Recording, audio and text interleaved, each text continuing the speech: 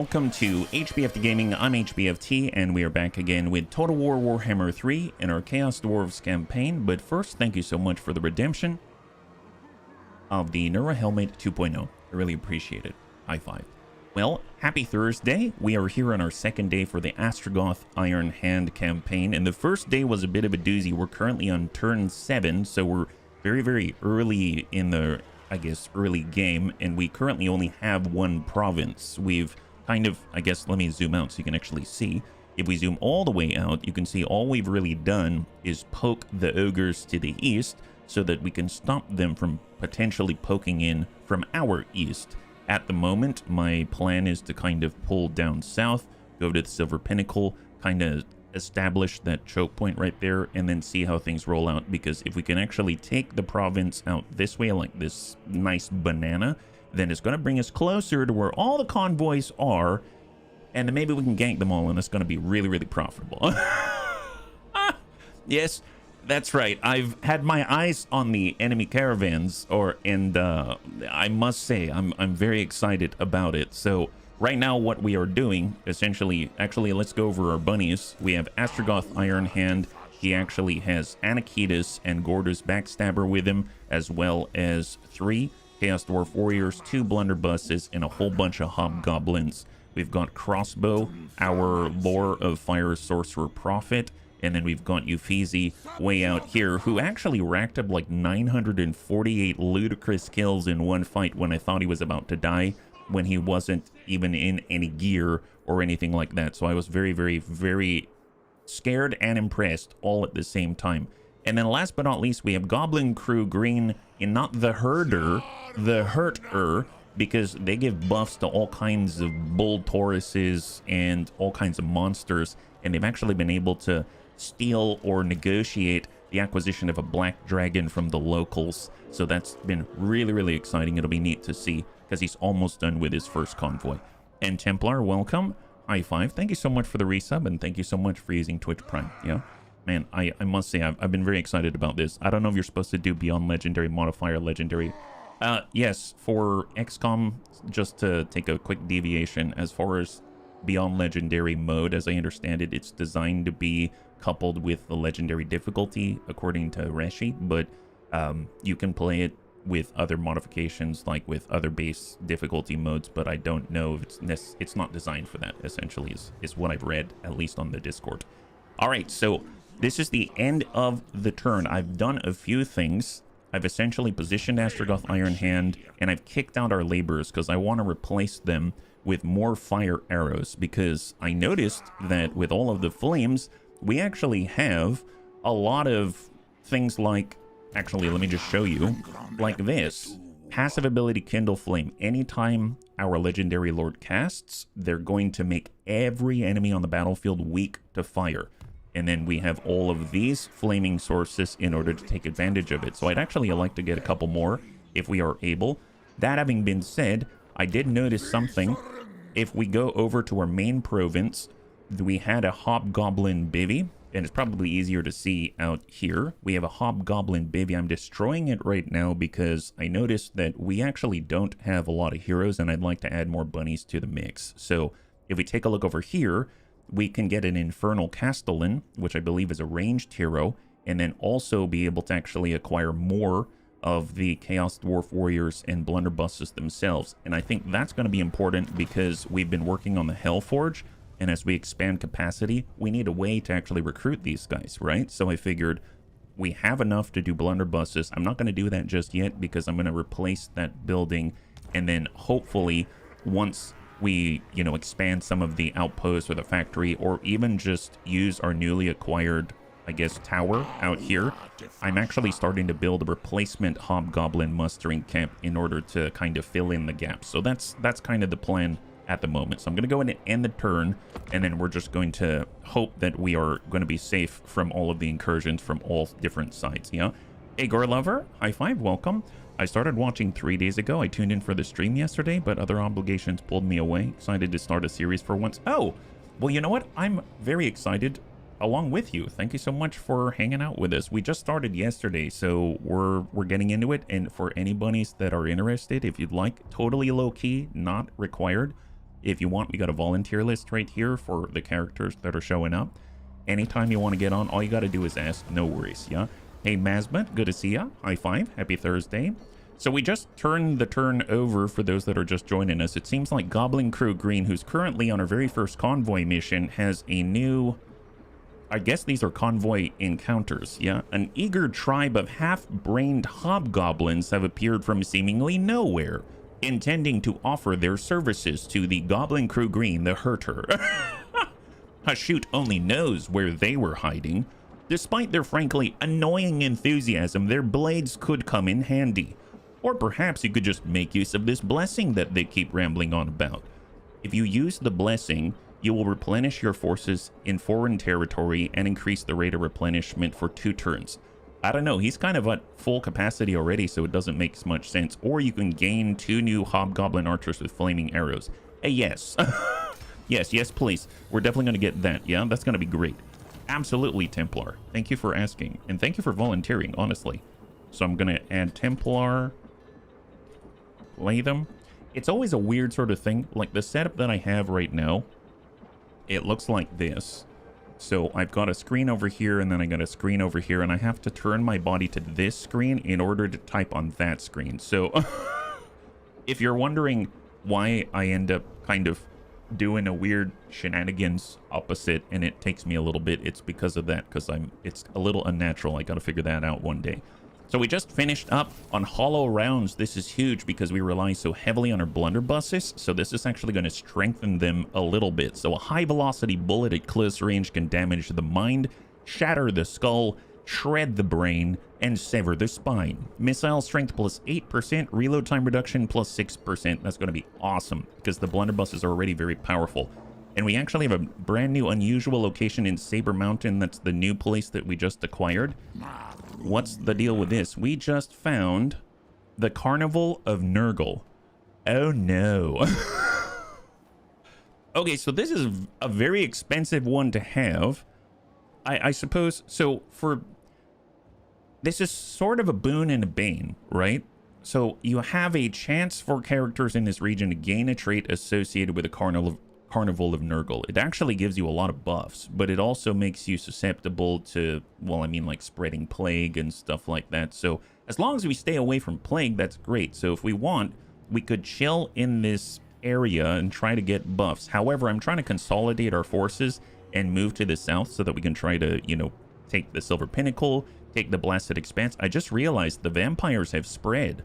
Look at that. They're actually pushing down on the orcs out here, so they're stretching themselves a little thin, so I want to do that as soon as possible. So I think I'm actually going to destroy the location, even though it's going to cost most of our gold, which is really unfortunate. I guess before I do that, I should probably take a look to see what kinds of recruitments we're trying to get.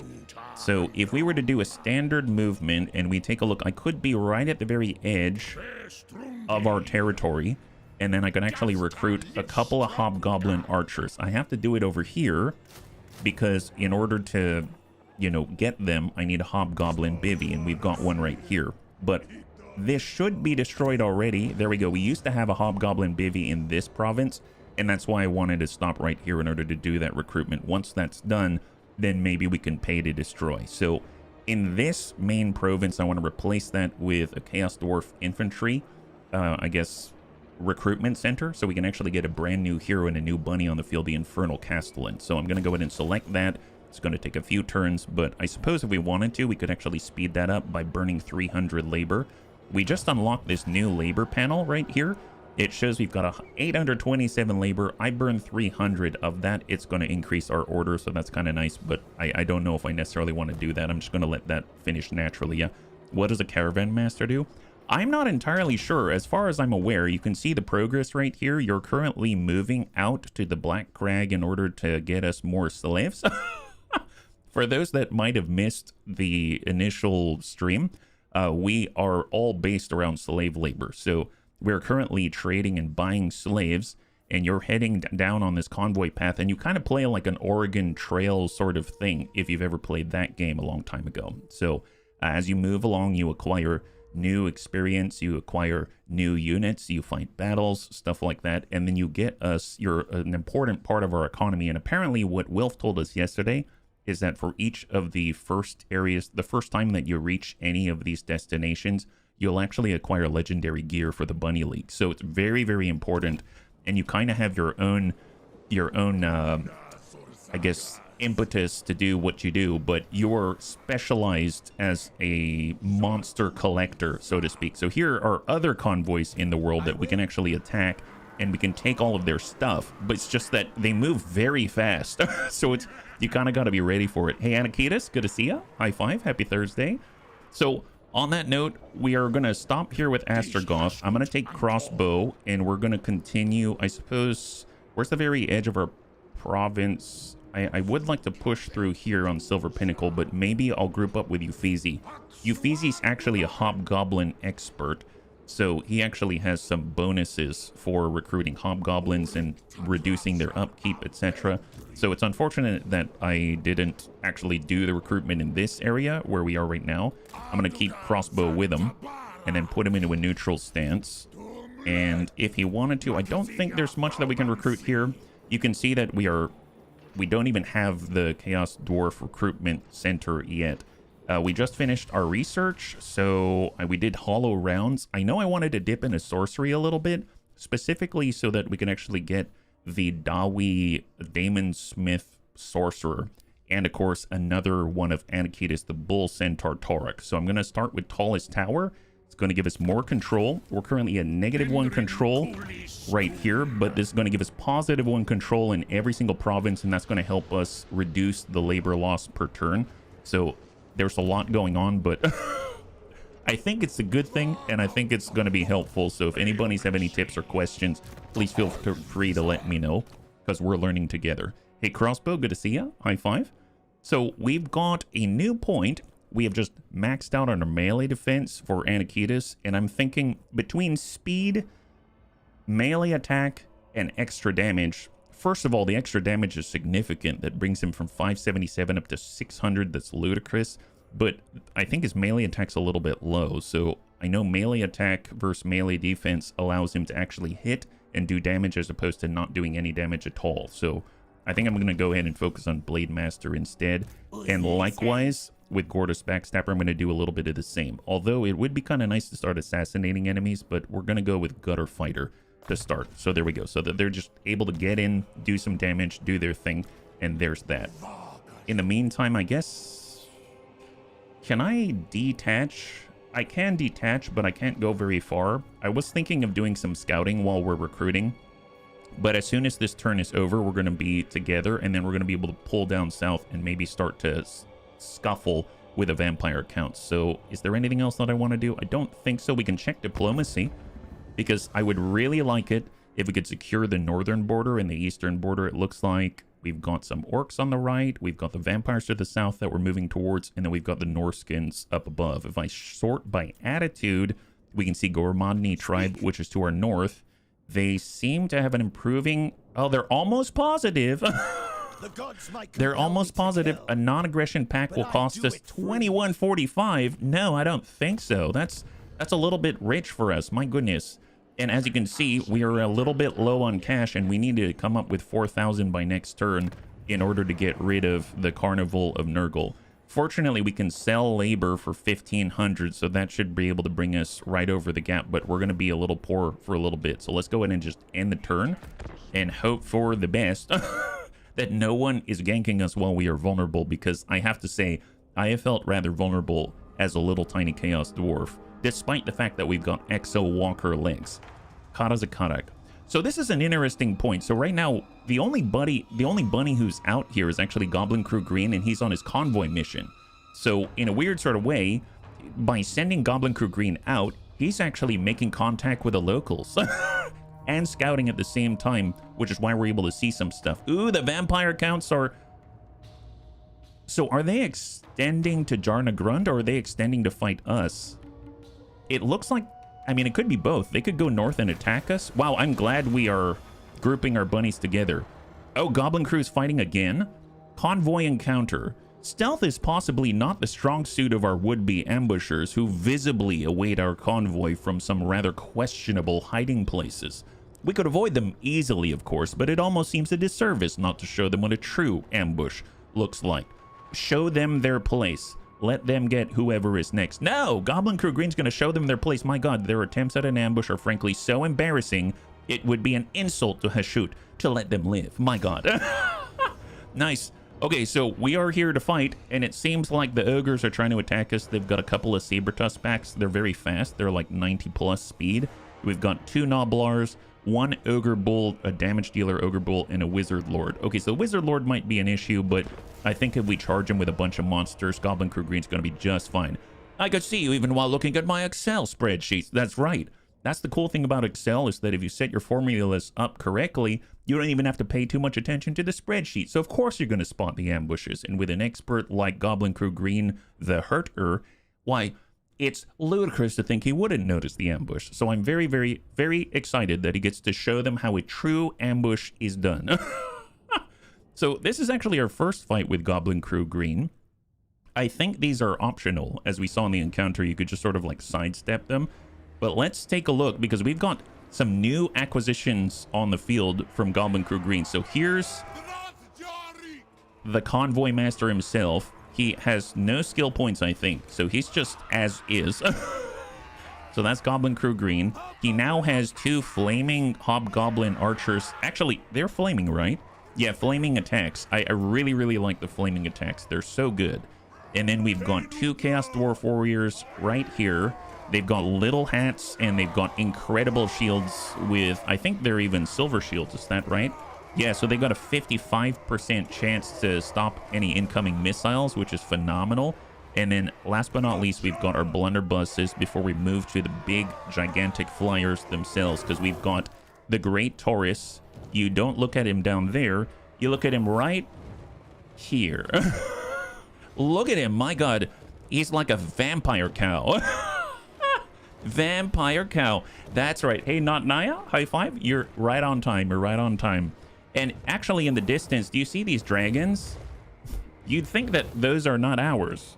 And you'd be right. But we are not without dragons ourselves, because Goblin Crew Green recently, for the low price of 1,000 gold, was able to acquire this guy, the Black Dragon, and he got them from the High Elves. So I don't know what kind of High Elves had a Black Dragon. Oh my god, there's so many. Wow, we're like in home territory right here. Look in the background. There's like a green Viridian dragon. There's a gold dragon. There were like yellow dragons up above. My goodness, this is dragon territory, it seems. And then last but not least, we have the new and improved the Llamas right here. So I don't know too much about them. However, I know that Goblin Crew Green gives them a speed boost. I think it's like 15% or something like that. So if we take a look at him, he causes terror, magical weapon negation. This unit has the ability to negate the magical attacks of enemy melee and missile weapons. He sounds perfect for attacking their wizard lord, don't you think?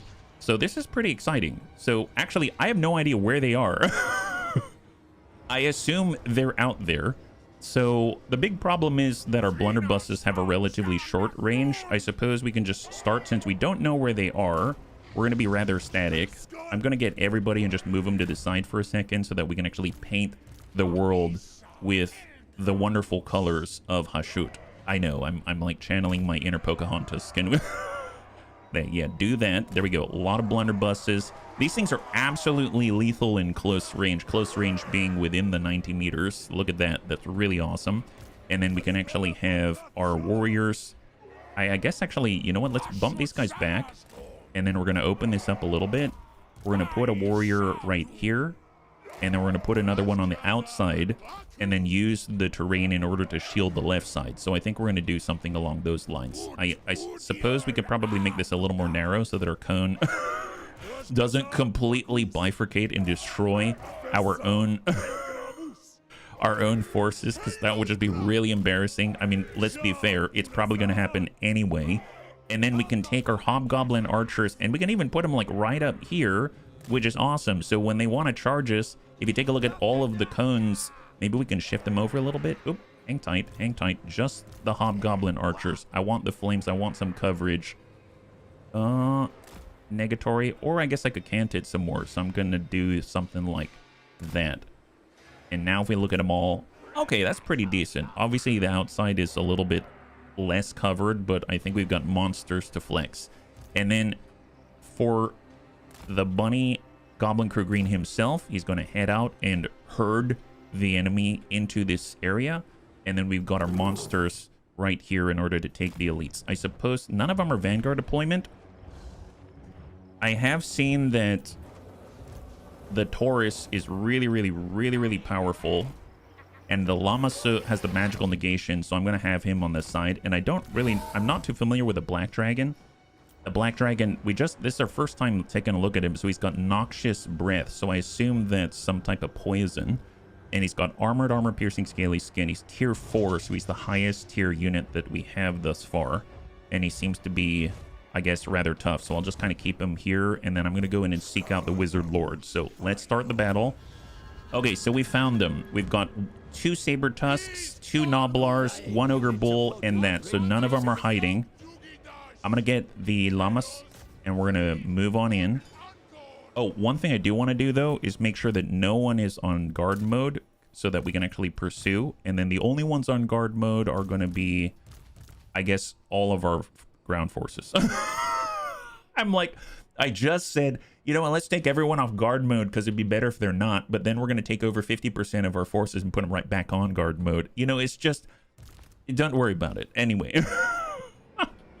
Okay, so we are seeking to destroy, and we got to stay. They're coming in rather rapidly. I guess one thing I could do, let's get the Black Dragons. We're going to go in and target one of the Saber Tusks. We're going to have the cows to target the other Saber Tusks, and then that way we can protect the left flank with all the flaming archers out here. Looks like this ogre's coming outside of our gun cone. Okay, excellent. Yeah, keep them busy, boy. Llamas is right on top of the Wizard Lord. Nice. And right now, I should probably hotkey that. Yeah, Goblin Crew Green is tying him up, and the blunderbusses are going to work. This is, oh my god, look at this. Wow. that is devastation right there. Incredible. All the Noblars are burning. Go for it, buddy. How are we doing with the Wizard Lord? Looks like, oh my god, we actually have abilities. Oh wow, I didn't realize this guy's got abilities. He's got leadership -8, armor -30, and then he's got melee defense, melee attack reduction. Well, we're in melee. Let's go ahead and put that right on the boss. He's a Wizard Lord, so he's probably not that great. No buffs here. Black Dragon does have something, but it's a noxious breath. He has to be flying and out of melee in order to do it. Oh, whoops, my bad. Yeah, this is advanced warfare. It sure seems like it. My god, Smeebs, good to see ya. High five. Yeah, keep it up, guys. Keep it up. Oh my god, full route in the middle. Phenomenal job. The Saber Tusks are duking it with a dragon, and I think we've got this one controlled. In order to save some of the health of our Taurus, I guess, is there anything that I can do? I'm going to take our flaming archers. We're going to flip them around like this, and then we're just going to engage. Actually, you know what? Let's go ahead and just rotate them in place, because it's probably going to happen faster, and we'll just kind of do something like this. There we go. So they're going to orient themselves like this, the little guys.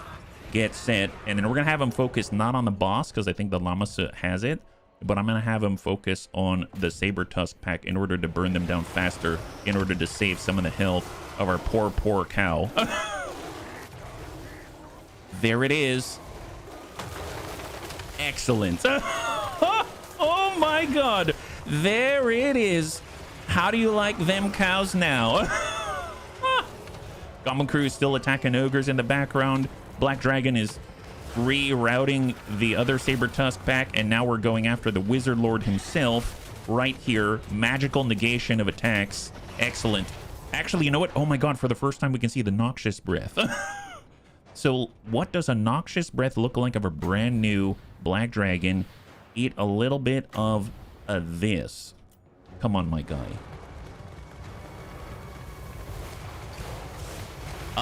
Well, maybe better if they were staying still. That's a big old Wizard Lord. Yeah, he's rather large. He is rather large. And I realize our blunderbusses aren't doing anything. They did a great job at repelling the attacks, but they're not the fastest. So I guess just keep up the attacks. We want to burn as many people as possible. Maybe we can even turn them into slaves. That'd be phenomenal if we could do that. The bull Taurus is continuing to chase, and Lamas is still doing his thing. Okay, fair enough. Keep it up, buddy. Oh, let's go ahead and drop his armor and his leadership.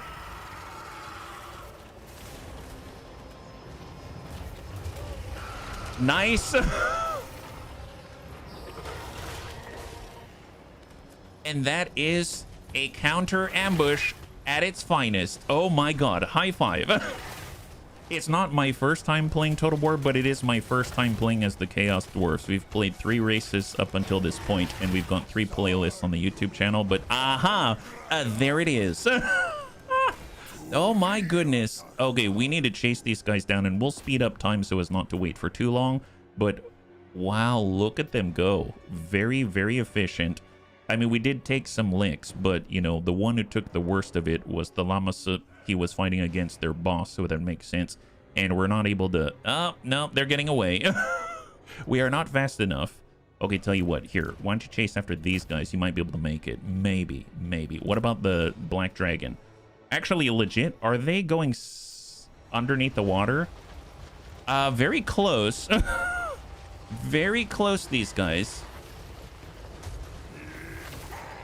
But they're also becoming snacks at the same time. So, you know what? I think desperate times call for desperate measures. Oh, just have a snack on us, Lamas. You really, really deserve it. Oh, he looks pissed. Now he's just trampling them for fun. He's playing with his food. The bunnies always tell HB, don't play with your food. Just efficiently dispatch them. But, you know, I think we should allow the Lamasa to do his thing because that's part of how we, you know, keep him happy. Noblar dinner. That's right. My goodness. You know what's really funny is that in the past, I thought that Noblars were goblins, and then one of the bunnies told me, you know, it would be a real disservice to the goblins to call them Noblar. And so now I'm very conscious that the Noblar are the Noblar and the goblins are the goblins. Yeah, he's having a whole bunch of fun. And look at that. 0 losses. That is phenomenal. All of the regeneration is going to happen at the monstrous creature level, which does take a bit. I'll be perfectly honest. It does take a while, but very nice teamwork here. Seems like they're able to spread the kills out all over the place. So great job by Goblin Crew Green. We've got an opportunity to take more labor. The labor is going to help us out in order to get more cash for the next turn. We could get more cash. That's going to bring us up to 4,000, which is what we need in order to get rid of the Carnival and Nurgle, or we can replenish our army. You can see how much on the left. I don't think that's worth it. I'm actually going to take the labor instead. And there it is. Excellent. So the cool thing is that we currently have... Oh, Lazargs have been obliterated. The Tusks... Oh, what? Okay, so you're probably... I'll get back to that one. So what I wanted to do before we return to this is you can check which provinces will receive the slave labor. Right now I have it all funneling into the only factory location that we have, which is why we're still at 838 right here in our main province. And the path to the east, where we don't even have a full province, isn't getting any labor. We would have to actually send a slave convoy and pay for it in order to make that happen, but not really necessary at the moment.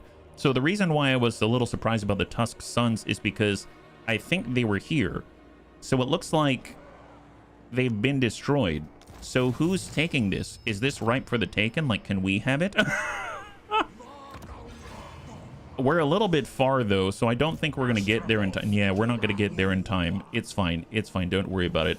So we still have 5,000 gold. So I'm going to go ahead and utilize that in order to remove the Carnival and Nurgle, because we're already at 27 Nurgle corruption out of 100 before it starts to really get crazy and break out with a plague. So we're going to go ahead and spend the cash and remove that threat to our east right there. Before we do anything, I kind of want to take a look at our diplomacy. Has it changed at all? Because maybe we can have some type of a pact. So we've actually improved our relationship. Previously, it was like 2,000 plus in order to get a non-aggression pact to the north. And now it's 762, so it's well within our means. But I'm going to hold off there. It seems like things are changing hands. The challengers of Khorne are coming from the north, so that's a little unfortunate. Must have been Kolek. Oh, you mean this guy? Have we even talked to him yet? I don't think we've talked to him yet. All of a sudden, I'm very nervous to leave this area. There seems to be a lot of hot activity going on out this way, and they're moving towards us. You know what we can do? I don't need the Saber Mountain. Maybe we can take it and we can sort of like sell it to him to get an infusion of cash, and then it'll complete his province. He'll be so indebted to us, he's going to protect our east. Maybe that's what we do. So we'll maybe sell this to him. We're going to secure the north and then move to the southwest. Maybe that's what we're going to do, because I have to think Jarnagrund, we're in good terms with them. So I figure if they're our friends, this is our territory. If we can make friends here, solidify an alliance here, then when we take this is like the only point of contention. We can keep our armies out this way. That's my thought process, but I have no idea if it's going to go as planned. So let's see. Right now, we actually have a full stack now with Astragoth Ironhand. That's great. We have 6 of the Flaming Hobgoblin Archers now. That's awesome.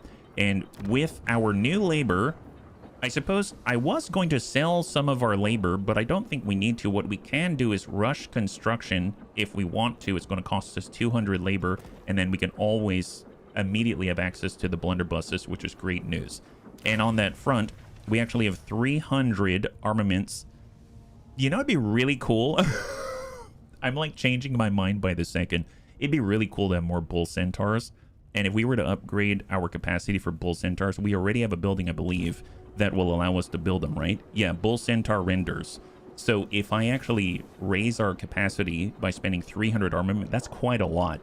So I'm going to hold for just a second, but I'll keep that in the back of my mind, because that could be really, really, really useful if we have that another bull centaur render, because they're really, really strong, especially because Astragoth actually gives them a buff. Ward save 15% for all bull centaur renders, so they're exceptionally tough in the right hands.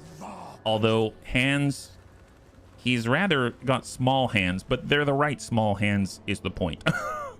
So I am a little worried about the vampire counts. They're the only active threat that we can actually see, so I'm actually going to move down in that direction. Let's take a look at the border. We can move exactly here. That's great. If we move in an ambush, yeah, that's not bad. Let's move as far as we can in an ambush stance, just in case he heads to the north. And then I'm going to have Crossbow chill with us right there, and Uffizi at the same time, so they won't know what hit them. We've got a wall of dwarves hiding and giggling to themselves as this would-be conqueror, who's already partially damaged and suffering from attrition, may break north in order to escape the wrath of Jarnagrund, and then all of a sudden he runs into a wall of us. Wouldn't that be something? My goodness, what a great plan. I'm already digging it, yeah? Have you figured out how to loot and enslave all the caravans? Well, we just had a fight with the caravans, and Goblin Crew Green is now even stronger. You can see him right here. He actually has 2 Hobgoblin Archers now on top of the 3 monsters and the Black Dragon. So he's currently 2 turns out from completing his mission and getting our first legendary artifact, I believe. I don't know what it is, but he just needs to reach this position right here, and he's scouting the whole time and making contact with the locals. So I don't think we need to move these at all. So end the turn. We have 1 turn out until we start on the tallest towers. That's going to give us more control. As far as the Hellforge goes, I think with our current upkeep, it's pretty abysmal. I don't really want to hire more people at the moment. So maybe we'll just end the turn right here. And we have been gaining some reputation with the Norskins to the north. So maybe this turn we're going to be neutral. We won't even have to pay them to get a non-aggression pact. That'll be really, really great. Kara Zakaric. So this is all because Goblin Crew Green can see this. Oh boy, wow, they just smacked Gorbat in the face. Look at them. Thorgrim securing the southwest. This is awesome. Thank you, Thorgrim. Taking care of business for us. Goblin Crew Green is just going to traipse on through. After all, we're closer cousins despite us being evil dwarves. We're closer cousins than they are with Gorbat and all that. Oh, see, he was so afraid. Somehow he knew. Bunny, someone's ratting on us. You know what? I feel like we should just chase that guy anyway. Wow, Goblin Crew Green's really busy. Holy moly. Hadra Copperpot. A wandering convoy of our very weak-willed former kin has stumbled into our lands. Their very presence here is an offense to the Father of Darkness, one that should be wiped away with lots and lots of blood. Now, do we slaughter them all, or do we massacre them? Annihilation, perhaps. So many choices. Slaughter sounds nice. These foolish Wazuks must be taught a lesson. Uskol Drathzar, tear them apart. A massacre it is. Fight on sight. There's no other answer when it comes to those wretched interlopers. Time to call our warriors to battle and spill some Dawi blood. Cargo plus 100, cargo plus 100. I mean, it's the same. I'm confused. What's the difference? So, okay, I don't... Normally when I see choices, I think that you have one outcome and another outcome. Here they basically go, your choices are fight them or fight them and take their stuff. It's the same. I bet the rat is the backstabber goblin since he's a backstabber. Yeah, perhaps. I guess let's slaughter them. I don't know what the difference is. Fight the battle, gain cargo upon victory. Yeah, they're both the same. I have to say, I'm not really impressed with the fact they've got grudge throwers. That does scare me a bit. A Pyrrhic victory. I didn't have a choice. I didn't have a choice at all. This is actually not good. I normally wouldn't take this fight because we were still recovering.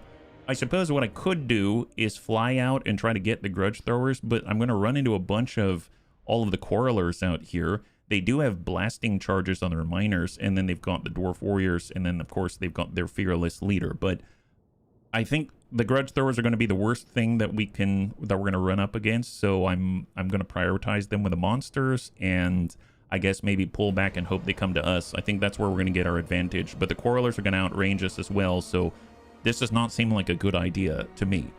If we zoom all the way up, we can see that there's a nice choke point right here, but you can easily get around it in the open. So I suppose we could focus our forces this way. Let's take a look at the terrain because gunpowder units are very finicky when it comes to line of sight. Yeah, can we tactically retreat? I don't know. I actually haven't figured out how to retreat. If I'm perfectly honest. I know that sounds silly, but I don't know how to retreat. Tell you what we can do is use this terrain feature. I'm gonna go ahead and have, maybe we'll just all stack up behind the terrain feature because of the grudge throwers. Maybe they won't see us. Is that like a good strategy? Like if they don't see us, like we could be something like that, and then we'll have we could have Goblin Crew Green and he could charge in with the rest of them, and then we'll have our big guys. And man, I don't like the fact, maybe we'll send the Black Dragon because he's got the most health. I'm gonna go ahead and hotkey him. We're gonna go step up through 4, and then everybody else is going to be on 5, and we'll come like that. Yeah, this is like the cat hiding in a box with their tail hanging out. Yeah, I mean, the reason why I've got the dwarf warriors here is because they actually have shields. It's not going to stop the giant rocks that they're going to be throwing at us, but it's something rather than nothing. You know what I mean? You can send the flyers to the backline, land them so they don't take too much missile damage. How do you land them? Toggle flank. Oh my god. You genius, you Feezy. No wonder you're a lord. Oh my god. Wow, so there's a toggle for flying. Bunnies, isn't that awesome? This whole time. Okay, this is okay. This is fine. Let's start the battle and see what we got. Okay, so what's their formation? Right now, yeah, very well protected. If we start to smack the grudge throwers, then we're gonna get swarmed by all the dwarf warriors and quarrelers and stuff like that.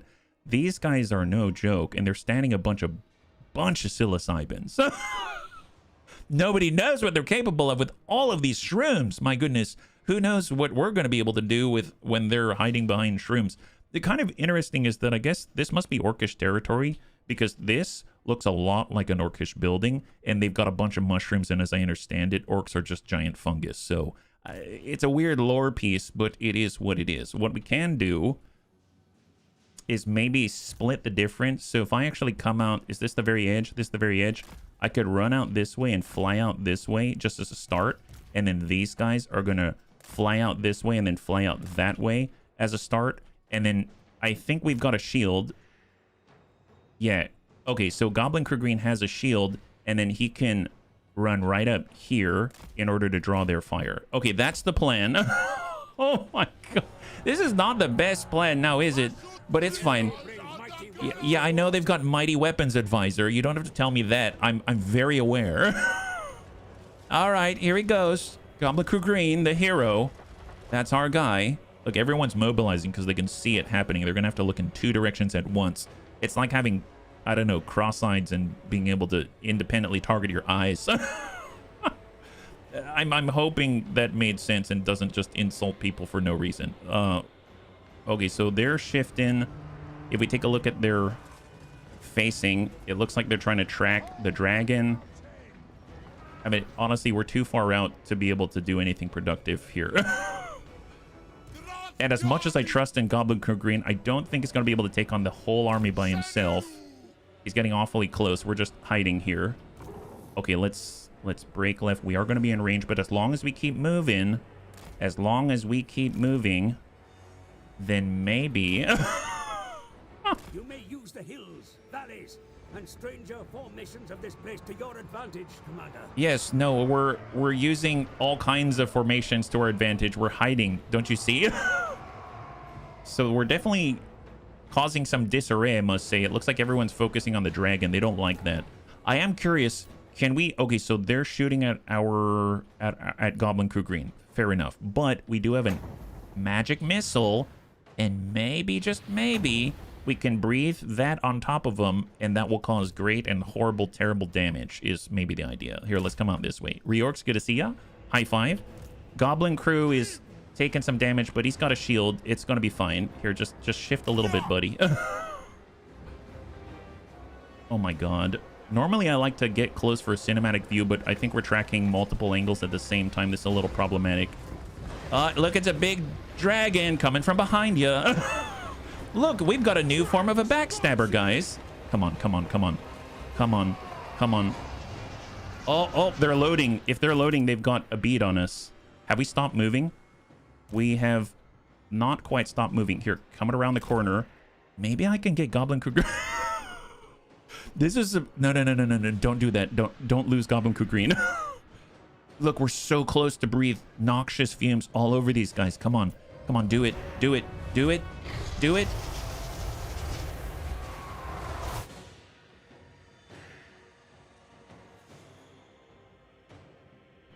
Wow. Oh, that was good. That was good. Although before it finishes, we should start moving again. Here, let's pull away, and then we'll dive in again. So we've got to... Maybe I'll come back this way. We're just gonna run the cha-cha. Just sashay away all day is the idea. Get away from all of the blasting charges. Just make them rotate again. Rotate. Pivot. Pivot. Yep, pivot, pivot. Wow, look at this. Wow, look at this radial pattern that they've created. I don't know the purpose, but I'm very impressed. You know what? Maybe we should start to move towards them. It's going to take us 2 years, but you know what? They're just going to be rotating in place for like another, I don't know, a few years. Here, let's move there, and then we'll just call it good. Call it quits. All right. Are we still shifting? Yeah, we're still shifting. Don't stop moving. Don't stop believing. And then we can now take... we need 36 seconds before we get our charge again. All right. Sashay back. Cha-cha. Cha-cha. Oh, this is some kind of a strategy is what this is. Watch out. Danger. Watch yourself. Show me what you're working with. Pull back this way. Yeah, you're almost in their cones. You got to watch their range cones. My goodness. Very dangerous. Very dangerous. 18 seconds. And the slowest of dwarves are actually able to keep up now. Here, pull away, more distance. Here, come back this way. They'll keep them guessing, Look at this in the distance here. You've got them. Oh, yeah, so fast. Super fast. But we're sneaking up on them. It's incredible. Who would have thought? Oh, look at that. We're pulling away the quarrelers. Oh, they're actually shooting the flingers at us. Let's move laterally. And I guess with the quarrelers, let's dive in and hope for the best. Maybe we've kind of isolated these quarrelers. Oh my god. They only have 3 quarrelers, and we've separated them completely. And now 2 giant cows are going to be able to eat them alive. Incredible. Leadership -8, armor -30. Yeah. Go attack them. Hurry, charge in, guys. Charge in. Thank you, Pahado. High five. Cha-cha. Take it back. Everybody clap your hands. Yeah, clap your hands, boys. Clap your hands. All right, coming around. Just keep moving. Okay, so we actually have magic missiles available once again. So I'm going to go ahead and let's keep stringing them out. String them along, buddy. Thank you so much, Pahado. Actually have some good coffee on this one. And I'm going to get our Noxious Breath and put it right on the same target. We already took out one of their catapults. And our entire army's coming in a little closer, and they keep shooting at Goblin Crew Green. Okay, Goblin's going to tie up the first section of Dwarf Warriors, and right now we're all over these quarrelers. In order to make this more efficient, because we have very little health, We're going to go ahead and melee defense, melee attack, leadership, armor. Let's reduce their armor even further and just go like that with the Lamassu. And then take a look at the Black Dragon because he's trying to charge right through the Quarrelers and give them some juice. Actually, should we change that? Maybe we should Noxious Breath these guys because we're already in range. They have 80 people and now they have a lot less. Okay, charge. Who cares? Charge. Oh boy, oh boy. Okay, we're getting attacked in the distance. Did we do enough damage? We did some good damage, but not quite enough. The other Quarrelers are coming at us. Not cool. Not cool. Lamassu should probably back up. Pull back. Pull back. Although the bunny said to land, right? Actually, you know what? Both of them pull back. Get these and just get out of here. Get out. Goblin Crew Green's currently holding down an entire unit by himself. And let's actually organize ourselves a little better. So it looks like our blunderbusses are getting blasted. Really? How are they getting blasted? Recent damage from taking fire. Oh my god, they're actually hitting us right now with all of the artillery. Oh my gosh. This is what happens when you leave the safety. Can we... Oh, we're not going anywhere quickly, I'll tell you that much. We need to get in there, like, ASAP. How are we going to do that? Well, they're not even bothering with us anymore. The Black Dragon's going to have to just suffer the damage, get away from the Quarrelers, and just... I don't know, charge into those guys. Oh, this is not working. But look how many units have fallen for our trap. Yes, just ignore them. Ignore them. Go, go, go. Go, buddy, go. You got this. You got this. Come on. You can... Yes, use your wings. Use your wings. Come back in. Yes. Feast. Feast. Oh, wow. Sucks to be these guys. Oh, Quarrelers are shooting us. It's fine. It's fine. He's got thick skin. Super thick skin. Here, go this way. This way. Right now, I guess we can... Well, this blunderbuss is in trouble. We'll have them out this way, and then we'll have... God, this is... See, this is why I would not fight this engagement. We don't have any sort of long-range firepower like this. Get the Taurus in there. And, yeah, just keep it up. Okay. Keep snacking. They've got two. We took down one catapult. One catapult. These guys are still engaging. We need to get involved. Get involved. Go, go, go. New target. Move. How does it run away? Nobody knows. Nobody knows. All right, Bull Taurus is right on the Quarrelers. Excellent. Snack on them. Stop them. Stop them. Excellent. Oh, boy. Okay, so we're taking some horrific damage right now. Come on. Lamas just got to survive. He's like tier 4. This is insane. He may have to pull away. How are we going to do this? Melee defense. Here, I'm going to cast this before we leave. We're going to put this on the Quarrelers. They do have shields. Pretty decent in combat. And if we don't leave now, we're in serious trouble. So back out, back out. We just needed to... Maybe we'll even move to assist someone else. Bale Taurus, just keep pursuing. The dragon is currently trying to disrupt and doing a great job of it. I'm going to hold on this last Noxious Breath. Yes, disrupt them. Disrupt them. Come on, come on. Hang in there, buddy. How's Goblin Crew Green doing? Oh, my goodness. Oh, yes. There it is. Okay, how's our cow? How's the cow? Cow's in trouble. Cow's in trouble. This is so bad. Here, just dive. Dive.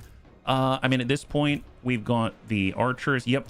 Archers. Archers. Actually, line up and do something, please. We got blunderbusses. Excellent. Excellent. Here, just line up right there and start shooting. It's very important. Chaos Dwarf Warriors coming around this side, and then this guy is hiding way back there. Just at least turn around so you can get shot in the face instead. All right, perfect. What a plan we got going on right now. We're barely hanging in there. The dragon is completely surrounded now. Not great. Oh, this is good news. So I realize I'm all over the place. These are dwarf warriors. Actually, that's not good news. I thought these were the catapults. So I thought they abandoned their catapults. They did not. I think it's probably time to relocate if we can. But if I relocate in the same direction, then their forces are going to consolidate. So let's go ahead and try to get out of there if they're able. We've got flaming arrows. Our poor Great Taurus is in trouble. Oh, look at the shotguns. Look at those shotguns. My goodness. Incroyable. But the Lamassu is almost dead. Okay, Lamassu, you need to go back to where you can not die. Go back to where you can not die. Our Black Dragon's pulling away. Actually, let's take this moment because he's got his last charge of magic missile, and we're gonna go ahead. These guys are facing. Let's torch the last two. We'll send that breath of noxiousness right on top of them, and we're gonna get our Taurus to get out of here, because now we're actually in firing range, which is excellent. Look at that, literal firing range. All right, fly away, bull, fly away, Lamasu. This is sounding like Goodbye Moon.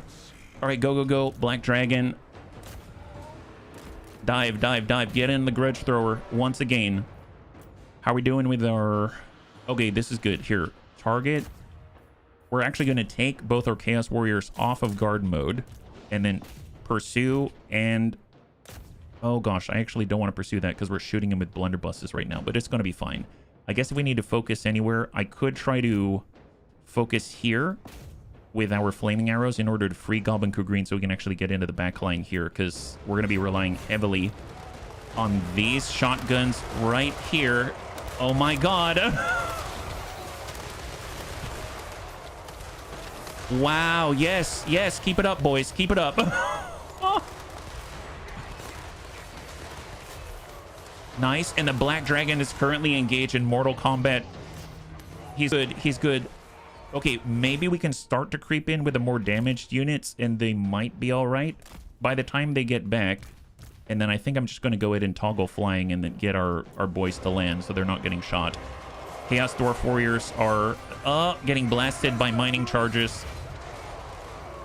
It's all right. It's all right. Okay, great. Great. Let's get over with Goblin Crew Green. We're a little bit surrounded. If I pull away, it's probably not the greatest, but if I pull away, it might expose their general. And if we can remove their general, that'd be awesome. Yeah. Can you friendly fire your own troops? Yes. Yes, we can. I found that out the hard way in the past. Let me tell you, it was not good for our people. Okay, so we have eliminated one set of siege weapons, and we've eliminated both sets of siege weapons. They're just siege weapon operators right now. This is great news. This is great news. Let's get in on the quarrelers with the Black Dragons, the ones that are shooting on us now. And we are currently going to focus on the boss. So target him with the blunderbusses. We're going to have to rotate a little bit. Target him with everything and just try to take him out. Give him a nasty morale hit for the army itself. He will not break. He's unbreakable.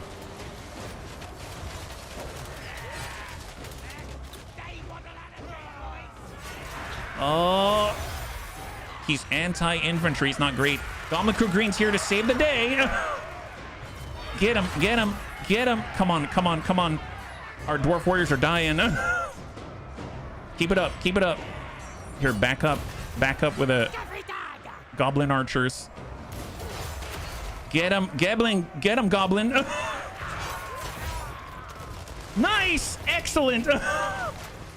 And the Lord is down. That's going to be huge, huge for this fight. And let's get Goblin Crew Green back on in. These guys are like completely surrounded. That is no bueno. So we got to get back on this and start to shred. Let's just be in position right here. And then both of the flaming arrows just get squared away. And we currently have blunderbusses coming around. We'll get around the outside. We've got... I guess we'll give chase with our Tauruses. And... the Black Dragon still attacking the crew. Get in on the quarrelers. Actually, get in on the outside if you can. Wow, that is one tough dragon. Able to withstand quite a lot. Everyone's relocating. Come on, line. Ready? Prep? Loose!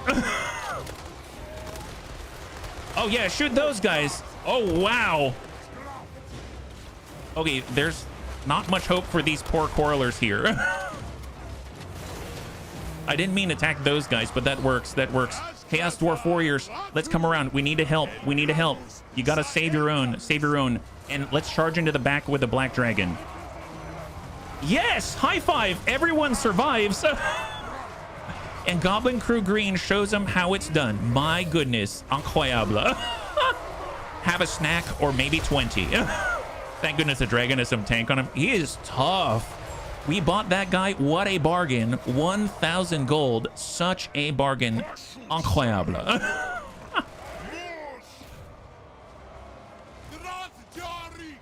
Give chase. Here, pull back, pull back. Let the dragon do its thing.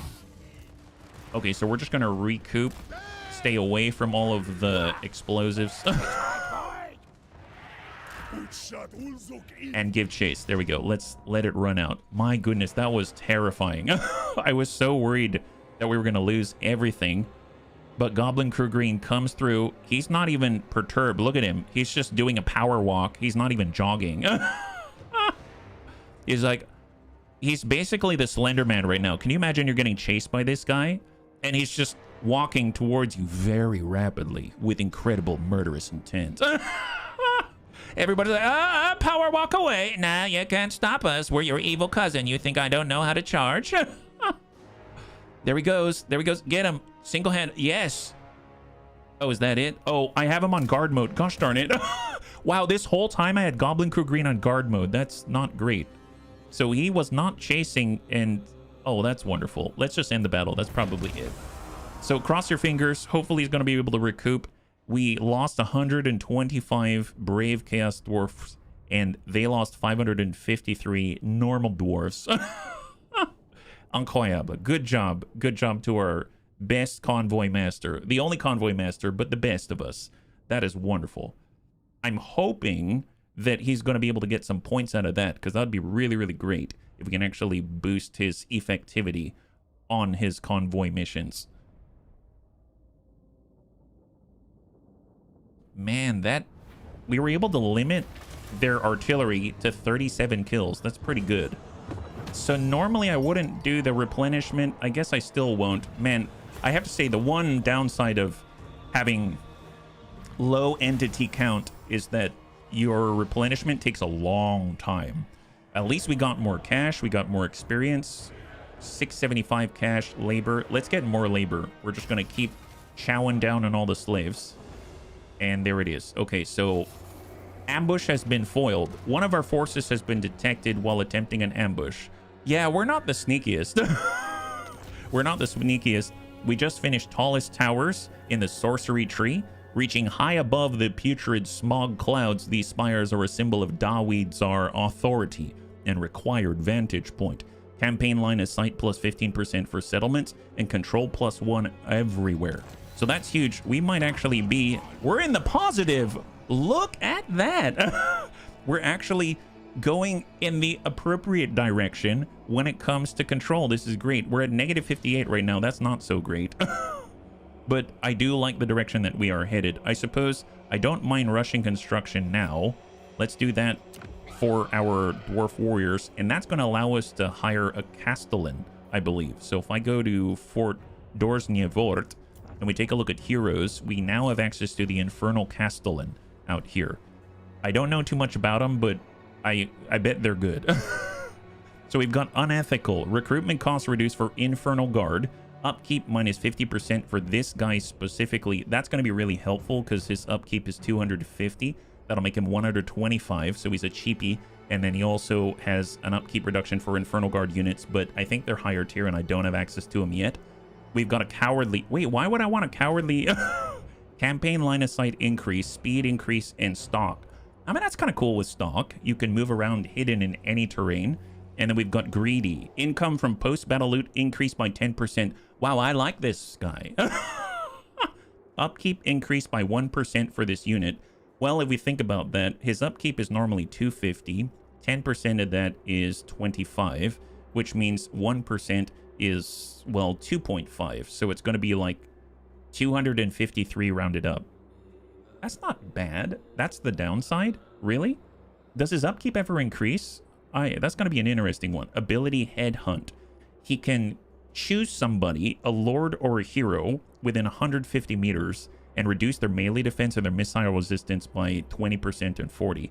Man, that's really powerful if you just want to assassinate somebody. That's really strong.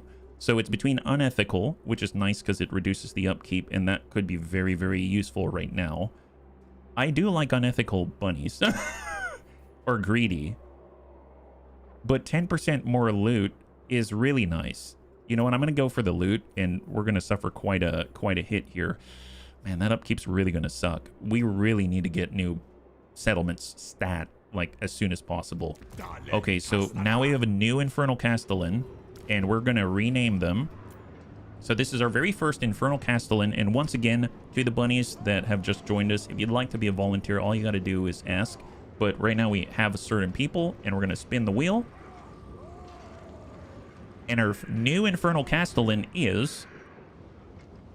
Oh... Christy Marie! That was the closest... That was the closest drop right there. That is crazy. Well, let's go ahead and get Christy Marie in. And then I'm going to remove that. And we've got Mr. RDRT. Thank you so much for volunteering. I really appreciate it. High five. It's a me, Christy Marie. Well, actually, what will Christy Marie be? Christy Marie, the... Actually, I don't even know what these guys do yet. I mean, they're... Well, let's see. We had unethical, the greedy. Actually, Christy Marie, the coin maker. Oh, I love it. There it is, the coin maker. What's my ability? Let's find out. Although, let's finish the events first. So we got new convoy contracts. A shift in supply and demand for industrial commodities in the world has resulted in new convoy contracts arising. Incoming and outgoing options for convoy destinations have now changed and will do so every single 10 turns. Okay, so we've got updates to the convoys, but we're now one turn away from completing our very first convoy mission, and we already have 1 out of 1, so there's nothing we can do about that. Yeah, the egregious. Ooh, that's great. I'll take it. We've got the egregious. There we go. Thank you so much. All right, so let's take a look at Christy Marie's abilities. The Infernal Castellan. Wow, that's awesome. So I was just commenting yesterday on how we don't have any ranged bunnies, and I was going to get rid of this bow. So what we can do is borrow this from crossbow and give it to someone with a primary range right here. Missile strength 420, so we got a ranged beater. And it looks like nice, increased mobility, one of my favorites. Immediately grab that, and we can attach them to our army and make our army even more flexible. That's going to be really, really nice. So they get Inspiring Inferno. You have a Final Fantasy level weapon. Yeah, you got a gunblade out here, yeah? Hey, Zest, have you played this before? I did play this before, 3 different factions, but not this faction, so this is new to me. Yeah, and welcome. So we've got Inspiring Inferno. Immune to psychology for all Infernal Guard units. Oh, okay, so... Wow, are you kidding me? So think about that. The unethical Infernal Castellan has buffs to Infernal Guard already. We could make some kind of weird Infernal Guard Doom stack at some point in the future. That would be interesting. Infernal Death Mask, immune to all fear and terror. Hashut Scales, spell resistance, probably missile resistance. Yep. And then the normal stuff. Then underneath, we've got Survivalist. I think these are just standard buffs. Yeah, this looks to be like melee defense, range. I mean, that's awesome to get range all in one go in one pip. That's excellent. More high output, reload time reduction, and restock. So, I mean, that's all great for range.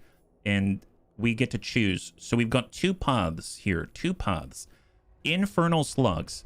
These are no ordinary bullets, for they have been forged in Hashut's roiling molten fires. Will go further and explode on contact. Explosive bullet ammunition. Projectiles will now cause explosive damage. It will cut your range in half. Okay, so kind of more like the shotgun route. This actually puts them at the identical range to the blunderbusses. So if they stand right with the blunderbusses, maybe like lead and then really, really shred people, that could be really interesting. But right now they've got 180 range, which is the longest thing that we got at the moment. So Warmatic. Passive ability, dig and upgraded. Engineering Ingenuity extended to mining and excavation implements can also prove useful to a battlefield skirmisher. That's interesting. So a Matic, I believe, isn't that like an entrenching tool? So she can stay still.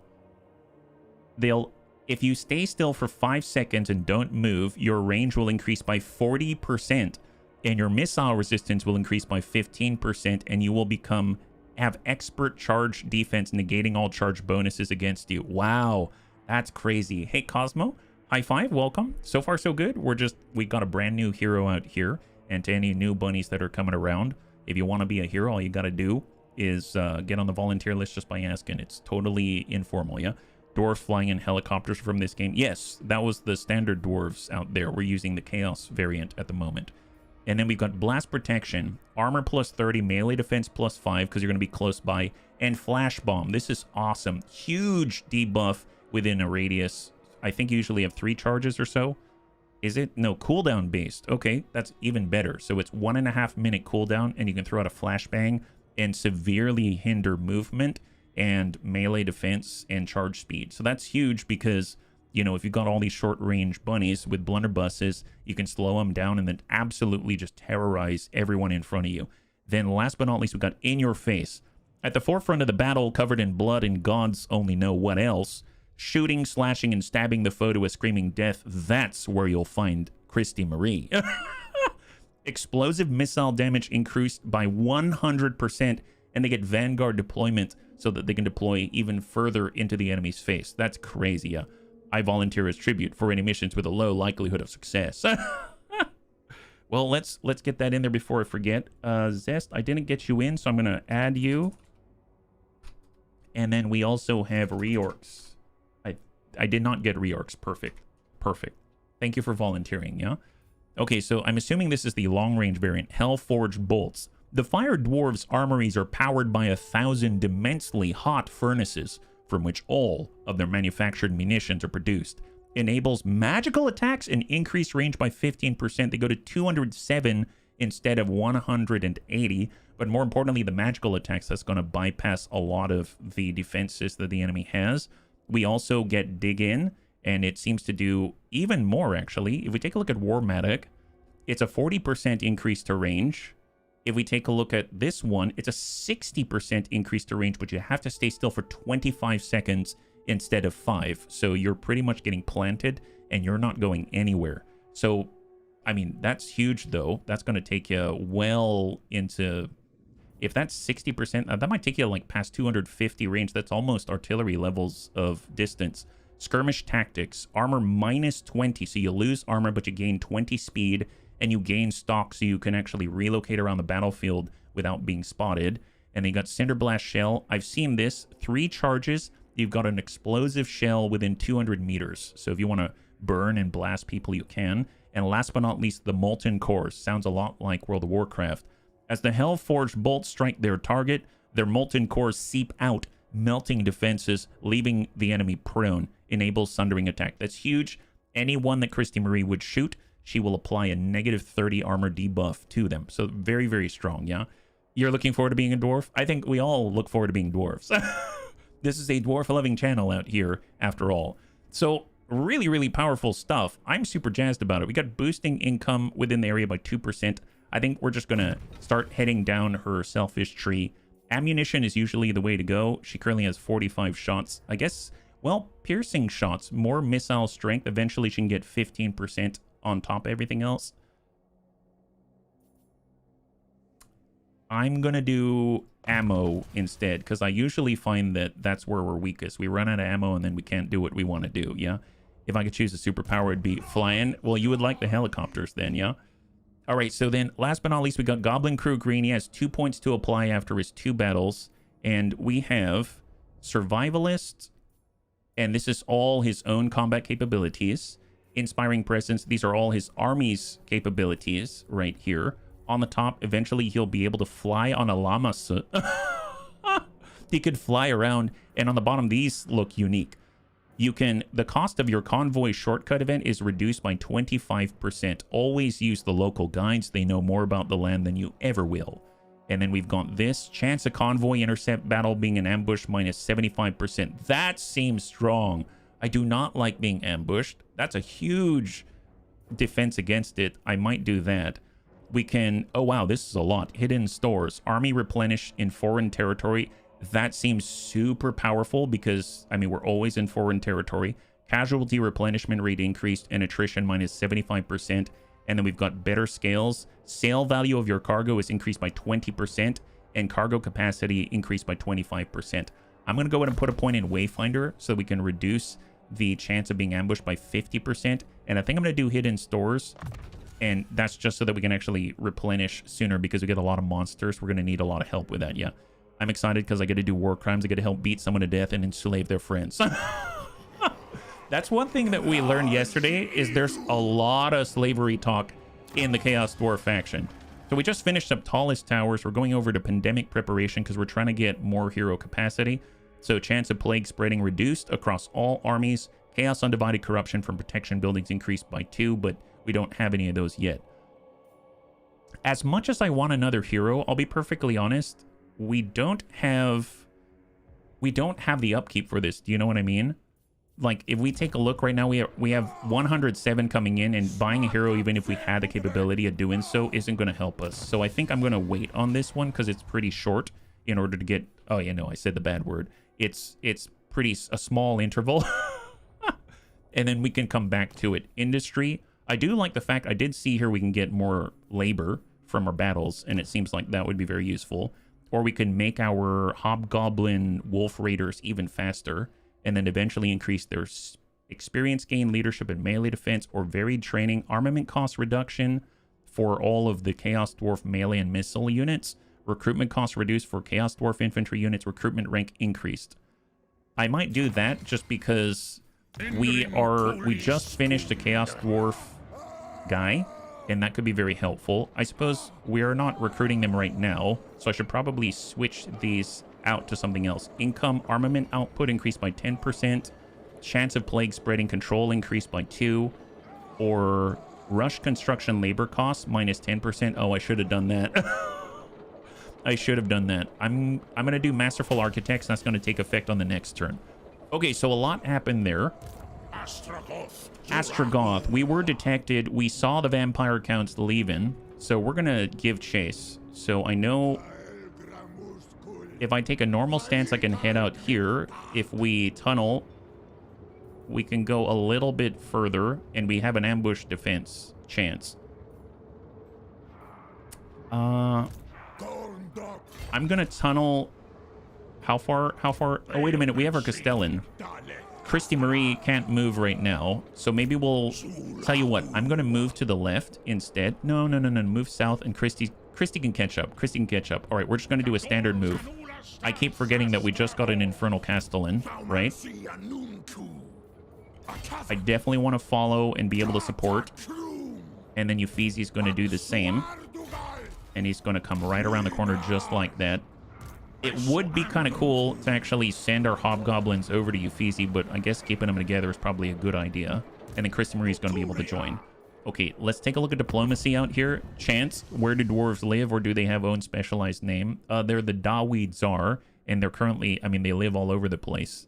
In this case, we are Chaos Dwarfs. We're in this, like, burning magma zone of Zornus Kul out here. I'm going to take a look at quick deals. Heralds of the Tempest. Oh, nice. We can get a non-aggression pack with them. Look at that. So these are the guys to the east of us. We can say, hey, we'd love it if you would join us. And they'll even pay us to do it. Wow. How fortuitous is that? Yes. Very well. Please do not kill us. I didn't even have to give them our city or anything like that. What about, we'll go back to quick deals. What about trade agreements? Negative. Goromodny tribe. I do want to talk to them.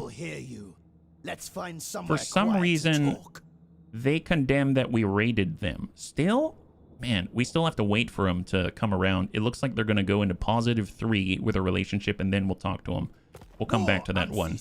And if I go back by not deal exits, I'm going to go back in. I'm just going to organize by attitude just before we end the turn. Challengers of Khorne. You come to me as an equal. I assure you, you are anything but that. Yeah, his strength is super high. And he's coming in from the north. So if I zoom out here just to double check, it looks like this is our ball. He's coming in from the north.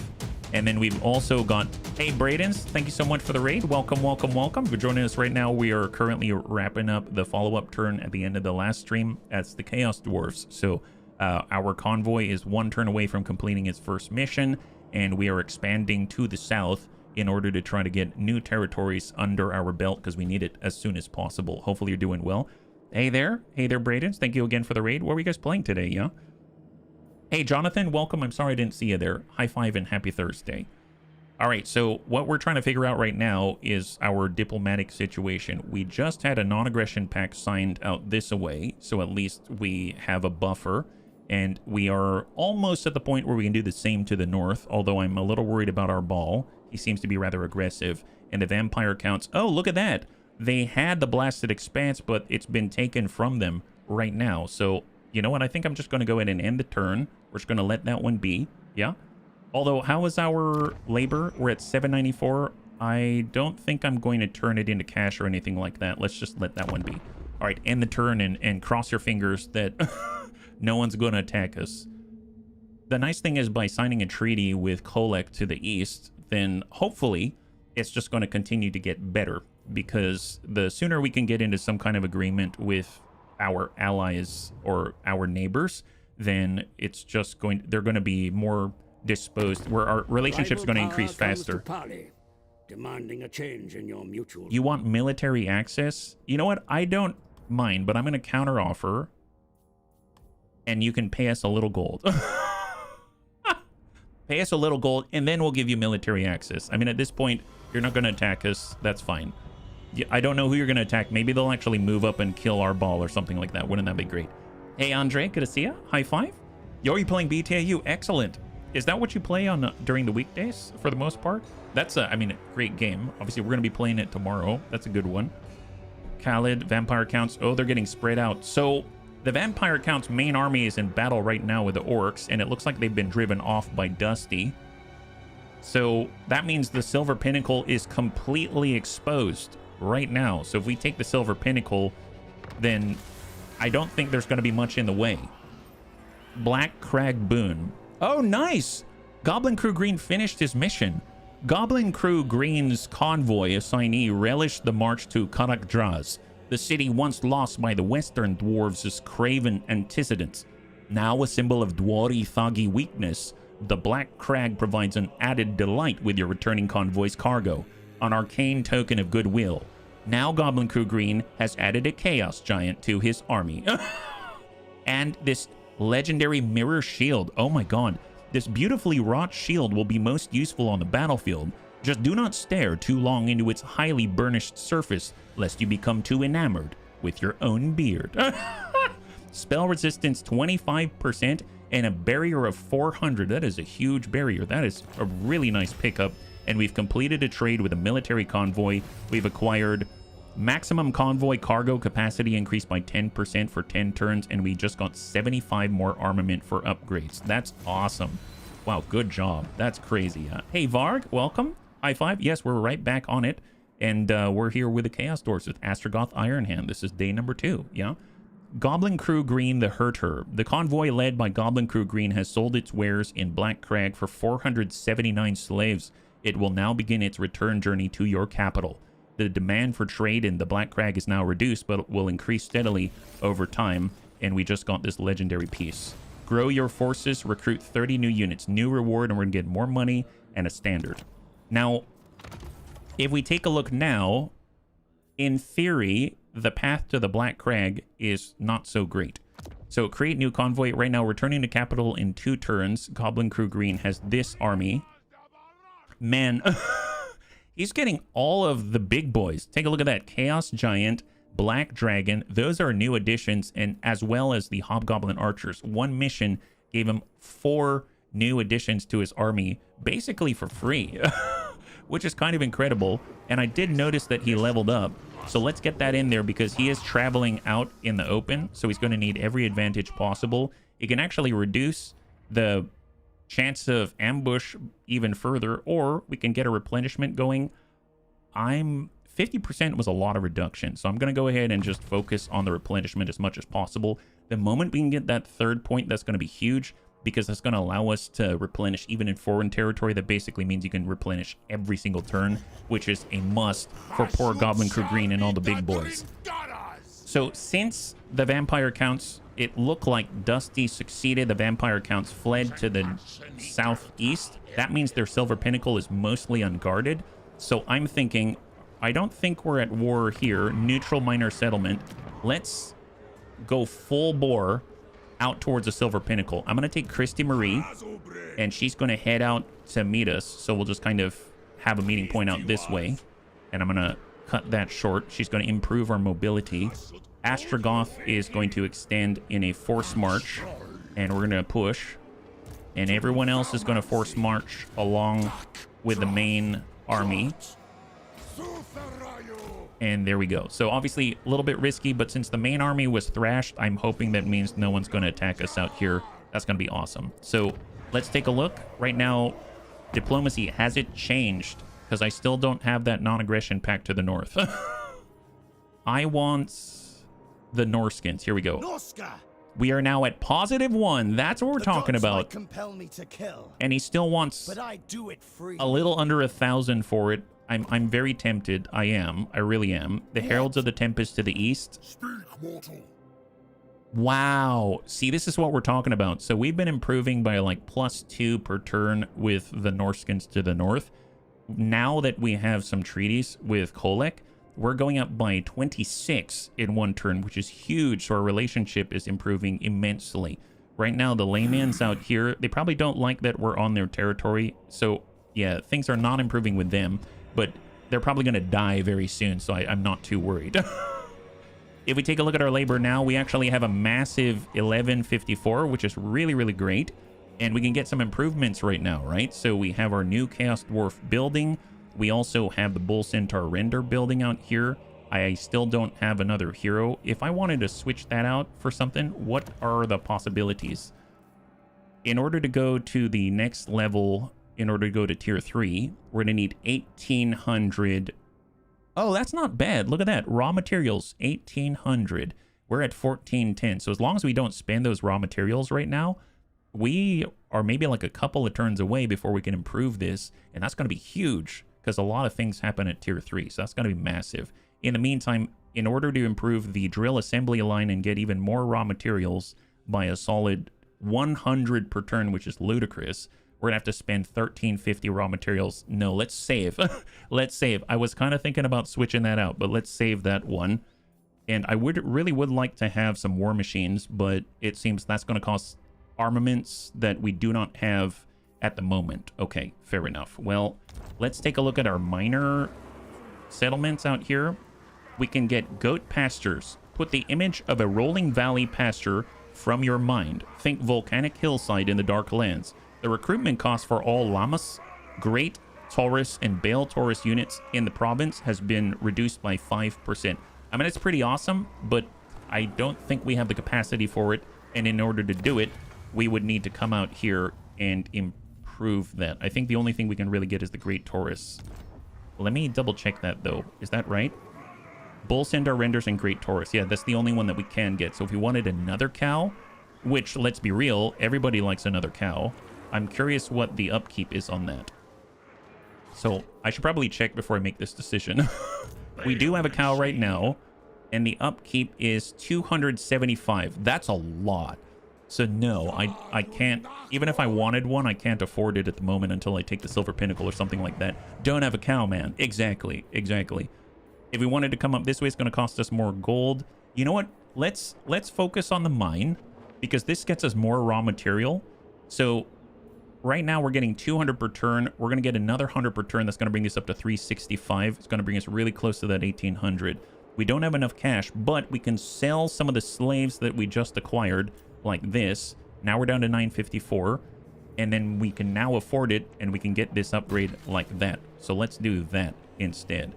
As for any new buildings out here, we can... Oh, that's right. For the refinery, we can spend raw materials in order to get more gold. I mean, it might come to that. We'll get a solid amount of gold, actually, for minus 150. We just got another 100. That might be pretty useful. And raw material output increased by 10% across the board.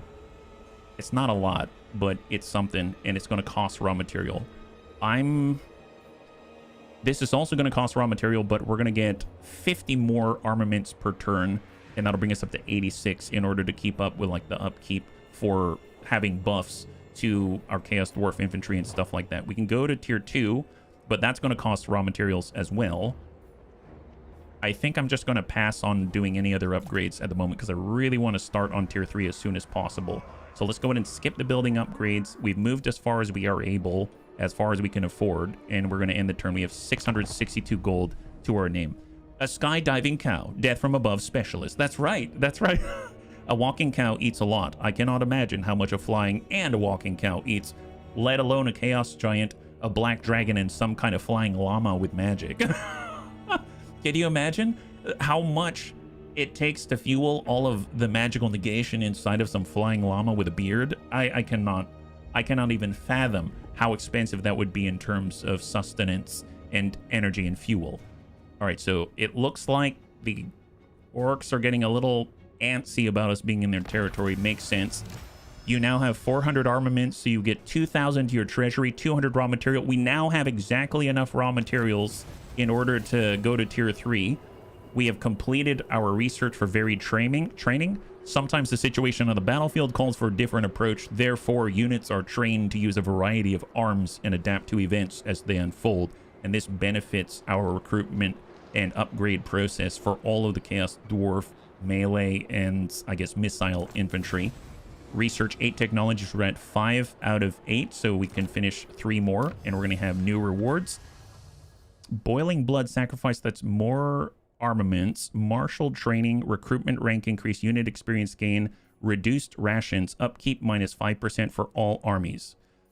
Ooh, casualty replenishment increase, hero capacity +1 for Infernal Castellan, and ammunition plus 10% for all armies. This is powerful. I'm going to do it before I change my mind. That is strong. That is strong. So a 5% upkeep reduction, casualty replenishment rate increase, and then ammunition across all of our armies, and then another Castellan for more mobility is going to be really great. Okay, so we just finished that turn. I would like it if we could join. I'm going to switch to a normal stance, but I can't really attack the Silver Pinnacle yet, so let's think. What I'm going to do, I know what I'm going to do. I'm going to take Gorda's Backstabber, and he's going to switch over to Uffizi. And the reason why, if we take a look at Uffizi, he has battle effects, leadership +6 for hobgoblins and hobgoblin wolf raider units, because we took, I think it's Harshmaster, yeah, upkeep reduced for the hobgoblin stuffs, and then he also gets all this extra bonuses to loot and stuff like that. And we know that Gorda's Backstabber actually has a bunch of boosts. I think it's here. The upkeep reduction for hobgoblin units increases to their melee attack, their shooting, everything hobgoblin related. So let's group them together, and we can maybe optimize how much money we're spending per turn. In our case, it's hobgoblin. Yeah, why does llama need an extra L? Oh, that's a great question. Good to see you, Payne. Always bring in the good questions, and we're gonna have replenishment boosts. So right now we got Gordus and Uffizi together, so they're hobgoblin extraordinaires. I suppose I could have them ride by and maybe just pick up like the hobgoblin wolf raiders. So tell you what, I'm gonna move. How far can Christy Marie move? She can move all the way to the capital. I'm gonna move here. We're gonna have Christy Marie join the team, increasing mobility on the main army, and then I'm gonna have Uffizi come on in and at least improve our upkeep for, let's say, the hobgoblin wolf raiders, like that. Maybe we'll do something like that. I do want to maintain control of the hobgoblin archers, and maybe he can get the hobgoblin bolt throwers. Let's do that. There we go. So Uffizi's taken some of the upkeep, and look at that. Now we have positive 325 now. We're saving, we're scrimping and saving in different places. That's the Bunny League way. Let's go. Let's go. Wonderful. And now we are not in forced marching conditions. We're all in standard stances. This is great. Next turn, we attack the Silver Pinnacle. It's happening already. I can feel it. So good. So good.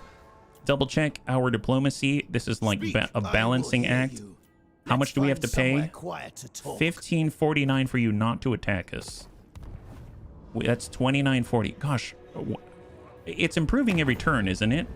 I realize I keep checking every single turn, hoping that he's going to like me. He's going to go from +2 to +5. Okay, +3. I'll take it.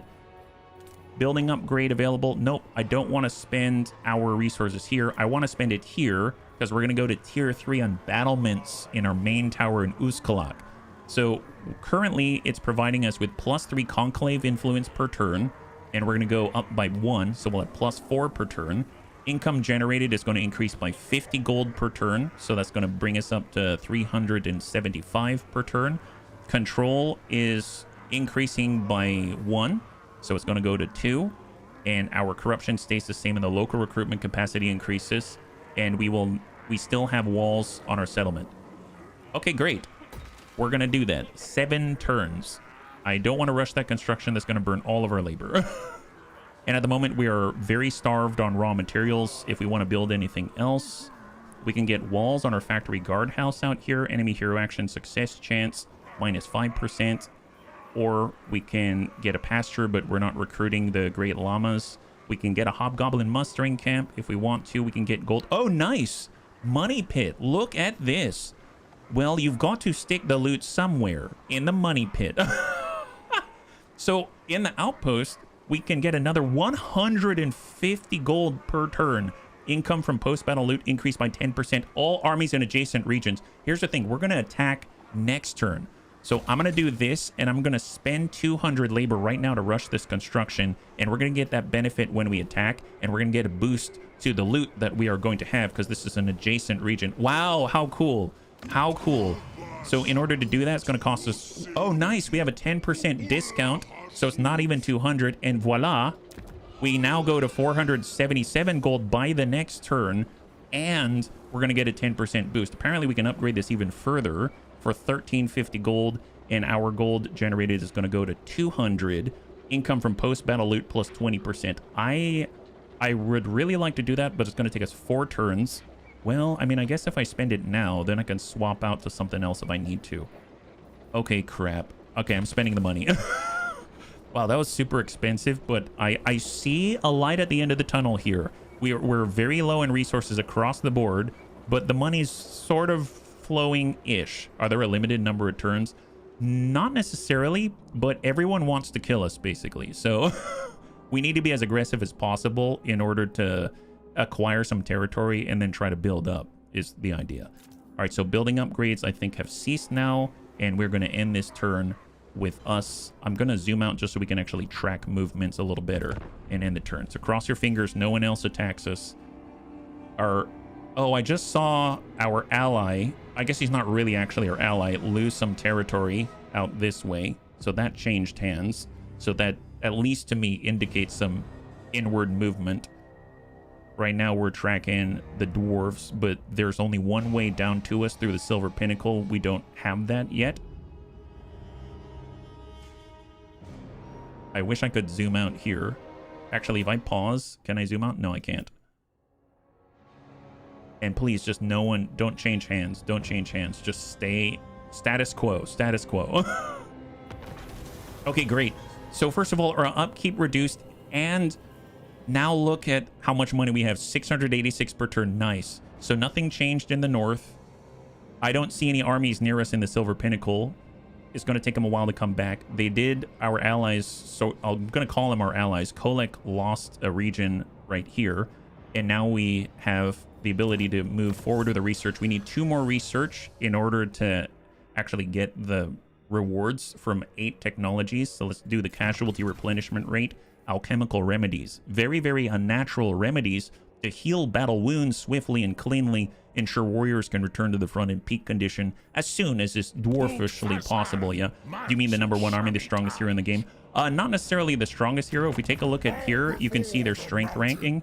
They're at 51. They're stronger than we are, but they're getting pummeled at the moment. They're wedged between him and Grimgore out here. Actually, how strong is Grimgore? Can I see? Have we met Grimgore yet? Yes. He has 5 settlements. Oh my god. He's strength rank 35.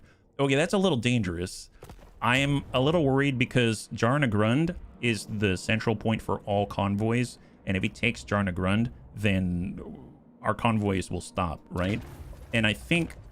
Ah, Goblin Crew Green's available now. Okay, great. So if I want to send him out on a mission, I can. Excellent. Well, going back to the Black Crag, that's not it. It looks like there's high threat out this way, and if we zoom in, you can see it's because of our diplomatic relations with the orcs here. I guess if I give them a bloody nose and I control this area, that might improve. We could head over to the Volary. maybe let's do that. It's going to require armaments, though, and I don't have armaments at the moment, so that's not going to work. So that's not that. The Great Hologresis is at least medium threat. It's a little bit better, but I don't have any armaments again. The Haunted Forest, negative. It's requiring armaments to ship out. Castle Drakenhof has to go through a high threat area, and that's going to require armaments. Yeah, this is not going well. I need more armaments. Is a Volary like an Owlery, but for Vols? Oh, I think that would be amazing if that were the case. I don't know is the right answer, but if that were the case, I think that would be so cute. Before we do anything, I'm just going to take a look back to the north just to see. We are now at +5, I think. And if we talk to these guys, it's going to cost us. We don't have enough money, apparently. So let's just try to finish off the Lamians to the south on the Silver Pinnacle. So I'm going to go ahead and take Crossbow. We're going to walk right up to this place. We're going to take Uffizi. We're going to walk right up to this place. And Astragoth is going to lead the charge, declare war on them, and let's go. Absolutely not. All right, so they only have the garrison here. Excellent. Yeah, let's do it, bunnies. Here we go. So we may walk away with a Silver Pinnacle in our hands. That's going to be awesome because it not only protects the southern part of was cool, our main province, but it also is a choke point for any of the orcs from the Bone Rattlers or the dwarves in the mountains to come and attack us. So if we can take this, this is going to be a huge win for us. I guess the question is, it is a siege battle. Oh no. If any of the bunnies saw our siege battle yesterday, it did not go very cleanly. So I'm hoping this is going to be a little bit better. Yeah. Do we have siege weapons? We've got our... I mean, not on Astragoth. We gave them over to our reinforcements out here with Uffizi. So he is coming in how long? He's in the distance. We definitely need him.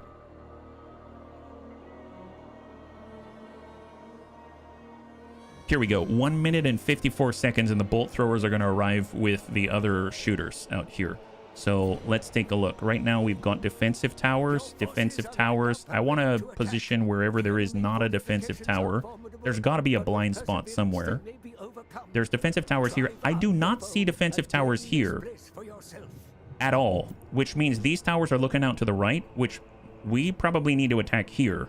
Okay, so I'm going to grab everyone. We're going to position right here in this like dead spot of tower coverage, and then we'll just kind of hammer away, no pun intended.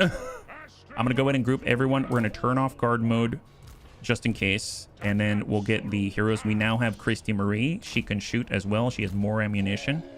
I'm going to just pull back with the Bull Centaur renders. And we're going to put Anakitas together with them. So he's going to lead the cavalry unit out here.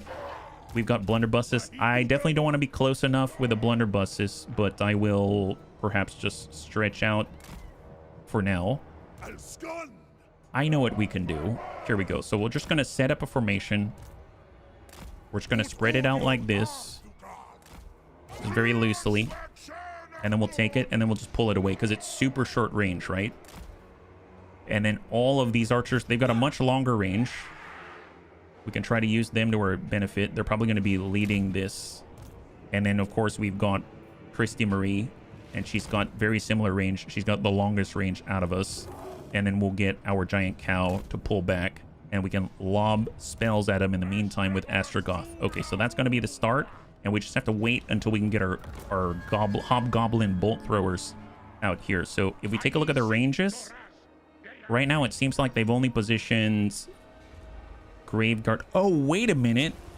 Aren't these guys undead? Hang on. They're totally... Are they weak to fire? Are you thinking what I'm thinking? Hide in the forest, missile resistance, causes fear, undead. I don't remember, but I think either vampires or undead are weak to fire, and we do like only fire. You know what I mean? So this could be very, very a good matchup for us. I'm very excited about this. Higher pit bull, get some fireball. Well, we do have a fireball right here. And I'm going to wait for the rest of our peeps to get here. So they're going to arrive in 1 minute. So let's speed up time. And then when they're on the field, we can add them to the fold and we'll attack together. We had some sea battle troubles in Romance of the Three Kingdoms. Yes, we did. They would come down the river and trash us all over the place. Hey, Angel, welcome. I am indeed. I hope the same for you. And happy Thursday. You're joining us right now. We're currently hoping to take the Silver Pinnacle.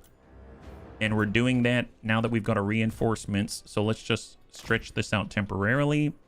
I've got Euphesi. He is a melee-focused bunny, so I'm just going to have him positioned right there. Gordas is also melee-focused, and Crossbow is not. So I'm going to put him on 2, because Crossbow, we can take advantage of his spells. He's got Lore of Fire. So I'm going to position him right up front so we can start casting. And then, of course, we have our Hobgoblin Wolf Riders. I'm going to put them on group 4 out on the right side. And then, of course, we got the Bolt Throwers, which we're going to position right behind so we can start to batten down the door. And let's just double check. Yeah, everyone's going into place. Let's let them arrive. Do you play Age of Wonders? I've never played Age of Wonders before, you know. I've heard great things about Age of Empires, Age of Wonders, Might of Magic, etc. I suck at siege battles. They're supposedly a bit easier if you split your forces into 2 attack angles. Well, I think if you notice in the distance, they don't really have ranged. Like, you can see some flyer bats. So if I move closer here, this is like the main threat right here, I think, right? All these bats. These guys, because they can attack us, but we've got a lot of shooters, so I'm not too worried about it. And then they got melee. These are skeleton spearmen. We've got swords everywhere. I mean, they're not going to be shooting at us for the most part. They do have black knights that we need to watch out for, but it's all melee. So we've got a ton of range on our team at the moment. So I'm just going to try to lean into that. And then once we're out of ammunition, then we're going to start to push forward or even think about it, right? So just make sure everyone's together and we're on our way. I love... It's funny because the bolt throwers are longer range than anything that we have right now, but they're very short range in terms of artillery pieces on the field.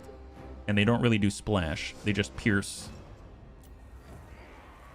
The tactics of it beyond me. I love the art. Oh, really? Is it like a stylized art style? Okay, so there's our range. Let's take... I'm going to take all of the archers. I'm going to put them on 3. I'm going to bump them up a little bit like so. We're going to have both of our heroes 1 and 2. We'll put them right in front. And then I'm going to take our bolt throwers and we're going to be right behind. And just square off. Oh my god. They're coming out. Okay, this is the first time I've ever seen an aggressive attack from the AI in a siege battle. That's impressive. Okay, this just got good. I mean, to be fair, they don't have any defensive towers on this side, so maybe that's why they're moving up. That's incredible. I had no idea they would do that. Well, I mean, we can always harass them with flames. We have our wolf riders, and then we also have the cavalry in order to try to stop them. So we can maybe like send them on both sides and they can collapse in. We don't really have any frontline units that are moving into place, so let's change that. And we'll try to get in front. It's going to take us a while to get there. I don't think we're going to make it in time, but at least they try, yeah? And let's control the Wolf Raiders, because I think they're the fastest that we have. And they can skirmish like a boss. And they got flaming arrows in the distance they have deployed, but they're not hard pushing. So maybe we can just pick at them. So I'm actually going to tell them to attack the Black Knights, just to keep them busy.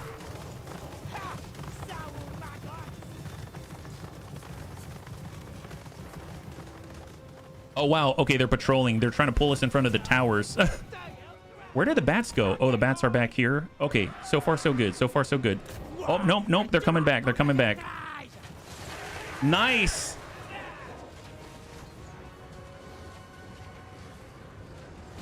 Yeah, they're getting hurt. They're getting hurt. All right, pull back, pull back. Pull back into it. Hang tight. So first things first, I'm going to go ahead and slow them down because that's their greatest strength. So speed minus 25%, make them weak to fire damage. And I'm going to put it right there. Did that land? Nice. Okay, great. Okay, nice. Absolute devastation. And then, and now we have crossbow with a lore of fire. It's the type of battle I auto whenever possible. Oh, no, I feel you on this, but I try to do manual whenever I can on stream.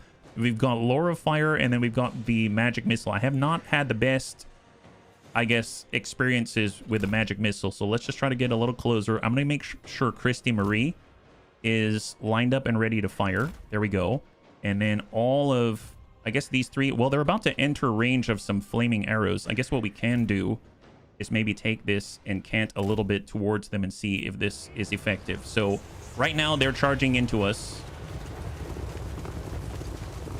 Oh my, oh boy. Yes, sucks to be these guys. Holy moly. Okay, tell you what, can we give them a little flame? Give them another one. Pop this from crossbow, and then we're gonna also send a nice fireball their way. Just make sure our wolf raiders just continue to stay away.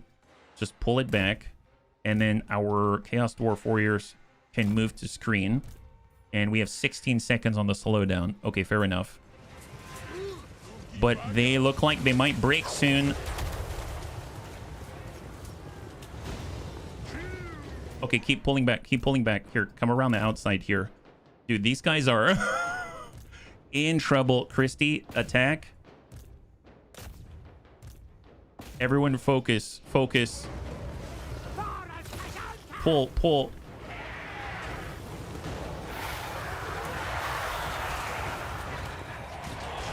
Pull away. Dude, they came by themselves. These guys are super ballsy. We might lose some people, but I think it's well worth it to get rid of their only knights.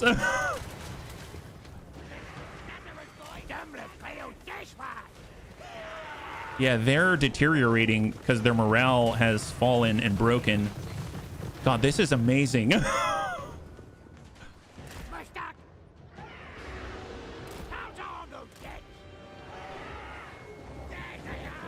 And they're done. Oh my God, high five. That was like their tankiest units on the field down for the count. That is amazeballs. All right, reform the formation. Reform the formation. Very, very, very nice start. We haven't even started to attack the Silver Pinnacle, but the pinnacle of their mobile element has now been removed completely from the field. Not even in a position to rally at all. They're done. Dunzos. Let's go ahead and pull our guys back, and then we'll get a little closer with everybody else. Let's just keep the formation a little tighter. Right now we're out of range, but we can just make sure that we're all set up here before we do anything else. I didn't anticipate that we would be engaging with our actual army.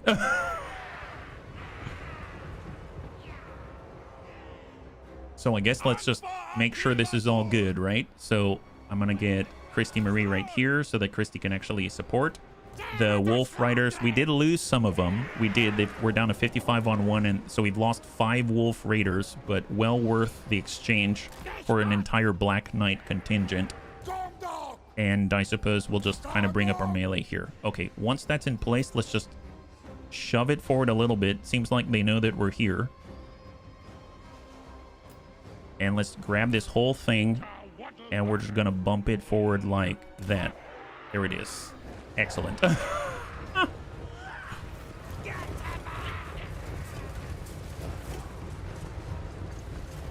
And nice thing is, it allowed our Winds of Magic to recover a little bit. So if we want to, looks like they just have some regular old Joes on top. We'll hit their Grave Guard. Loose. They were at 120. They're down to 117. Okay, that wasn't super effective, but it wasn't super effective. What about the bolt throwers? You in range of the gate yet? Not yet. Not yet. All right, let's bump them forward some more. And we'll bump this forward as well.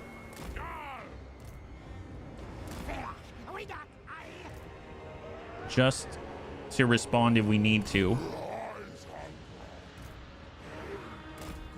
And we'll get the giant cow out here. Excellent. 12,000 health on that gate. Range. They should be in range of the gate. The gate is not controlled by your forces. You must capture or destroy it to gain access to it. Well, I mean, can we attack it? I have our bolt thrower selected right now. What about if I used Astragoth? Astragoth can attack it, but it seems like our bolt throwers cannot attack a gate. Interesting. I mean, to be fair, it's not exactly like a giant boulder that we're throwing at them or anything like that. So I guess in that case, let's get closer so that our range goes over the wall. and that's going to allow us to start to pick away at the units on that side. I suppose let's take this whole formation, and we're actually going to get into a danger close range. If we're looking, I don't see any range here except for the fell bats, and that's more like they come from above, and I don't see any towers that can attack us, so I think this is a pretty one-sided engagement here, and the bolt throwers have begun to engage the grave guard on the wall, it seems. We've uncovered hidden foes. Hey, Thrake, high five. Danger zone. That's right. We're moving into their danger zone. Crypt ghouls cudgel infantry on the walls. But this is what they have to look forward to. Here come the Bunny League. All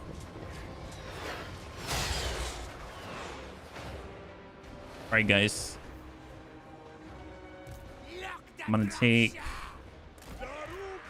our blunderbusses, and then we're going to stretch right there. The goblin archers should be able to loose from this range.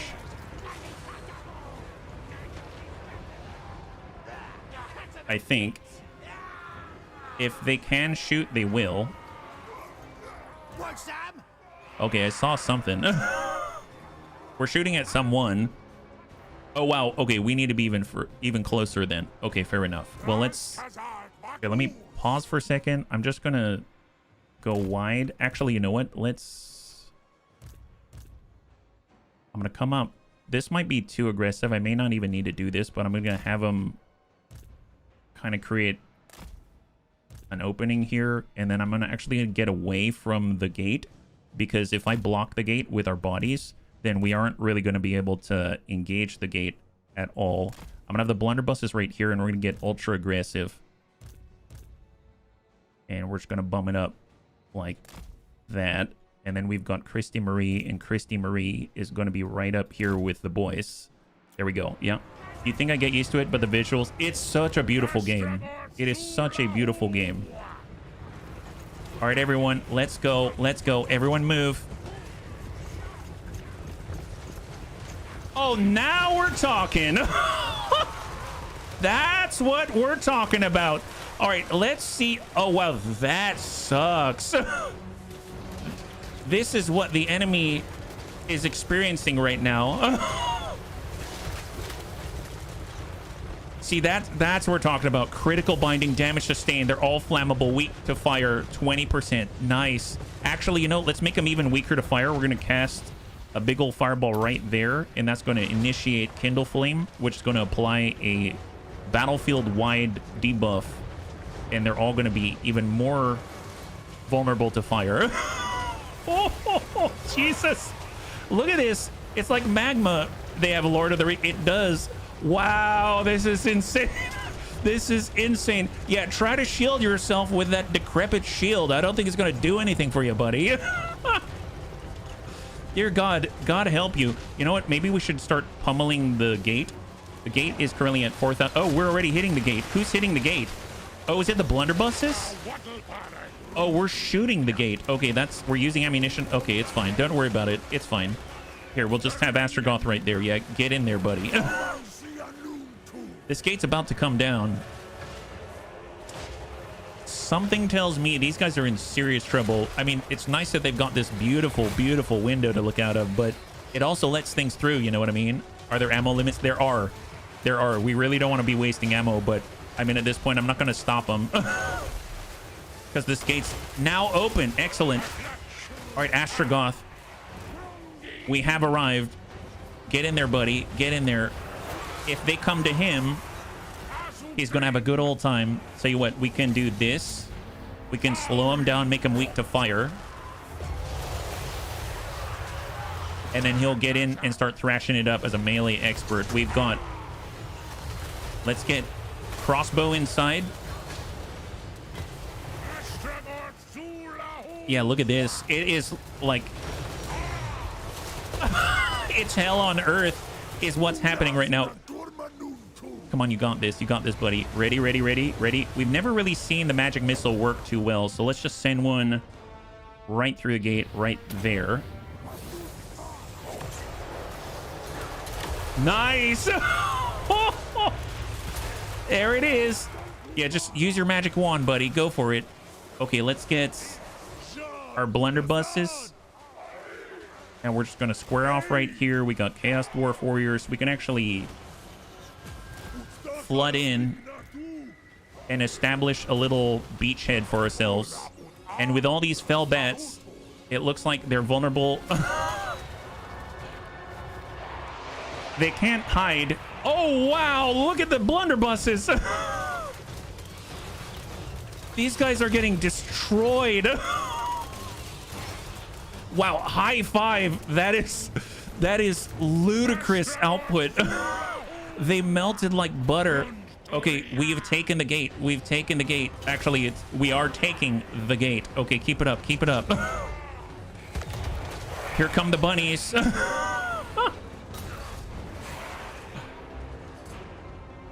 Yeah, hold them down. Hold them down. I want in with the sorcerer lore of fire, and then we'll get the blunderbusses inside as well. We just need to establish our short range prowess, and we are going to clear a bit of space here and just protect the flanks. And once the blunderbusses get in, that's really going to suck for them. We're going to go ahead and do another magic missile right into this formation from crossbow.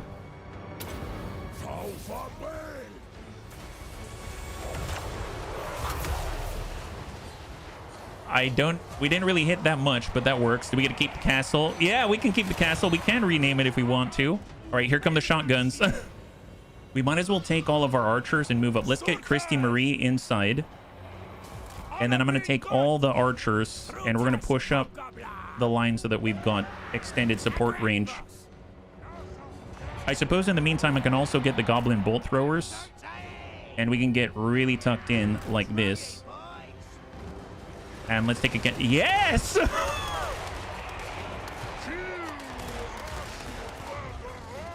Oh my god. Can you get them on the wall? You can, but it takes them a bit to get there. And by the time they're there, I don't know if they're going to be too viable. Okay, I'm going to take one of these blunderbusses, and we're going to extend right here. And then we're going to fit this in with these blunderbusses. And the fire arrows continue.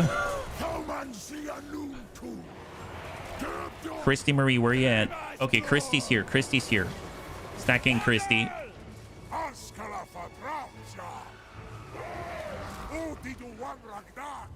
Oh my god!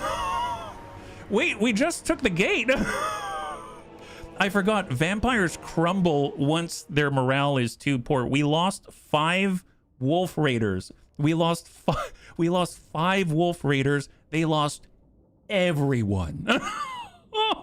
That is a good exchange. My goodness, that was amazeballs. Seems like we had 118 kills on Astragoth, and we've been able to very evenly spread out the damage across the board before the enemy started to crumble at the incredible morale loss that they suffered at the hands of the Bunny League today. That is awesome. So we actually took the Silver Pinnacle, and it belongs to us.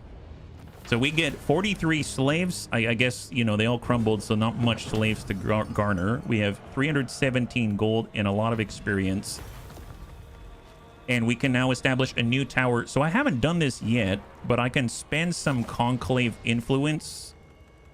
In order to buff it immediately to tier 2, I think. And now we are at tier 2. High five. Obviously, I gave up a seat in order to do it. Conclave influence is very important, but we're able to actually come in at tier 2, and now we have 844 gold on the uptick per turn. We start with patrol routes, control +1, campaign movement range +10%. I suppose if we wanted to buy anything, we do a hobgoblin mustering camp. This tier 3 when we get a gem refinery. We can definitely spend some raw materials to get casualty replenishment in the province, or more gold. That sounds wonderful. I'm going to go ahead and do that. So we're spending very valuable raw materials in order to get more gold by creating a donation barrel. A what? When it's clear that a collection plate just isn't going to be anywhere near enough, at least a barrel by the entranceway ought to suffice. Serious? I mean, okay. 1920, they lost because of prohibition. Typical. Yeah, that's right. Wow, this is... this is... Oh, boy. Okay, so I would like to get this online as soon as possible, so I'm going to go over to our labor economy. And the blasted wastes are where we are right now. It's a 2-turn build, so I'm going to actually move... I'm a little nervous about losing efficiency on the raw material upkeep, but we're going to go ahead and move them here for 400 gold. And then we're going to spend and rush the construction like this. So now we're going to get 1,121 in the next turn instead of, well, less than 1,000, right? So really, really nice. Constructor. There's something exhilarating about raising something up from where once there was nothing. Construction costs reduced by 3% for all buildings in the province. Income increased by 3% in the province for Astragoth. Awesome. Awesome. So huge, huge benefits. If we go over to the building browser on the Silver Pinnacle, is there anything else that we can afford? Only the Hobgoblin mustering camp. I mean, I guess it's nice to have, but should we do that? It's 728. At least we'll have the capability of getting some Hobgoblins. At least for now. I mean, that's not too bad. Is there anything else that we would get instead? At tier 2, we could get the prototype Mega Mortar for 3880, which will allow us to use the Dreadquake battery. Yes. Yes, I would in fact like that. I think we're going to save up and get a Dreadquake battery. Oh boy, oh boy. All right, so we definitely got some level ups here, which is phenomenal. And the mirror shield. Oh, that's right. We picked that up from Goblin Crew Green. Goblin, I'm going to borrow this from you. I apologize. I guess out of everyone who's charging in, that's nice for the melee. I mean, I guess we can put it on Astragoth himself. I'm going to take that from Goblin Crew in the meantime. And then we can give Goblin Crew our old piece, which is the meal resistance. Yeah, meal resistance, because whenever you're too hungry, it's nice to have a little meal resistance in order to stave the hunger. My god, that's not quite what I meant, but I'm going to go with it. So Astragoth Ironhand can now get evasion. Excellent. That's going to be a speed and melee defense increase. Getting into the thick of things is very important in order to safeguard our blunderbusses. Christian Marie can now get more ammunition, which is great, or she can increase our mobility even further by another 5%. Let's prioritize that for the entire army. And then for Gorda's Backstabber, he can replenish with the best of them, or he can get Stabbiest right here. This is awesome. By virtue of Gordu's Backstabber's considerable experience, Gordus is the stabbiest of all the stabbers.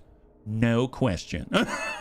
Upkeep reduced by 20% for all the Hobgoblin units in his army, and plus 100% experience for the Hobgoblin Wolf Raiders and the Hobgoblins. So I'm going to take that as a priority because that's going to allow us to get even more cash. Look at that. We went from 1,100 to 1,243, and we can even offload more of the Hobgoblins to him if we really want to.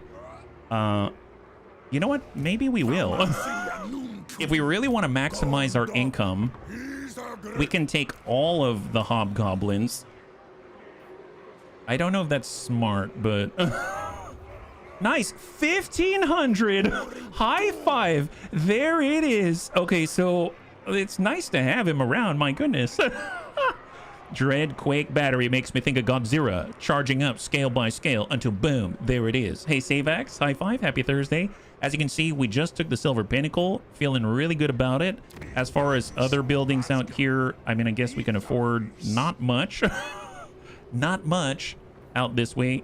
If I wanted to get anything, it'd probably be this miner's workshop, but that's 225 raw materials, so there's that. And we don't have anything else to apply. So building upgrades, let's pass here. Convoy dispatch. Do you want to dispatch a new convoy? I do, but we only have 43 armament.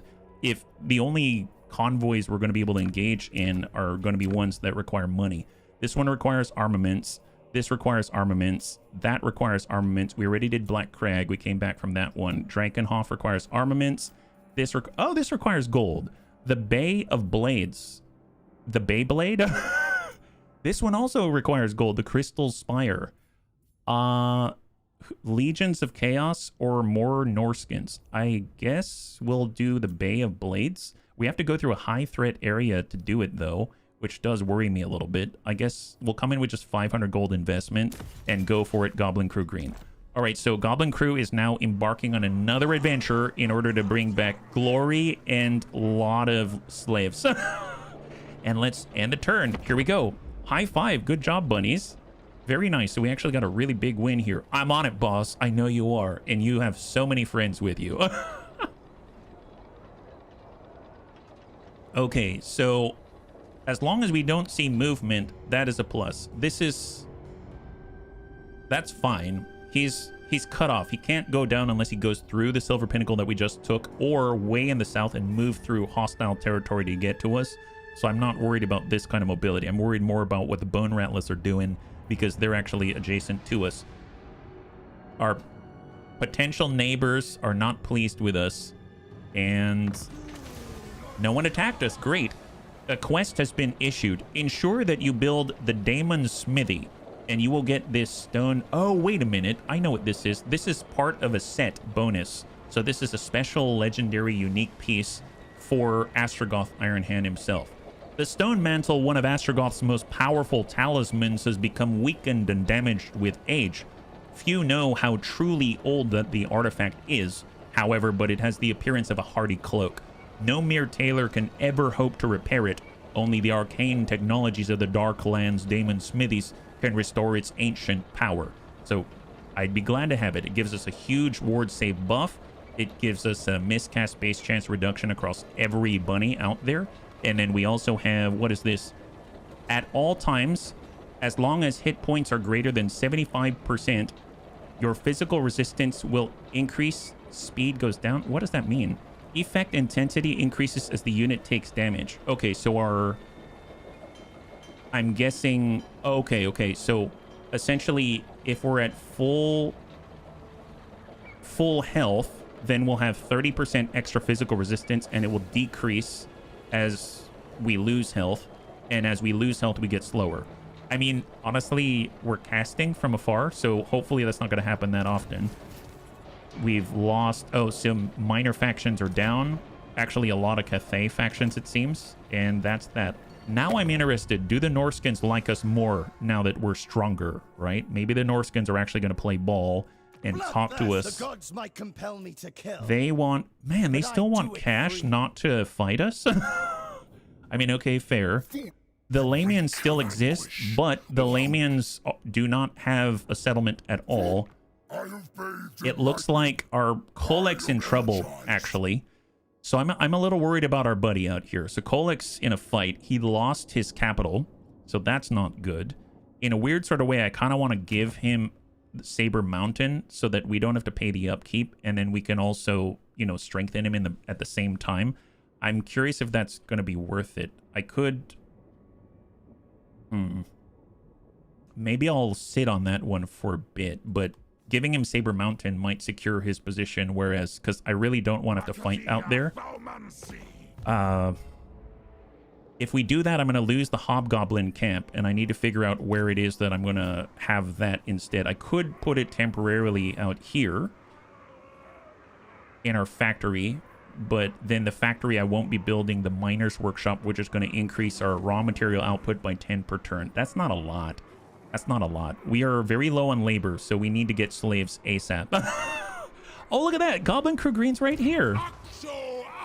I really need him to replenish. He really needs a lot of help, poor guy. He's constantly being attacked, and he's going through a high-threat area, moving through Norskin territory. Actually, you know what? If we improve our relationships with the Norskins, is that going to make it a medium-threat territory instead? I don't know. I don't have the cash for it, unfortunately, so we'll have to do without. For the Daemon Smithy, is that something we can build? Daemon Smithy is going to cost us 242 armament in order to get the Stone Mantle. Right now we have campaign movement range plus 10% in control. We could...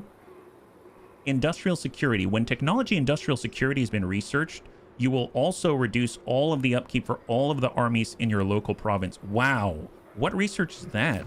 Industrial security. I'm assuming it has to do with industry. And industrial... Here we go. Industrial security. Oh, wow. That's expensive. 1,500 raw material out there. Well... Okay, let's just let things be. I don't think I'm going to be building anything else. I mean, I could build another Hobgoblin camp. Well, I could build the Hobgoblin camp here, but I need these slots in order to do what I want. I want a Daemon Smithy, I want a Dreadquake Battery, and I'm probably going to have to demolish this one, but I won't do it until we have the funds to make it happen. For Great Skull Lakes, this is going to be done on its own. This mine is going to pick up I could rush this, but then I'm going to dip underneath the available, I guess, the efficiency for a raw material output. So how are we going to get laborers? The only way that I can think of is to attack these guys, but they're neutral right now. And I'm almost thinking I need to come back here in order to reinforce the east because it's not looking so hot. And I am a little worried about Grimgore. So I think I'm going to just start to move to the east. So let's do that now. So I'm going to get crossbow. We're just going to walk over to the east. We are going through... Oh, the vampire counts are here. This is the last remnant of their entire faction right here. What do they have? They seem to be unable to replenish. They've got a total of 1 full stack. I can get Uffizi close by. I don't think we can go into ambush close enough. So let's just walk out there together and hope that we can reinforce each other fast enough. Anakitis also got a level, so he can... Oh, now he can choose. Look at this. So he's got 3 independent paths. I was thinking about Murderous Charge just because his mass would reach over like 3,000 mass because he gets mass plus 50% as well as all these benefits, but I kind of need someone to protect us. So I was thinking a Temple Guardian because he gets a physical resistance buff that he gives to all other characters within a 35-meter radius. So I think I might go with that instead because I'm feeling a little squishy until we can get better armor, and I think that's going to be really helpful to have. We've moved as far as we can. I'm not upgrading things anymore, so I think we can just end the turn and call it. So here we go. We can actually see what remains. Oh, no. Bunnies. Okay, so to the north, first of all, Goblin Crew Green is moving through this area. And to the north, we have Chaos attacking. So we need to fend off an attack, almost definitely going to come from the vampire counts, and then blister to the north in order to protect Uskalak. I'm assuming he's on his way. I'm curious if he can be paid off. If I can pay him off, that's going to be a huge, huge relief. Oh, nice. The vampire counts are being attacked, which means now we only have to deal with like half the forces, I think, unless they can... Nice. High five. Okay, so maybe we're okay. Maybe we're okay. Even our garrison can take this guy on, and he's suffering from attrition. You can see that skull right there. Oh, high five. I think that is faction eliminated. Oh, no. Siegfried's still there. He's almost dead. I don't have to worry about that. That guy's so dead. So we need to rush to the north. Oh, he's now dead. Wow, that was fast. In a weird sort of way, I'm tempted to go south and take their stuff, but I don't want to start a war right now. We may have another war on our hands very, very soon. The Lamian Sisterhood has, in fact, been obliterated, so we just saw their end right in front of us. Okay, so I want to talk to Chaos for a non-aggression pact. Do they have any... They're at war with the Gormandi tribe and the Ursun Revivalists. If I join their fight against the Ursun Revivalists, is that enough? Negative. If I join their fight against... I know that we're allies. What if I join their fight against both of them? Nope, they don't care. Okay, that's not great. That is not great. I will hear you. Let's find somewhere quiet. Non-aggression pact, 368 for the Norskins. Sure. Let's do it. You have my favor. I will pay 368 gold to not be at war with the Norskins, and that is in fact where Goblin Crew Green is moving right now. Let's take a look at attitudes. Challengers of Khorne, they don't like us. Celestial General. And those guys are far away. Okay, so let's burn Rubber North, because otherwise we're going to be in trouble, because they're literally right next to our capital right now, and we don't have any huge... We're just building this incredibly expensive beast, and it seems like we're under-labored. Gosh darn it. Man, this is tough, bunnies. This is really tough. Yep, full speed. We actually have incredible speed because of Christy Marie. We're going to follow up with Uffizi, and then we're going to follow up with Crossbow, and just try to protect ourselves. Building upgrades, I mean, we have 3,400. We cannot afford to use our labor. We could use some of the raw materials, get even more money per turn. That might be a good use of our cash.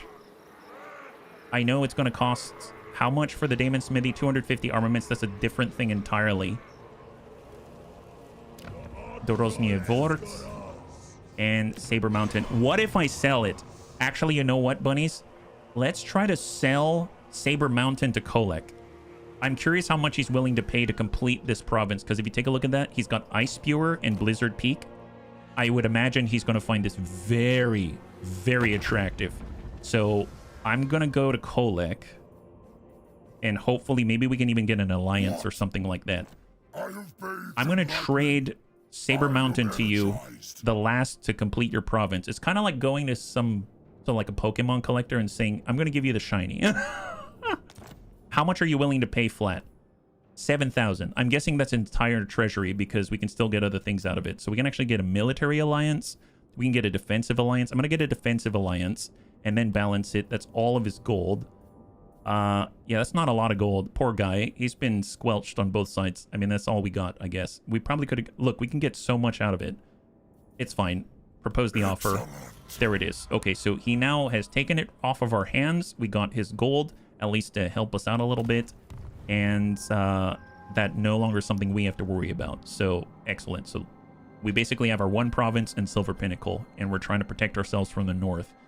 With this cash, are we able to negotiate 6,300 not to have Arbal attack us?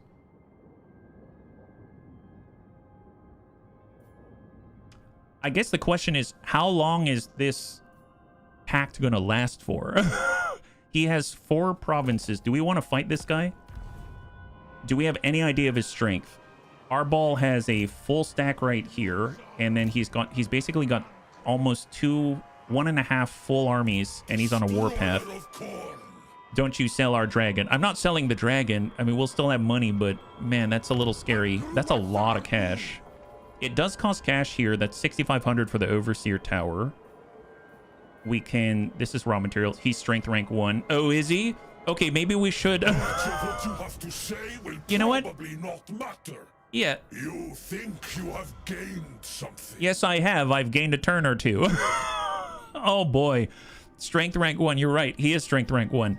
Okay, so I'm just going to say non-aggression pact. Good for you. So right now, this is the situation. It costs us a lot to make it happen. We've secured the east with a defensive alliance. I don't know how long he's going to survive, but Kolek's out there protecting our east. We have a non-aggression pact with the Norskins and with Arbal, who was poised right to attack our capital. So that's... we would not have gotten there in time. We'd have to take it back, and I do not have the funds to make that happen. We've secured the Silver Pinnacle in order to have a choke point on the ingress from the west, and then we have neutral, I guess, diplomatic relations with the remainder of this province to the south. So if we think that Arbal is going to be okay with this, and we think that the east is secure, I might go south and take the rest of the province so that we can actually improve our financial situation as rapidly as possible. These guys have been duking it out, so maybe they're a little bit weaker. They've got a larger armor than we do, but we have very, very motivated troops, right? Yeah. The west looks tiny. Can we just loot the east, the west, not the east? Oh, loot the west? You mean these guys? I don't want to extend out here because ideally you would complete provinces, right? So this, I believe, if we take a look at Silver Pinnacle, there's the Howling Rock, there's the Blasted Expanse, and the Desolation of Drakenmoor, and that's going to allow us to, you know, gain complete control and issue commandments across the board. If we take a look at was Cole up here, this province is made up of these 3, and we can actually issue commandments across the entire province and get extra benefits, yeah? So it would be really nice if we can do this, but we're not at war yet. But I'm also worried about Kolek. As much as we have a defensive alliance out here, he is currently facing... Well, actually, he might actually take the east back, which would be really nice, but he's not looking to the south, and I am worried about Grimgor. I've heard things about Grimgor. I might actually divert and start attacking the orcs, if just to secure the south of our buddy here.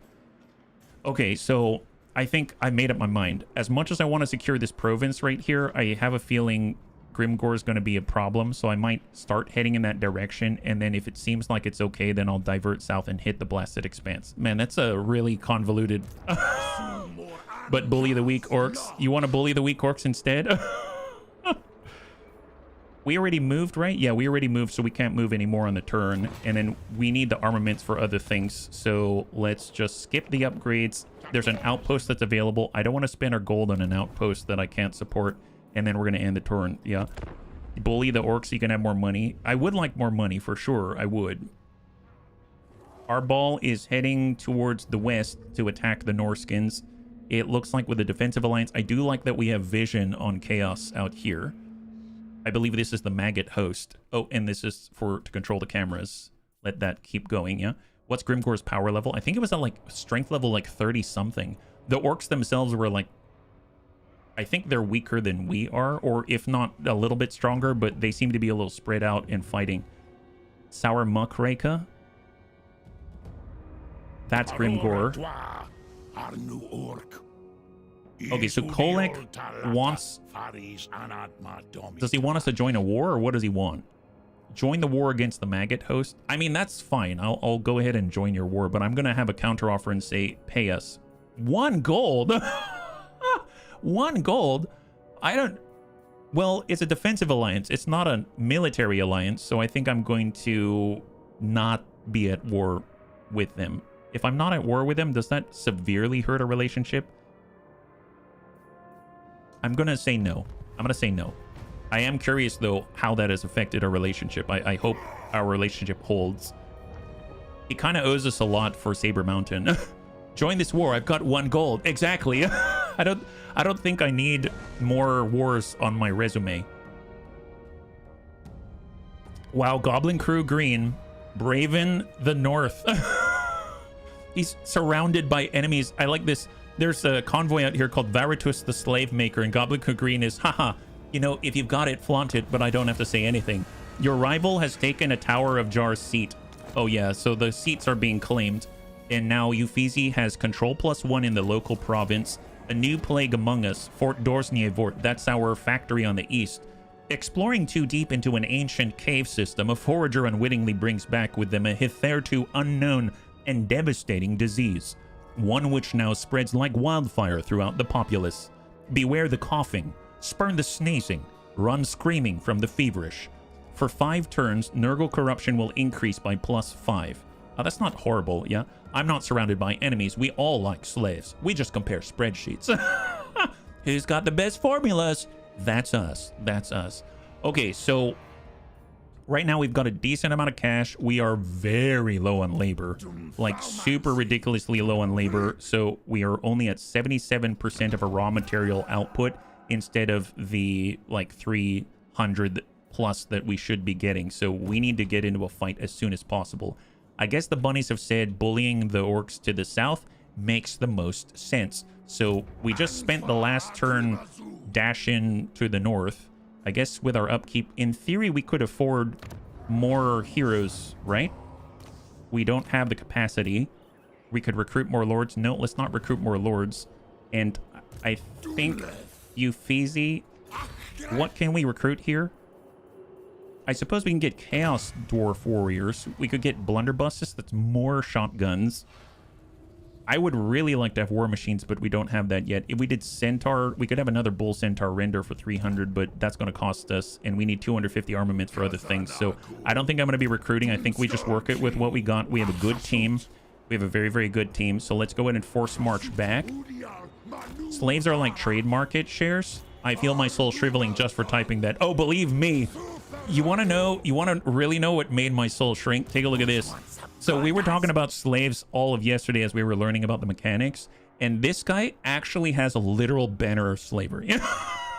He backstabs people and carries a banner of slavery. It is not even subtle in the slightest. So he just wears it on his sleeve, if you know what I mean. All right, there we go. We're now in striking distance on the next turn, and because we need new slaves, I mean new labor, and we're hoping to attract the best of them out there. 675 raw material. I know I wanted to build the Daemon Smithy, and I think I can do that. Is that right? It's going to cost us 200. Oh yeah, it was armaments, and this is 500 for more income. I'm gonna do more income. I'm gonna focus on the income. 500 out this way. The fort, we can get more raw materials. That's 10 per turn. It's 225. Screw it. I'm gonna spend it. Let's spend it. There we go. Excellent. And I do not want an outpost, please. I'll skip that. And let's take a look at the diplomacy again, because I feel like out of all of the campaigns we've done so far, I feel like this diplomacy is the most fragile. This situation is such a powder keg. It's such a... Everything's about to explode. Non-aggression pact with Zaytan, who's east of Kolek. Balance the offer, 4,800. I'm sorry, that's like all of my savings. That's like all of my savings. Let's end the turn. Man, okay, so I'm hoping that we're going to get a lot of slaves next turn. We need it to get a raw material in order to make our armament so that we can actually get our convoys going, etc., etc. So the economy is faltering because we've had quite a number of false emergencies. We had emergencies everywhere. We even sold our own new fort in the east in order to get 7,000 gold. That's how desperate we were. But you know what? I'm hoping it's going to keep us alive is the idea. I am seeing Grimgor moving around. Kolek, hopefully he's going to take that back. Nice. Okay, so Kolek is actually feeling energized. He lost ground and now he's gaining it. I love what I'm seeing. We want strong allies protecting us. And we're in a defensive alliance, so hopefully it'll discourage anyone from picking with us, right? Yeah. Man, this is... Okay, I'm feeling a little bitter. It's not solid, but it's solid-ish. Does that make sense? It's solid-ish. And I just saw that the faction we're about to attack, they don't know it yet. They actually split their forces. Goblin Crew Green. While traveling through a maze of chaotic passages, Goblin Crew Green's convoy has encountered a mysterious-looking portal, simply begging for further exploration. Both rewards and dangers could lie beyond its swirling vortex. Is such a risk worth taking? Gain additional cargo and increase your journey time. Yeah, do that. I mean, that's for free. Take the risky path. Wow, what is this? Your actions have not gone unnoticed by your dark master, for he offers his twisted blessing. Empowered by the mighty Hashut, your position among the Dawi Tsar has never been stronger. Demand whatever you want from the Conclave of Evil. None will dare question your will now. So labor we need badly. But at the same time, it's cost 75 in order to get a Tower of Tsar seat, and I think we need it. I'm going to go ahead and choose Influence instead, because as you can see, seats are being taken from us. Within the Tower of Tsar, Chaos Dwarf Sorcerer Lords vie for power and domination, competing to claim seats on the Conclave of Evil. Wow, that is... Just wear it out. Put a sign out there. Welcome to the Conclave of Evil. Open the Tower of Tsar to claim this power. War efforts would be strengthened so by the right now... Oh, I wanted this one. Oh, gosh darn it. They took it. Armaments plus 25 per turn. Armaments output plus 5%. Well, the other one I wanted was this one. Replenish 15% campaign movement range after winning a battle. So I'm going to do that one. That's ours. So now we have the raw materials seat, and now we also will get movement back after we win a fight, and we're about to fight. Ironclaw orcs have been obliterated. I don't even know where they were. We have now acquired additional casualty replenishment rate. We are 7 out of 8 towards our 8 technologies in order to complete a brand new mission. Recruit an additional lord. Oh, what? I already have, well, treasury plus 1,000. I mean, that's not going to cover the upkeep, buddy. So we just need one more ammunition caches, hero capacity for Infernal Castellan, and ammunition increase. That's great. So if we can get another Christy Marie, that's another bunny on the field, and more mobility, more importantly. Let's go out, and we are going to go ahead and get us some new labor. All right, bunnies, we've been in the labor market for quite some time. And we really need this pretty badly. I must say, we super needed this one. So let's go ahead and go to the declare war. No allies to speak of. That's great news. Yeah. There can only be one Christy Marie. Hey, Rhubarb. High five. Twitch won't let there be two. Yeah, that's right. And we're going to encircle it. And then we're going to have our other bunnies join us in the fight. So crossbow, let's get into range. Euphezy, let's get into range right here. And then Astragoth is going to attack. And now we're talking. All right, here it is. So now we're going to claim our second settlement of this province. Okay, this feels good now. The enemies didn't even want to defend their camp. They decided to come out to face us. That's wonderful. All they do, I think they only got Noblars, is that right?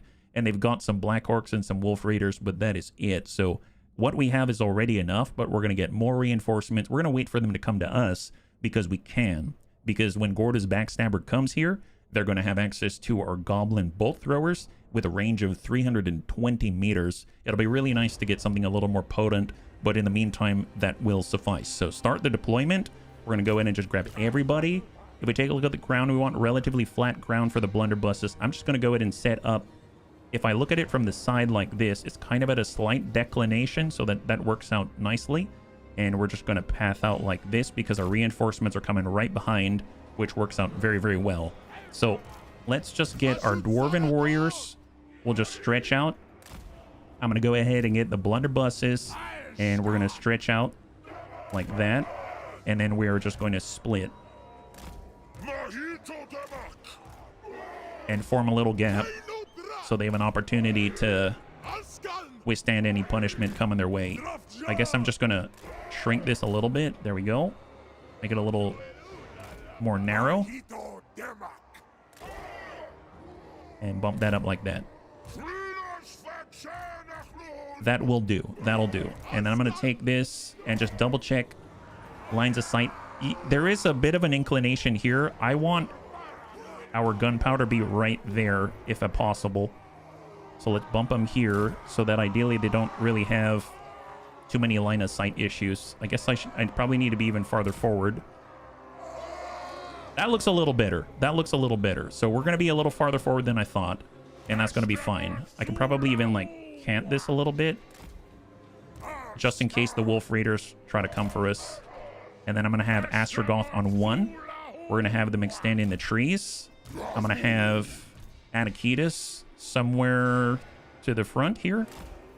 And then we have our Infernal Castellan themselves. We got Christy Marie. She's going to be on the outside, and she's going to be crossing that arc like that just so that she can engage. Maybe she'll even be on the inside right there. Perfect. I'll take it. And then we've got our Bull Centaur. We'll put him on 4. And then we've got on 5 our additional cavalry, which is going to be hiding in the trees way out here. So if they push in, they can get hit from the side. All right, there we go. So how long is it going to take? It's going to take about a couple of minutes to come on in. I don't really need to think about trying to harass them or anything like that. I mean, I don't want to draw their ire yet. They're already moving in, it seems. Or at least they're stretching out. No Chrissy Marie? Maybe Chrissy Marie, that'll work. Actually, we can probably take their archers right now. But I'm going to wait for them to come a little closer. It seems like they're just reorienting themselves. We are not hidden out here, I realize. So let's pull back deeper into the trees. I think we're going to be able to hide. There we are. We have hidden. We have hidden. Beautiful. Oh, maybe that's what drew them out this way. Excellent. Okay, so they're relocating once again. And they can stay there. Perfect. If I wanted to, the one I'm worried about the most are these guys. We can launch one of these. I'm pretty sure he's just going to move into place and then launch it wherever it's most effective. They currently have 120 goblin archers. Did that? I think I might have hit the trees. Yeah, I think I hit the tree. Oh well. I was waiting for it to come. It did not. 25 seconds. 20. 7. Reinforcements have arrived. Beautiful. That's what we need. That's a lot. Okay, let's get all of the flaming arrows. And we're in a position like this. Let's take the whole army. And we're just going to rotate it in place like that. And that will do. As far as the bolt throwers, we're going to have them right here on the back. We've got the Hobgoblin Wolf Raiders. They're going to be right in the trees. And we're going to get our new guys, and they're going to get into the trees as well. And I think we've assigned everybody. That's wonderful. Use them to burn down the trees. No more issues. That's right. No more issues. All right, come on, you sneaky gits. Let's go get them. Now's the time. I think it's a really cool mix of units that they've got. They've got all the slaves that they can throw into battle, but then they've also got these little hobgoblins. It's kind of... Oh, wow, that's pretty deep. It's kind of interesting to think that the Chaos Dwarves are okay working with the hobgoblins. I suppose they are somewhat subservient, but they're not like slaves, you know what I mean? Which is just different. Here, let's have Astragoth go where he's not going to have to worry about the trees, and then he can start this off correctly. Yeah. I'm going to move our skirmishers. Let's select everybody. Guard mode is off, except for our 3 frontliners. They're going to be on guard mode. And also our bolt throwers. We do have crossbow the Bernie. I'm going to get him on 3 out here. And we'll have Uffizi grouped up with Anakitas. So we'll have them right there. I'm going to get crossbow towards the front with the flames. We got Christy Marie already in position. We've got our flaming archers coming online. They're not slaves, but they aren't Dawi either. That's true. They're somewhere in a happy middle place. A very happy middle place, it seems. It always takes a while to get the bolt throwers into place. I'm just going to go in and speed that up. We still have plenty of time. We're going to lose if 55 minutes isn't enough time, but God help me if that's not enough time. Okay, so let's take a look at the ranges. Right here, right at the tree line. That doesn't seem too great. Well, with our presence here, we can probably bump it up like that. Get the bolt throwers. And we're going to square off. That looks flat enough. That should be fine. And let's go ahead and start to give them a little something to think about. So I'm most worried about their archers. So I'm pretty sure we can send it without hitting any trees. Nice. Okay, so they've got 120 goblins. And now they've got fewer. They have 113, 112. It looks like we burned 8 of them. That's fantastic. Oh, they're coming. It's like a duck call is what that is. It's like a duck call. All right, pull back. Let's go and get crossbow out here. We're a little far for... Here, let's get on top of this little berm. It's a small undulation, but it seems like with magic missile, you really got to think about it. So we're just kind of toying with our enemies until they're actually in range while our guys do their thing in the background. You can still see that the bolt throwers are getting into place. Or my doggo when I squeeze her. Squeak! Oh. All right, you got this. Astragoth is on cooldown. Here, come out. I'm actually really impressed. He's the fastest dwarf that I know. Look at that. He's actually legit pretty fast. You can't ever take him seriously. Look at those tiny little feet on those longer mechanical legs. So the plan is we're going to go ahead and cast Burning Wrath again, which is going to cast Kindle Flame, which is going to make the enemy weak for 15 seconds to fire. And then we're going to send one of these from our Lore of Fire. Nice. Excellent. Okay, so it's already begun. All right, let's pull back. Now we're going to get the Wolf Raiders out to harass. And bring the Bull Centaur Renders out there as well. We've seen how effective the Wolf Raiders can be. And they have a speed of like... Oh, they're debuffed at the moment, it seems.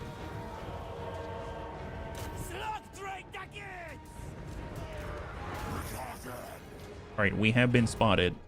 Let's get Astragoth. We're going to get right in on those orcs. And then we are going to cast right in on the goblins from the trees. I'm curious if it's going to make it or not. Yes, it did. Okay, in that case, charge in, bunnies, charge in. Oh, wow. I didn't even realize that there are wolf raiders out here, but they're getting torn to pieces already. That's fantastic.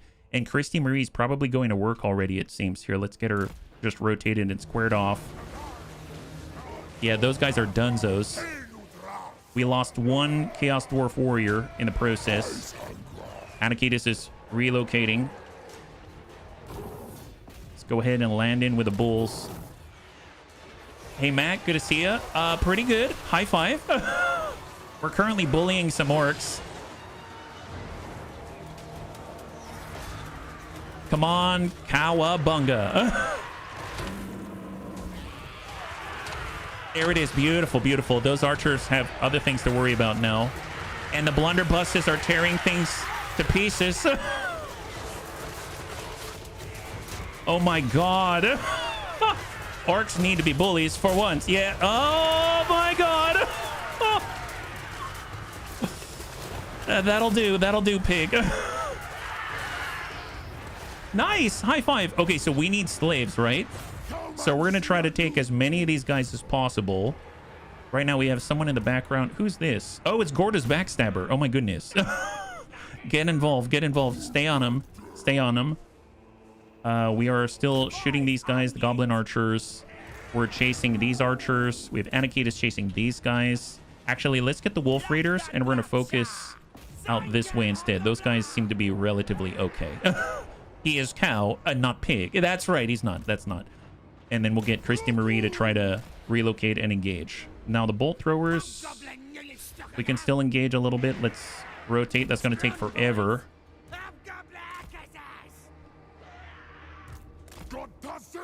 I just want all the characters to be chasing somebody. And now let's just let this one run out. There we go. So we're just going to try to deplete as many captives as possible so we can get as many slaves as possible. I can't believe it. Yeah, all the slaves, please. Here, relocate so that we can cut them off. Run them down and give a charge. There we go. Wolves are eating these guys alive.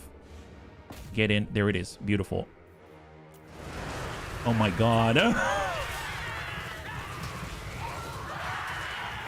This is a thing of beauty. Only the Chaos Dwarfs could think that this is a good thing. Oh, there that guy goes. He's flying. I like this battlefield. This is going well. Here, just let them finish as much as possible. And obviously there's stuff out there as well. You know, I'm not going to worry about those guys. They're going to run right off the field. Okay, perfect. Let's end the battle. Fantastic. High five.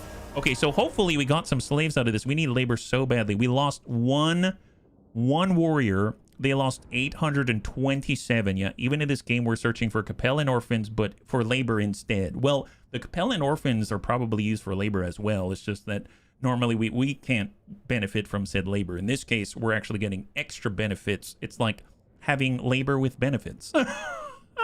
Labor orphans with benefits. That's what it is. Not just joy in our hearts from attacking the orphans. Instead, we're using them for actual real corporeal means to improve our life. So right now, 33 slaves. Oh, that's not as much as I wanted, but we are now able to occupy and create an outpost for more raw material. There it is. Leadership +5 when fighting against all greenskins. Wonderful. A blasted expanse. It's an outpost now. We want a strip mine. Let's do it. There it is. We have 41 laborers. Oh my god. That is not the best. Not the best. Can we move a paltry 40? Is it worth it to move 41 laborers up north? I mean, at this point, it's a 5% increase in efficiency. Yes, I'll pay 82 gold. Oh, jeez. The good news is we just got a seat which allows us to replenish 15% of our campaign movement, right? So in theory, we can still move, which is pretty awesome. But unfortunately, because we just took a city, we are locked in place for Astragoth, so that's not going to happen there. So I guess we can just pull down south and position in an ambush out here using our newfound replenishment, and maybe we'll get an advantage despite us being basically out in the open. I think they had an army Dusty. I don't know where he went. So let's go ahead and take a look at the upgrades out here. So we've got a lot of skill points. We got 1 skill point for Euphesi. He got Route Marcher for the movement. And as far as the hobgoblins go, I mean, it would be nice to get more ambush success chance, but since it's Euphesi, well, do we want to ambush with the goblins? Yeah, we do. With all the fire, there's the attrition. We could get better casualty replenishment rate, more control Chaos Undivided, or we can just get more labor and more income from battles. Yeah, let's do that. More labor, more loot. I like it. I like it. I did see this earlier. Unyielding Command seems really, really, really awesome, but that assumes that we're going to position Astragoth amongst our troops, right? So I might leave that one be because we can actually get more magical reserves, allowing us to cast even more.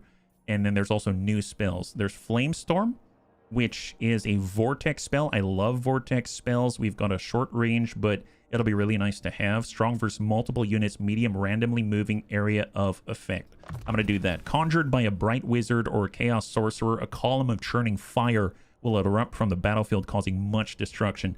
Kind of the awesome thing about it is that using this fire storm is literally going to trigger Kindle Flame, which is going to make all enemies on the field weak to fire. So it's so synergistic. I really, really like how they laid things out here. Christy Marie is going to get even more ammunition. And then for Gorda's Backstabber, he's going to continue to buff all of the, yes, ammunition plus 25% for all the hobgoblins. Missile strength increased by 10% for all of them. Let's do that because that also affects the wolf raiders as well. And then we can actually buff that to a maximum of 50 and 20, which is ludicrous. And then last but not least, we got Crossbow. He has a fireball, but nice to get him something else. Although Kindle Flame, does that stack? I doubt it does. I bet it doesn't, which would mean it would just refresh things. So maybe we'll hold off on that. We have Burning Head. What is that? Burning Head.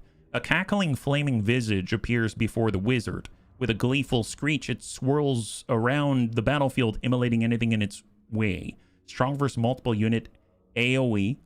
It applies a contact burnt debuff, leadership -8, and deals damage per second. Sure, we'll try that. That sounds nice. And there we go. So a little more efficiency, a little bit labor, and we now have half of this province.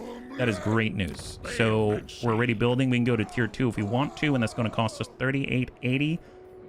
We don't have enough armaments yet for the Daemon Smithy, so let's spend the 3880 and already start on the tier 2 of this outpost. Oh, Goldtooth took Howling Rock? This? What is he doing here? What is going on? Oh my goodness, man. Doesn't labor happen after the benefits and it produces laborers? Well, we got laborers from the settlement defense, I suppose, but... Oh, Tamarkand... Interesting. So the maggot host is Tamarkand. Oh boy. Okay, so Kolek is stopping Tamarkand from coming down from the north. Greasus is coming from the south. Man, I didn't want him to get involved. So many higher tier legendary lords are encroaching upon our territory. Now, if we want to complete our conquest, we're going to have to take on Greasus. Oh boy. I didn't mean to stretch us so thinly. All right, so Kolek has been scouting to the north. He's taken Dragon's Death. Hopefully he's going to be able to actually secure it instead of just keeping it raised or whatever it is. Veritas is the... I believe is Veritas the slave something?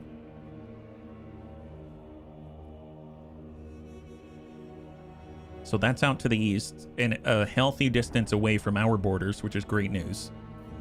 Drippin' Fangs. Okay, I think I don't need to worry about anyone else. So, okay, so it seems like Goblin Crew Green has another encounter. Beyond the portal lays a bounty of cargo. Oh, wow, it's a continuation. We went through the portal in order to get more cargo. Beyond the portal lay a bounty of cargo ripe for repossession. If someone was willing to leave it in the open like that, then surely nobody will miss it. Except, of course, for the angry daemons that greeted us upon our return, who demanded the return of their stolen hoard. We could fight to keep it, though simply returning it may grant an even greater reward. Really? What does that mean? Return it and we might get a greater reward, avoid the battle and lose the cargo, give it back. We don't need their goods anyway. Grateful demons, on the other hand. Oh, I don't know. Bunnies, I have no idea. We can either say finders keepers and take it, which I'm more inclined to do, but I don't know. Let's put up a poll. I am curious about this. So, Daemons or no? So we can either say give cargo back or fight for it. And I'm going to put that poll up there right there. So if you'd like to participate, you should see a poll on the left side of the screen. All you got to do is type 1 or 2 in Twitch or YouTube chat, and it'll automatically tally on the left side. 1 is going to say that we're going to give the cargo back and potentially get greater rewards, whatever the heck that means, because daemons are... I don't really trust daemons, though, so I don't really know. Or we could fight for it and fight against Chaos and the Bloodletters and Khorne, and then just keep that 100 cargo. I have no idea what's the right call, so I'm going to leave it up to the bunnies. We'll just have that on the roster. Yeah, more fights, the better. That's true. Although I am curious to see how much we've recovered. You can kind of mouse over and see the Lamasa is at half health. The Great Taurus is at half health. The Black Dragon is pretty darn high, and we got a brand new Chaos Giant. And for the most part, everyone else is healthy except for one of the Chaos Dwarf units. So I think we've got a good fighting chance here, yeah? Our generals need the experience. That's true, and it would allow us to get better benefits like more replenishment in foreign territory, etc., right? So it seems like the bunnies are leaning towards the fight. I thank you for weighing in, bunnies. And we're going to say finders keepers. We found it. It's ours.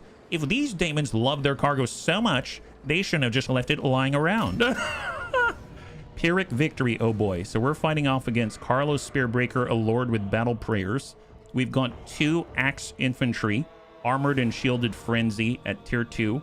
We've got 2 anti-infantry dual axe infantry. We've got great sword infantry, exalted bloodletters, and 2 monstrous chariots. Ooh, this sounds nasty.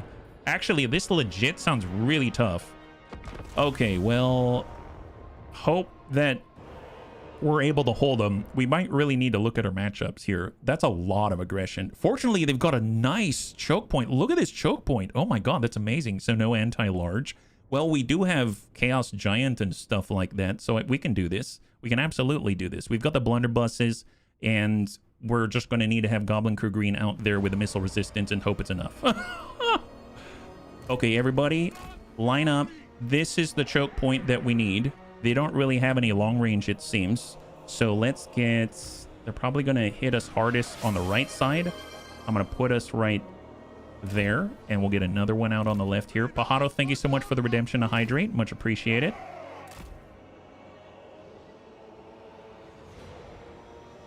High five. And then we're going to get our blunderbusses, and we're going to stack them right in the middle. But before we do that, let's see how far we can push these guys. And how far over. I just don't want them to get caught out. We need to secure the edges. That's probably enough. And then we'll keep a little bit of a healthy distance back. We'll have all of our flaming archers. Yeah, that's a nice radius. Maybe we'll cut that out a little bit. And then I'm going to have Goblin Crew Green right in the middle. Then we've got our Great Taurus, we've got our Llamas, we've got our Black Dragon with the 3 charges of Noxious Breath and a Chaos freaking Giant. Yeah, let's have the Chaos Giant, like, right there. That's... So I am curious, what's this guy's deal? Anti-infantry, armor-piercing, causes terror. Yes. Armor-piercing, armored is the Black Dragon. Llamas causes terror, magical weapon negation, so no armor-piercing, unfortunately. And then we've got armor-piercing melee from the Great Taurus itself. Blunderbusses, good armor-piercing missiles. We've got a lot of decent amount of armor-piercing here. This should be good, yeah. I mean, who doesn't love a good old demon choke point? Yeah, this is a very nice choke point for sure. So I'm going to say, everybody turn off guard mode, except for the Dwarf Warriors. And then we're going to say number 1 is Goblin Crew Green. Number 2 is the Chaos Giant in the middle. Number 3 is our Great Taurus with armor piercing. Number 4 is the Black Dragon, and the Llamas without the armor piercing is going to be number 5. And maybe I can even get them on the sides. Actually, let's take the flyers and let's put them on the sides, because we don't have to worry about their range, because they don't have range, right? So that's going to be some kind of a benefit, I hope. Some kind of a benefit, I hope. And I guess I'll just bump up a little bit. There we go. Okay, let's do it. What do we have? Got a lot of exalted bloodletters, stuff like that. I'm gonna try to move Goblin Crew Green a little farther forward, so he's gonna take the initial hit. And apparently the Chaos Giant has range. No, he doesn't, does he? Oh, interesting. I hit spacebar. It's actually the crisscrossing range of the blunderbusses. Okay, perfect. So they need to get within this range to hit and receive fire. Push it up.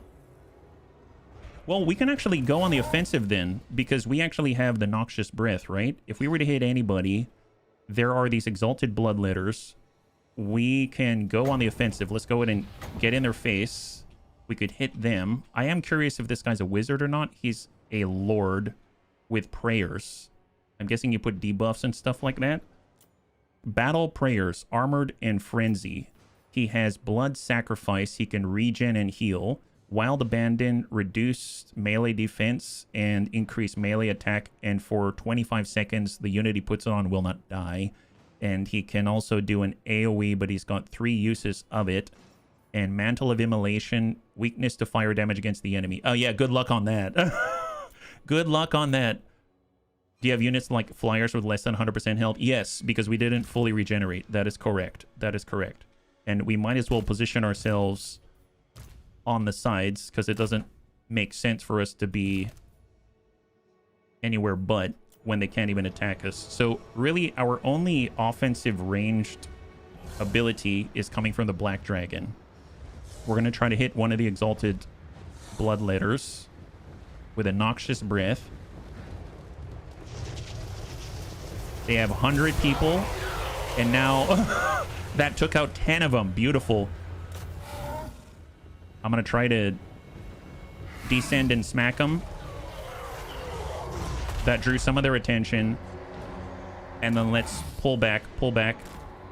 Hang tight for a second. I'm going to slow this down. I want to see this. So here's all the great chariots. First things first. Cross. Cross to intercept. Go. Everyone's bracing for the charge. Oh my god. Monstrous chariots, huh? Monstrous chariots. They're getting hit pretty well. Oh, and they got stopped. Keep it up, keep it up. Chaos Giant, Chaos Giant, come back, come back. Get involved, hold. Okay, so I want to... Do we have another charge? 21 seconds next. Let's go and get our Bull Taurus. Who are they holding in the back? This is anti-infantry, the dual axe infantry, and then this is axe infantry, but they've got shields, so they're going to be able to withstand some of the incoming damage. This is not armor piercing. This is anti-infantry. So hitting the dual axe with the Great Taurus is not that bad. So I might actually start to approach that with the Lamasu. He has not much armor. I may just need to take advantage. We'll just kind of be close by, but not actually attack. And I'm going to dive into the Exalted Bloodletters with the gigantic beast. Nice, nice, nice, nice. Okay, beautiful. So we were able to repel the initial set and the initial charge. Let's just reform ranks if we can. Reform the ranks. Chaos Giant's going to get involved right into the front of it.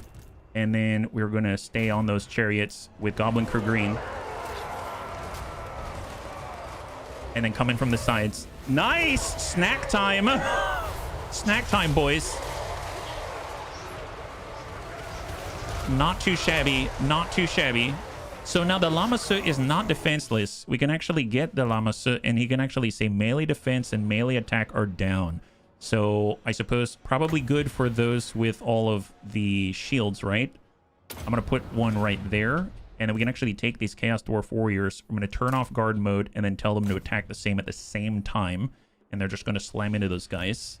We don't need to screen anybody, so we might as well do the same thing. And we're going to go in and push. I'm going to have Goblin Crew Green focus specifically on their Prayer Lord.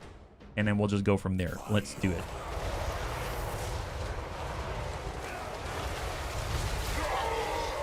Oh, apparently we ran right by him.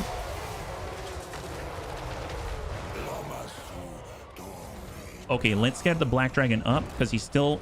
If he's out of combat, he can use a Noxious Breath. Nice, their Lord is almost down.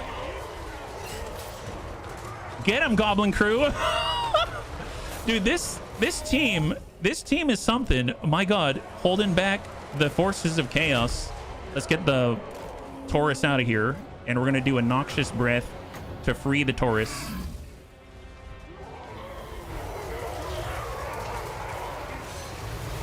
Nice.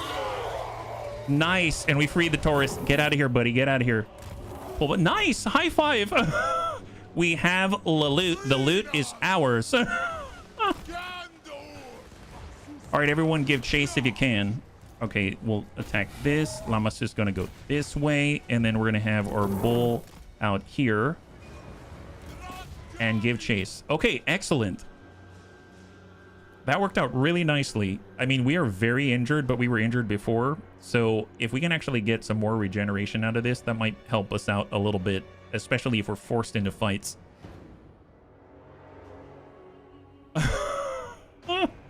I like how, I mean, okay, so let's just compare for a second. Look at the length of the Chaos Warrior's legs.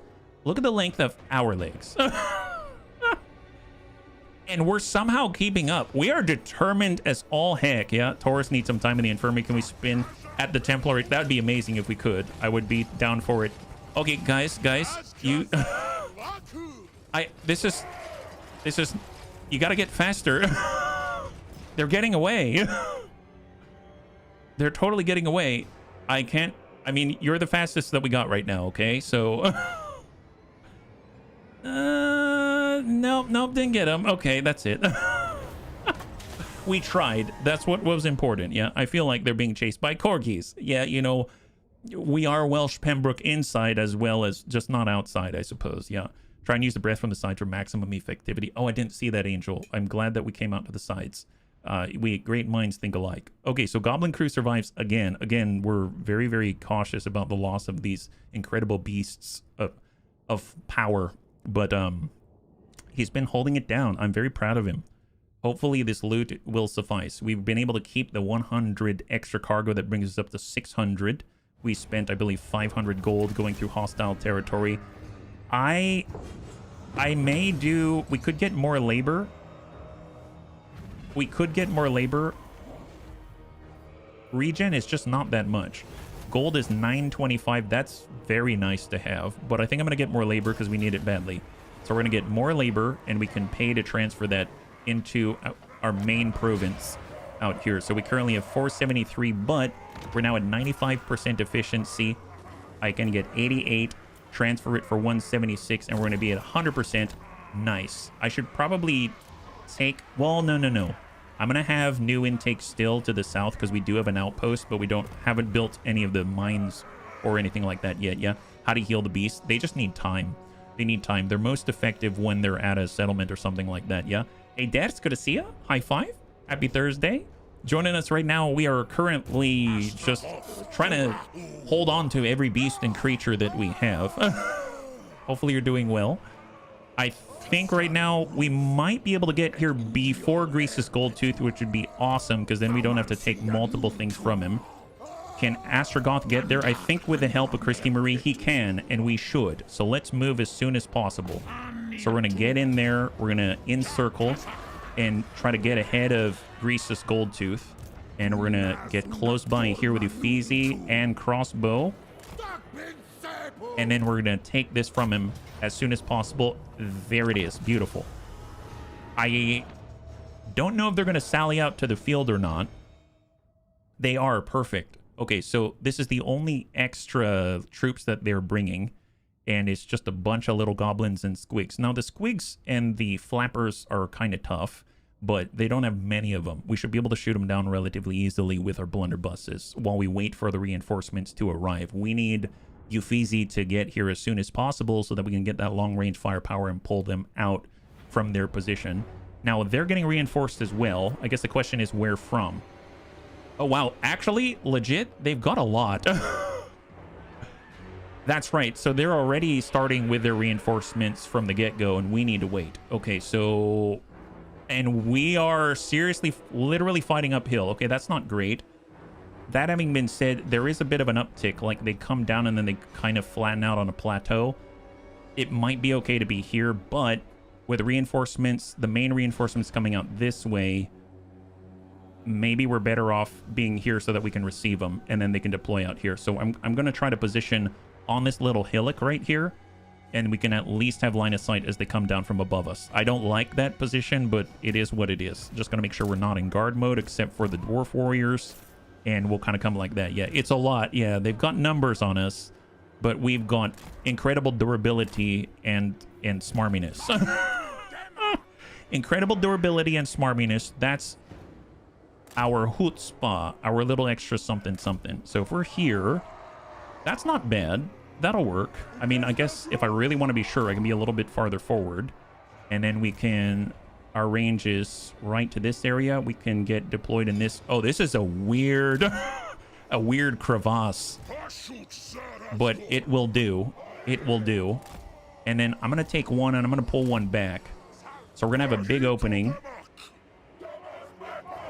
We can square off like this, and then I'm going to have one staggered back just because someone's going to try to encircle us. That's just the way that it is. They won't be able to come out this way, so they have to go through the middle, or they can try to come around, and then we can kind of stretch and deploy from there. So I think that's going to be fine. So we're going to put these guys on 3. I don't like the hill. Feels bad. It does feel bad. You're absolutely right. It is not a good place to be. Hey, Torvar, high five.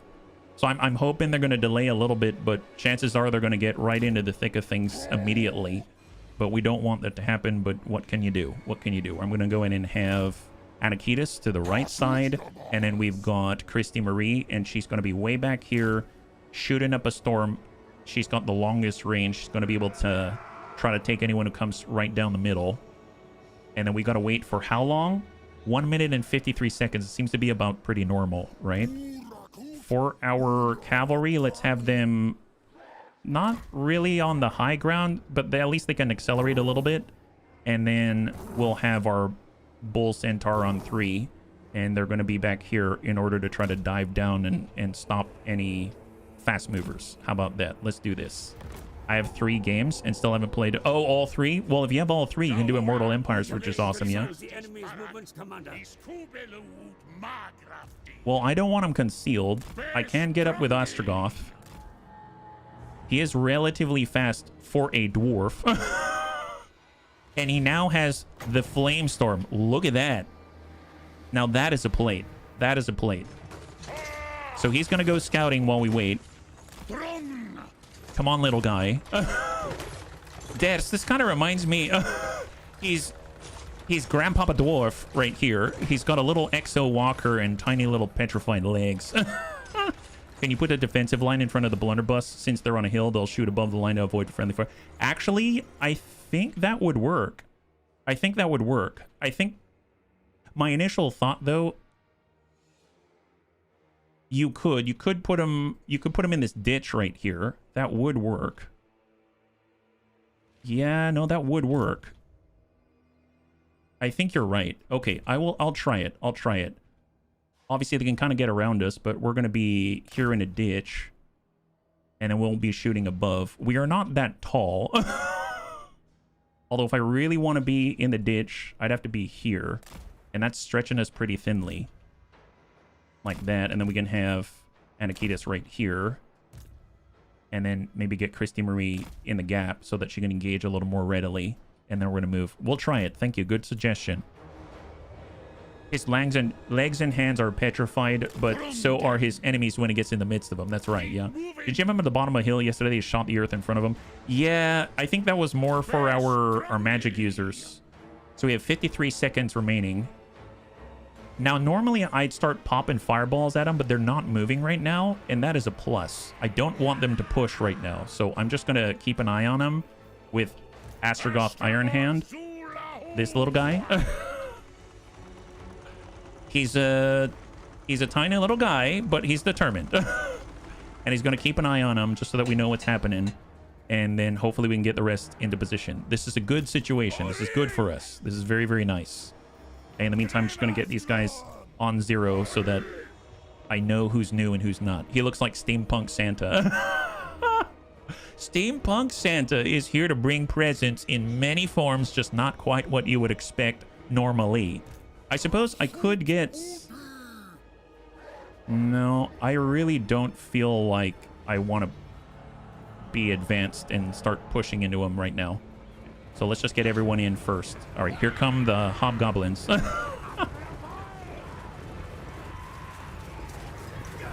I have to say, I'm really quite partial to our Hobgoblin Wolf Raiders.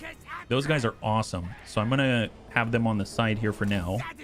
They've got flaming arrows, and now they've got improvements because we leveled up Gorda's Backstabber. Now we're going to get all of our flaming arrows with all of the beautiful range, and we'll stack out like this.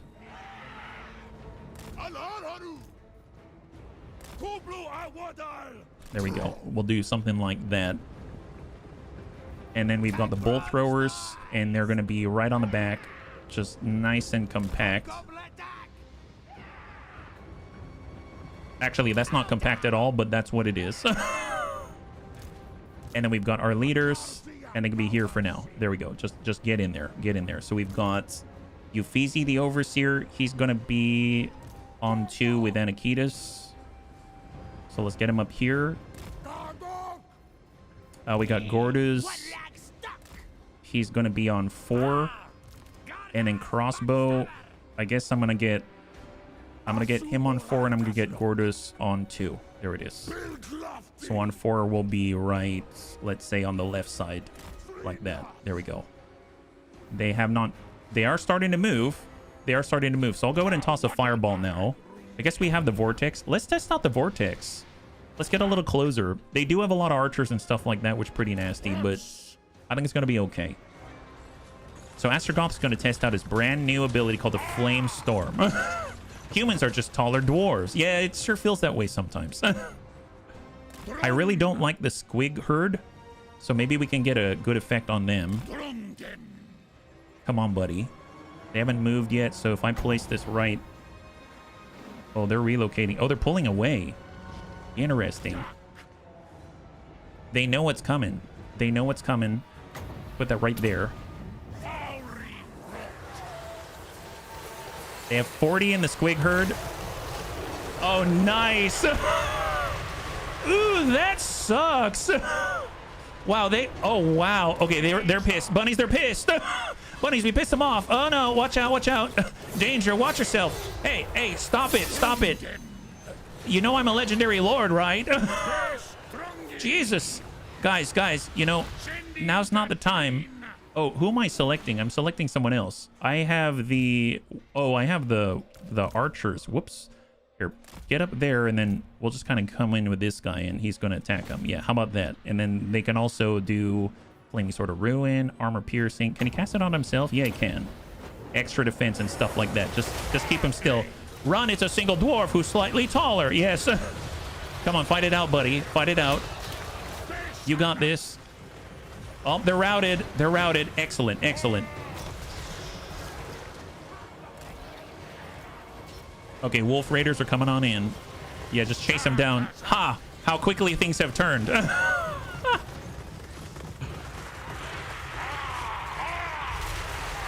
I didn't see these guys.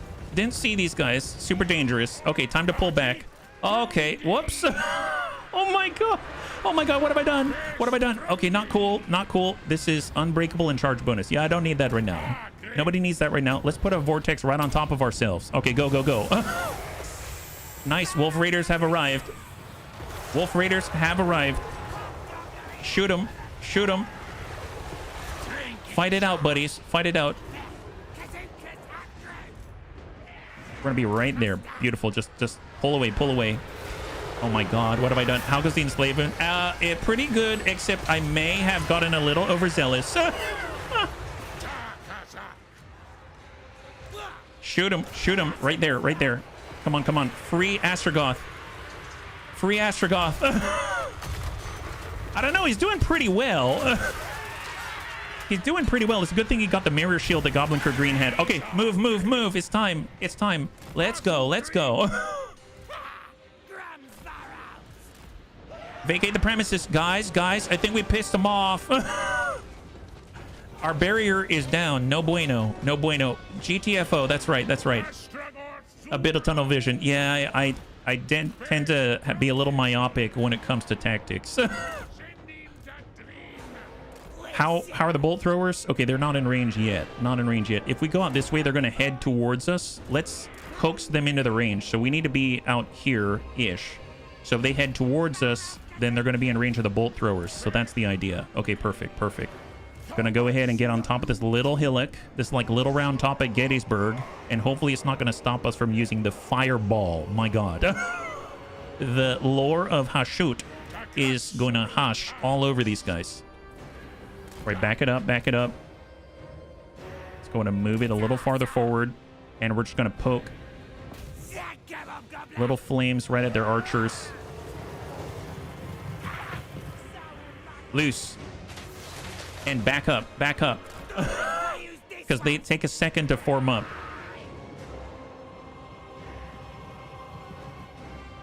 And loose it. I'd like to hit. I am worried about the snotling pump wagons, if they can.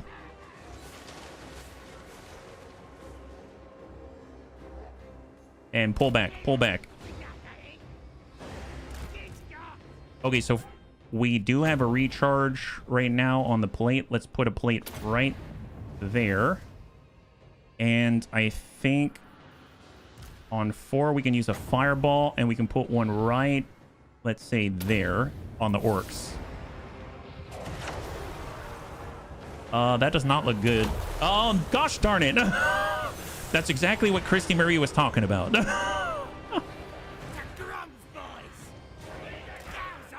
All right, stack back, stack back. Attack a Astragoth.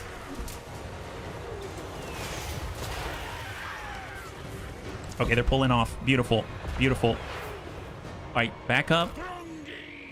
Pull them in closer. Loose. I'm gonna get the Centaur, Bull Centaur Renders to attack their snotling pump wagons. And we are currently being attacked the big Taurus, so let's have him dive into one of the back lines. And it seems like, in theory, the guns... Nice! There it is! They're in range. They're in range. Oh my god. We've got him where we want him. This is excellent. Let's go in and slow him down. Slow him down, make him weak to fire. Yeah, good luck getting through that little squigs. Now we got a fireball. Can you do a short range fireball? Does that work? Yeah, I don't know. Oh my god. Oh my god. What is happening? What is happening? There it is. Yeah. We're winning. Jesus. Wow. That is devastation incarnate. Incredible. Okay, charge, charge, charge. Push the advantage. The giant cow has arrived. Go for it. Yeah, archers, keep it up, boys. Keep it up.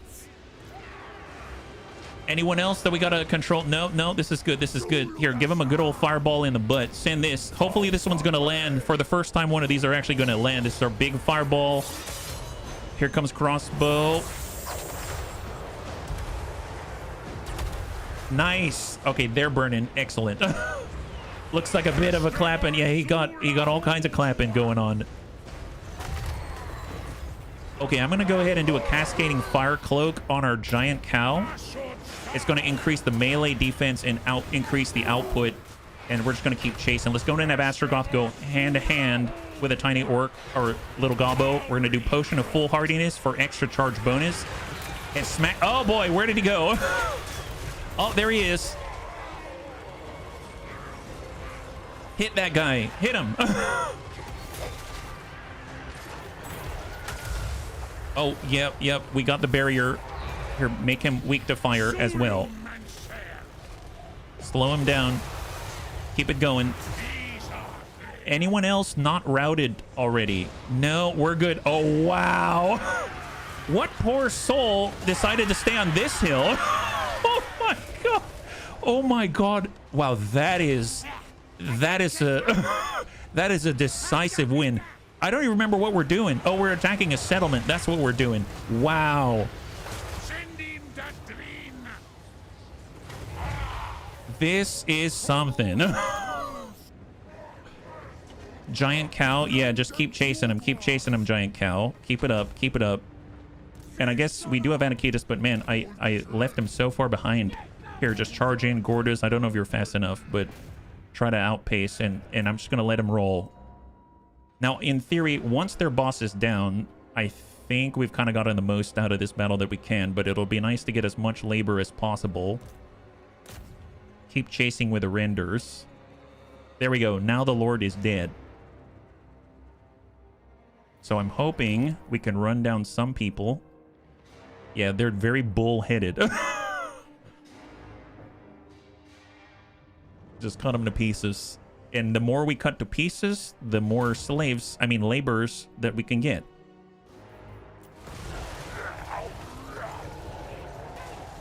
Excellent. They got dual axes, so they can attack more without stop or any sort of halting at all. And once we clear through these goblin archers, we'll be able to sweep on into the next mass. Let's sweep right down and just cleave them in twain.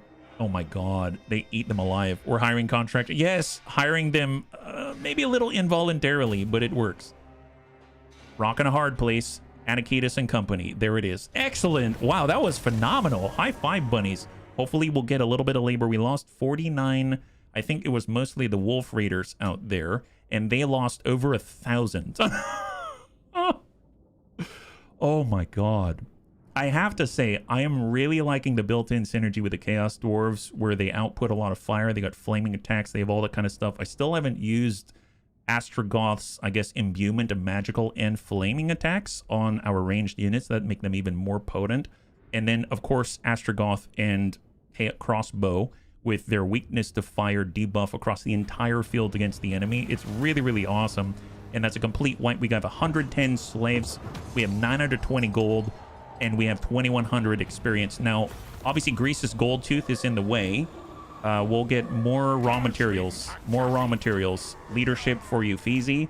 And Zogoth Manflea is down. And Gortys Backstabber now rides on a wolf. The larger wolves are bred by the hobgoblins to pull their ramshackled chariots and be mounts for their cruel bosses and nasty shaman. My goodness, yeah. Can you only get slaves? I mean, hire staff by winning battles, or are there other ways to do it? Well, actually, Goblin Crew Green has been going on convoys, taking his little train. He's almost at the Bay of Blades, actually, which is kind of impressive.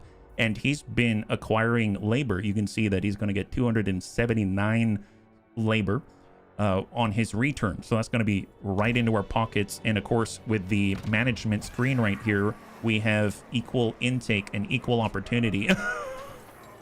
So which we actually have enough slaves now. So this is fantastic. Desolation of Drakenmoor, Howling Rock. I'm curious how much... We haven't really dealt with Grease's gold tooth. I'm curious if he's going to be willing to sell us Howling Rock or not. Howling Rock, how much is that going to cost?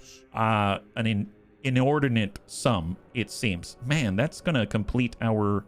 How strong is he? Strength rank 5. Oh my goodness. That's not good. We may go head-to-head with that guy very, very soon, unfortunately. He's got a lot of ogre bulls. He has Noblar trappers, iron guts, which are their... I think they've got like a gauntlet on their fist, which allows them to block incoming fire, etc. And they got Noblar flingers. He's moving on his own. Grease's Goldtooth himself looks like he's charging around on some like gold wagon. Let's apply our level ups, and then we'll worry about that later. So right now with our Bull Centaur Torek, let's get the armor defense and melee defense. It's only going to get bigger from here. Anakitis needs the durability. He's going to apply and stretch himself thinly in front of the enemy.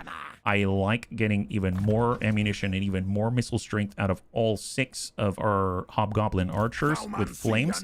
And we add the Burning Head. We can actually cut down the cooldown. There's the Flaming Sword of Ruin. This is actually what I was talking about that Astragoth has access to, and that gives the flaming attacks and magical attacks to both melee and missile attacks. So we can actually apply that as a buff to any of our allies nearby, like all of the flame troopers and stuff like that. And then for Goblin Crew Green, he is locked out until rank 8 from getting the last ability to replenish even more in foreign territory. He's got Wayfinders for another 15% defense against ambush. That would be really great. But I guess we can also get more value out of our cargo. He's going to complete his first sale tomorrow, and I think it was 279 labor that he's going to get. So if I say sale value of cargo is plus 10%, like this, does that improve the reward? It does! High five! Man, Goblin Crew is really pulling his weight. My god, he's gonna get us 300 slaves. This is... this guy is on fire, non-stop, building up his army, getting us the best of deals. It's almost like he was born for this. Let's go into an ambush stance in place, in case Greasus decides to get any funny ideas. And we'll go into an ambush stance here, and just kind of tuck in as hard as we can. And hopefully he's not gonna, you know, go for us.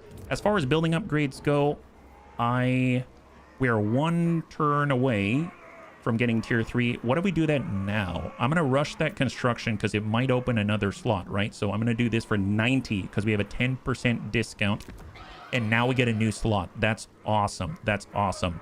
So we need raw materials in order to do the high quality assembly aligned cast iron production. That's incredible. Look at that. Armaments plus 250 per turn. That's huge. We also, I guess this is all raw material needed. We can go to the next tier in order to get Infernal Guard for the first time. For our advanced locations, we've got the ability to finally do War Machines, so that might be something that we take on. We can get the Donation Barrel for even more gold. I might do that, because that's something we can afford. And then we can also do the Prototype Mega Mortar for the Dreadquake Battery. That is very tempting, but I think I was going to build that in Silver Pinnacle, and we can do that right now. I think I'm going to do this here because it also covers our home region. It also covers the areas that we're fighting. Does that make sense? So I'm going to go ahead and prioritize building that giant mortar. So let's get that right here. Although, do we have enough? Not yet. 242. Okay, I'm going to get this. And we need 250. This is control and campaign movement range within the province. That's really useful right now. If I'm going back and forth. I'm whiff-waffling, but I guess I'll worry about that later. In the meantime, if we needed anything, I think I'm going to... Do I get the donation barrel now? That's a lot of cash. I'm going to do the donation barrel just to get the cash, because that seems really, really, really significant. And I think we're going to end the turn. But before we do that, just double-check diplomacy right now. Maybe people think better of us at the moment. Our ball, he is still in the non-aggression pact. That's great news. For Gormani, we have a non-aggression pact. Ecstatic Legions, where are they? Am chosen. Oh my goodness. There is no wish I cannot grant. How about I never talk to you or have to see you ever again? That'll work out just fine. And let's just end the turn. Here we go. The sooner you get the barrel, the more often you get to take advantage of it. That's true. So at the very least, it'll be nice to have the bonus while we're trying to rebuild our funds. So thank you very much for pointing that out. Yeah, I'm gonna have bread and tea, but I don't come back before you finish. I'll say goodbye. Haroth, I hope that your bread and tea goes well, and we'll see you soon. But if not, that's no worries. Thanks so much for the hydrate again, and Prost. Oops, I didn't mean to have it on zip forward. I do want to see what's happening. So Dusty's coming on back. He may attack the Blasted Expanse. We can get into the region, but it's going to be a really forced push. Ambush has been foiled. And Goblin Crew Green has sold his wares for 303 slaves. So we got more than the 299 that was promised. And he came back with another piece of equipment, the Everlasting Glacier. Holy moly. Your convoy has returned from the perilous Bay of Blades, where the Norscan tribes of Scaling and Sarl settled their grievances in blood. No blood was spilled this time, however, and your trading party did not return empty-handed.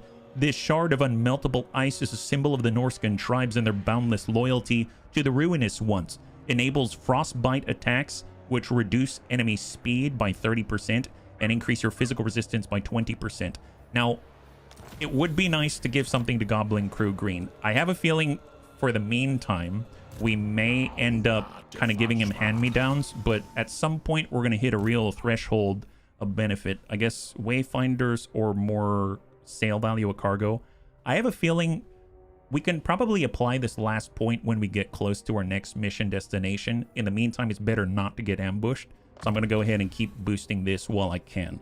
So let's do that. As far as Astragoth goes and the gear, we have the mirror shield. That barrier came in serious handy when I surrounded myself. And the Everlasting Glacier is an arcane item that Goblin Crew Green cannot take advantage of. So I will gladly give that to Astragoth Ironhand as well. And now he gets more physical resistance, and he has the ability to freeze our enemies and slow them down, which is going to be great. And of course, we're on our way to the Stone Mantle. As soon as we have 250-ish armaments, I believe, then we can build the Daemon Smithy and allow us to get all of these benefits, making him even tougher on the battlefield. That'll be really, really cool. So with the Astragoth Ironhand, let's move into a defensive posture. Dusty's out there. That's a little worrisome. If we go... I'm just going to walk out. We're going to go into an ambush stance. I can't really ambush and get in the way of the Blasted Expanse. So I'm going to go ahead and move all the way in. Looks like Greasus is pulled back to Howling Rock. And we are... Can I go into an ambush? I can be close by. I can get an ambush with crossbow here. And then I'm going to have Euphesi. Right. We'll go ambush. Nope, no ambush. He's just going to stand right next door. There we go. We stick together, bunnies. Stick together. Jeez. This is... I feel like we're fending off attacks from all angles, but then again, we are the ones doing the attacking quite often, so I guess that makes sense. Right now we have a good amount of raw materials going out. That's excellent, and this is in the Blasted Wastes, no less. So we're actually getting a solid 620 raw material right now. That's huge. So if I were to demolish this building, which is a bit of a shame, there's more gold here. I can't afford it because I don't have enough labor. And this is for more mining. That's 1455.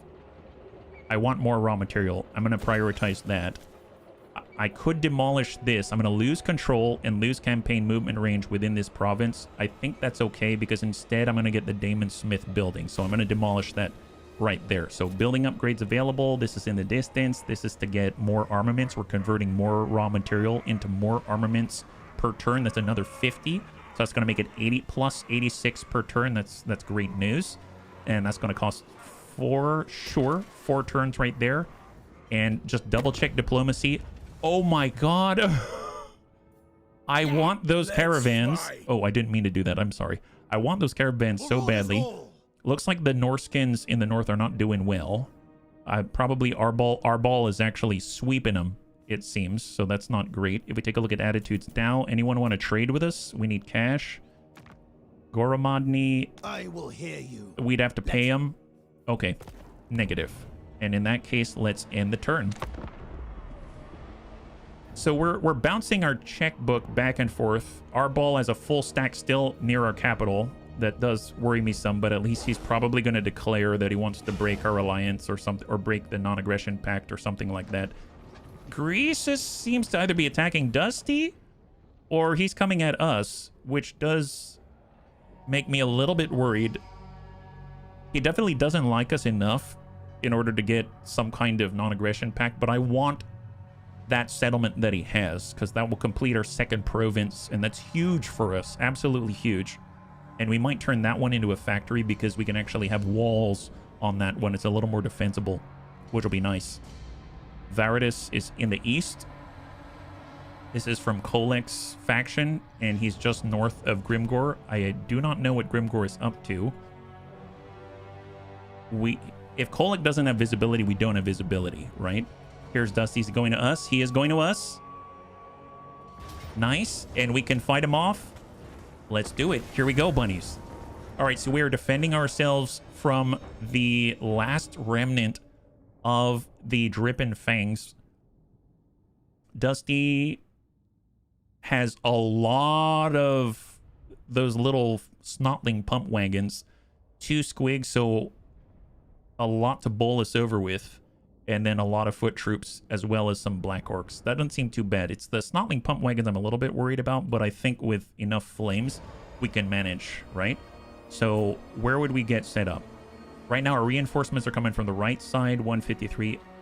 An interesting place to have a bunch of archers appear without defenses. That does worry me a bit. I could bring them all the way around. Last reminder, forces of the goblin scum ready to be future workers. That's true. That's true. This is at...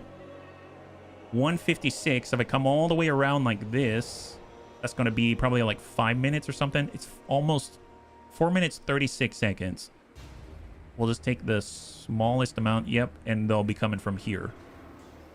It's going to take us a while to get through the trees, and I might as well also have crossbow come through there as well. So let's get him along the backside. Doesn't really matter where. There he is. 4 minutes 55. So it's going to take a while. So hopefully we can set up and they just don't want to attack us. I doubt it's going to be the case, though. We also have the settlement garrison. That's why they're at a depleted state, a diminished state. Just going to make sure that everyone is off guard mode except for all of the dwarf warriors and the, I guess, shield and spear users here. And then we'll set up, I guess with the snotling pump wagons, they're unlikely to go through the trees, I hope. So in the meantime, we could get set up here. And the snotling pump wagons can't come up this way. They'd have to come through here or come around the right side, and that's a little more defensible. Let's do that. So we're going to be way out here. How much? I don't think I want to extend how long it takes for reinforcements to come. How long would that take now? 454, that's not too bad. They'll come out this way, and then they'll be still right behind us, which is perfect.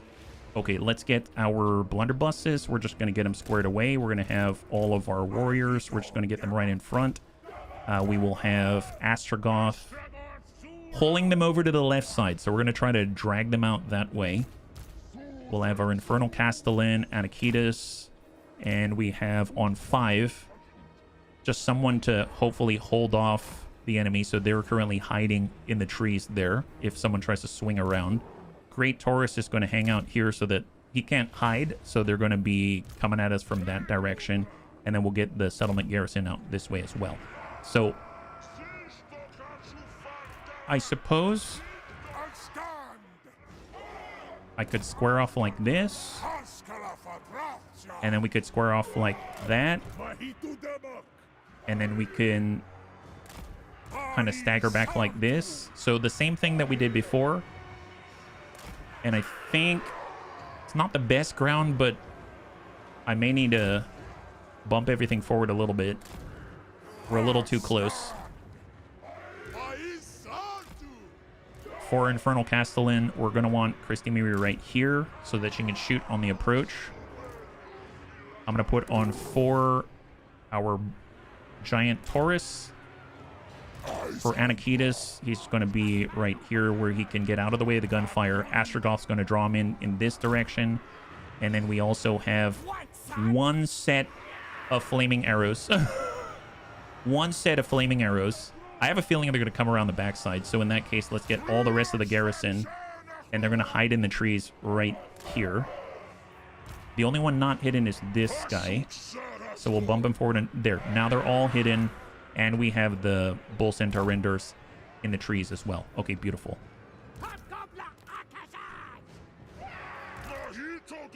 All right. Okay. I think that's it. That's a lot that they got. Hopefully they stay. Astrogoth's going to go up this way. Draw them in closer. They're definitely pushing on us. We have to wait for 4 minutes and 50 seconds. They got a significant advantage. Significant advantage. We don't have the Wolf Raiders or anything like that to support a lot of pump wagons. I'm going to try to land a magic missile on the lead pump wagon.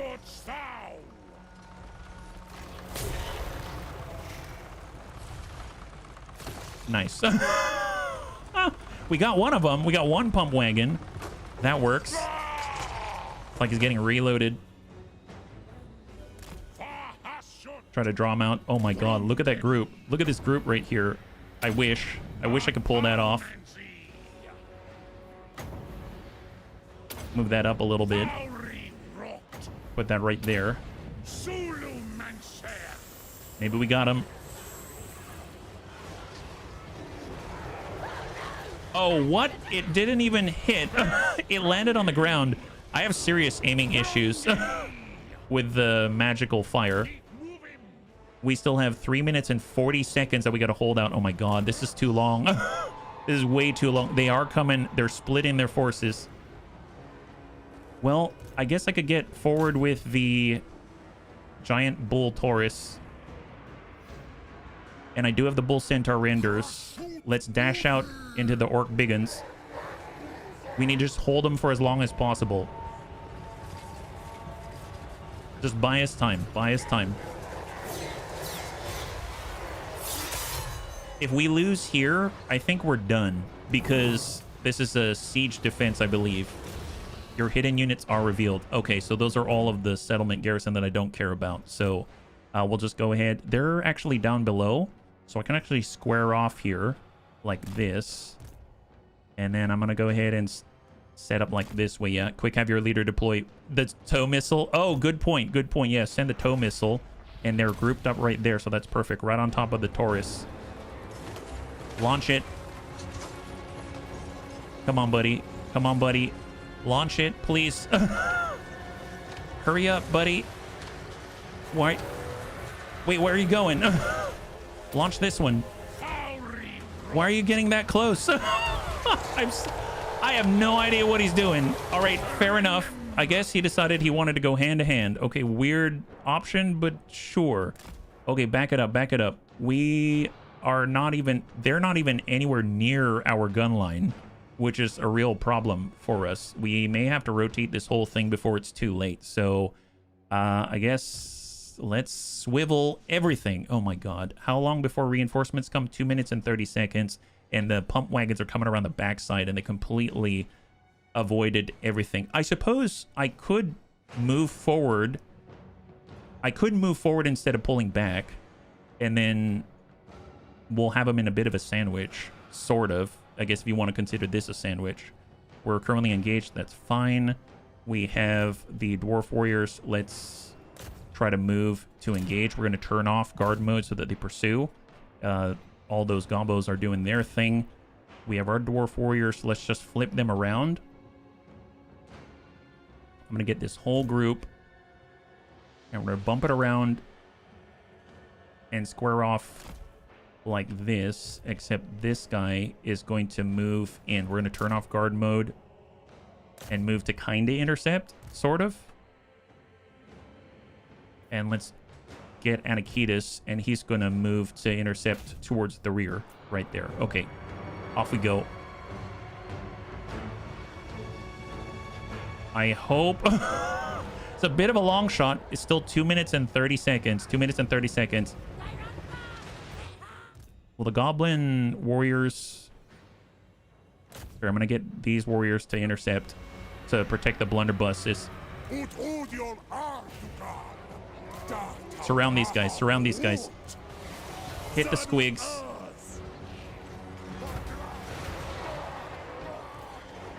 Let's go in and put a vortex right on top of ourselves if we can. Hang tight, and then we'll get these dwarf warriors, and they're going to stretch out again. Because we just need to screen while we get into position. 2 minutes, 2 minutes. Anakitis is charging and chasing the pump wagons. There's the vortex. Nice! Excellent! Look at the toastiness!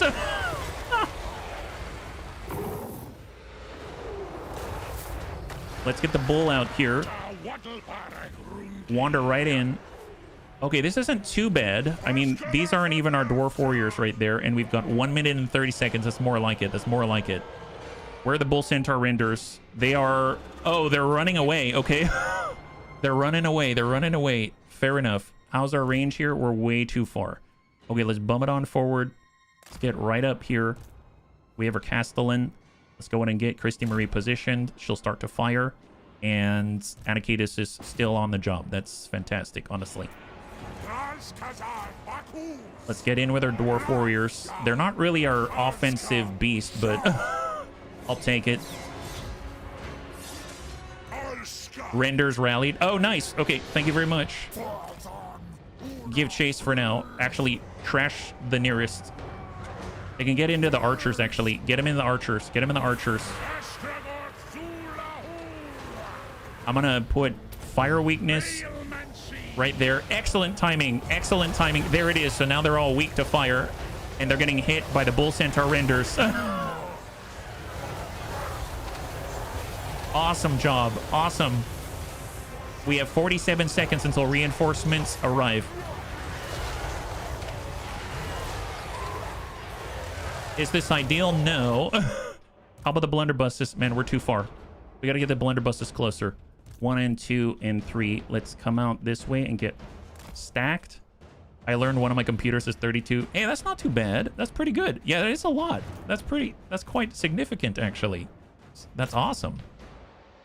And then I may need to pull back with a bull sender renders. And if we actually get out of the way,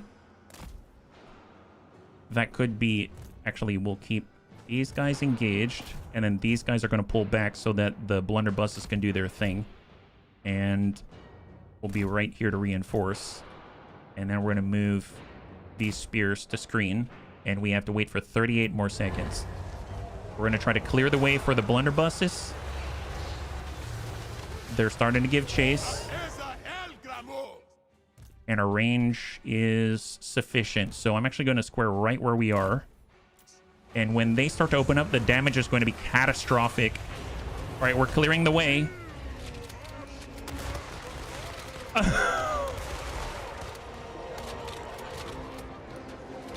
Excellent, excellent. Just keep it rolling, keep it rolling. Nice. Reinforcements in 5 seconds. 5 seconds. Gonna outcharge them. Excellent. All right, reinforcements have arrived. They're here. They're here. Charge back in. Charge back in. Chase these guys. Oh my god, the snotling pump wagons. Heck yes. I have not. I've never played Myth before, yeah? Oh boy, a little worried about our giant cow. Let's get him out here. And Anakitas apparently chased people to the end of the earth. So let's get him back on the front line, and let's start to get these guys deployed. So we've got all of these flaming archers. We're going to square off right in the gap, right there. We've got our wolf raiders. I'm going to have them on 6. So they're out here as well. Let's get all of these out of guard mode. So we'll square off right there. And then we're going to reinitialize with the wolf raiders right here for the flames. We have a bolt thrower. Just get it stacked right in place. And go from there. Yeah. Are you the son of Zeus? No, I'm not.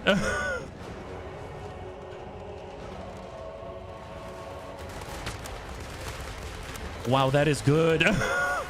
That's the goblin big boss? That's a boss? Oh my god. That would probably be Kratos. This guy is not looking so great. Get in on it. Bull Centaur renders. Pull back. I don't want to lose you. Don't lose you. Christy Marie continues to engage. Pull back.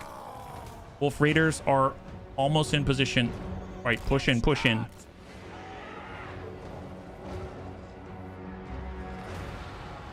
Hit those guys. Come on, Christy. Come on, Christy. Stay on it.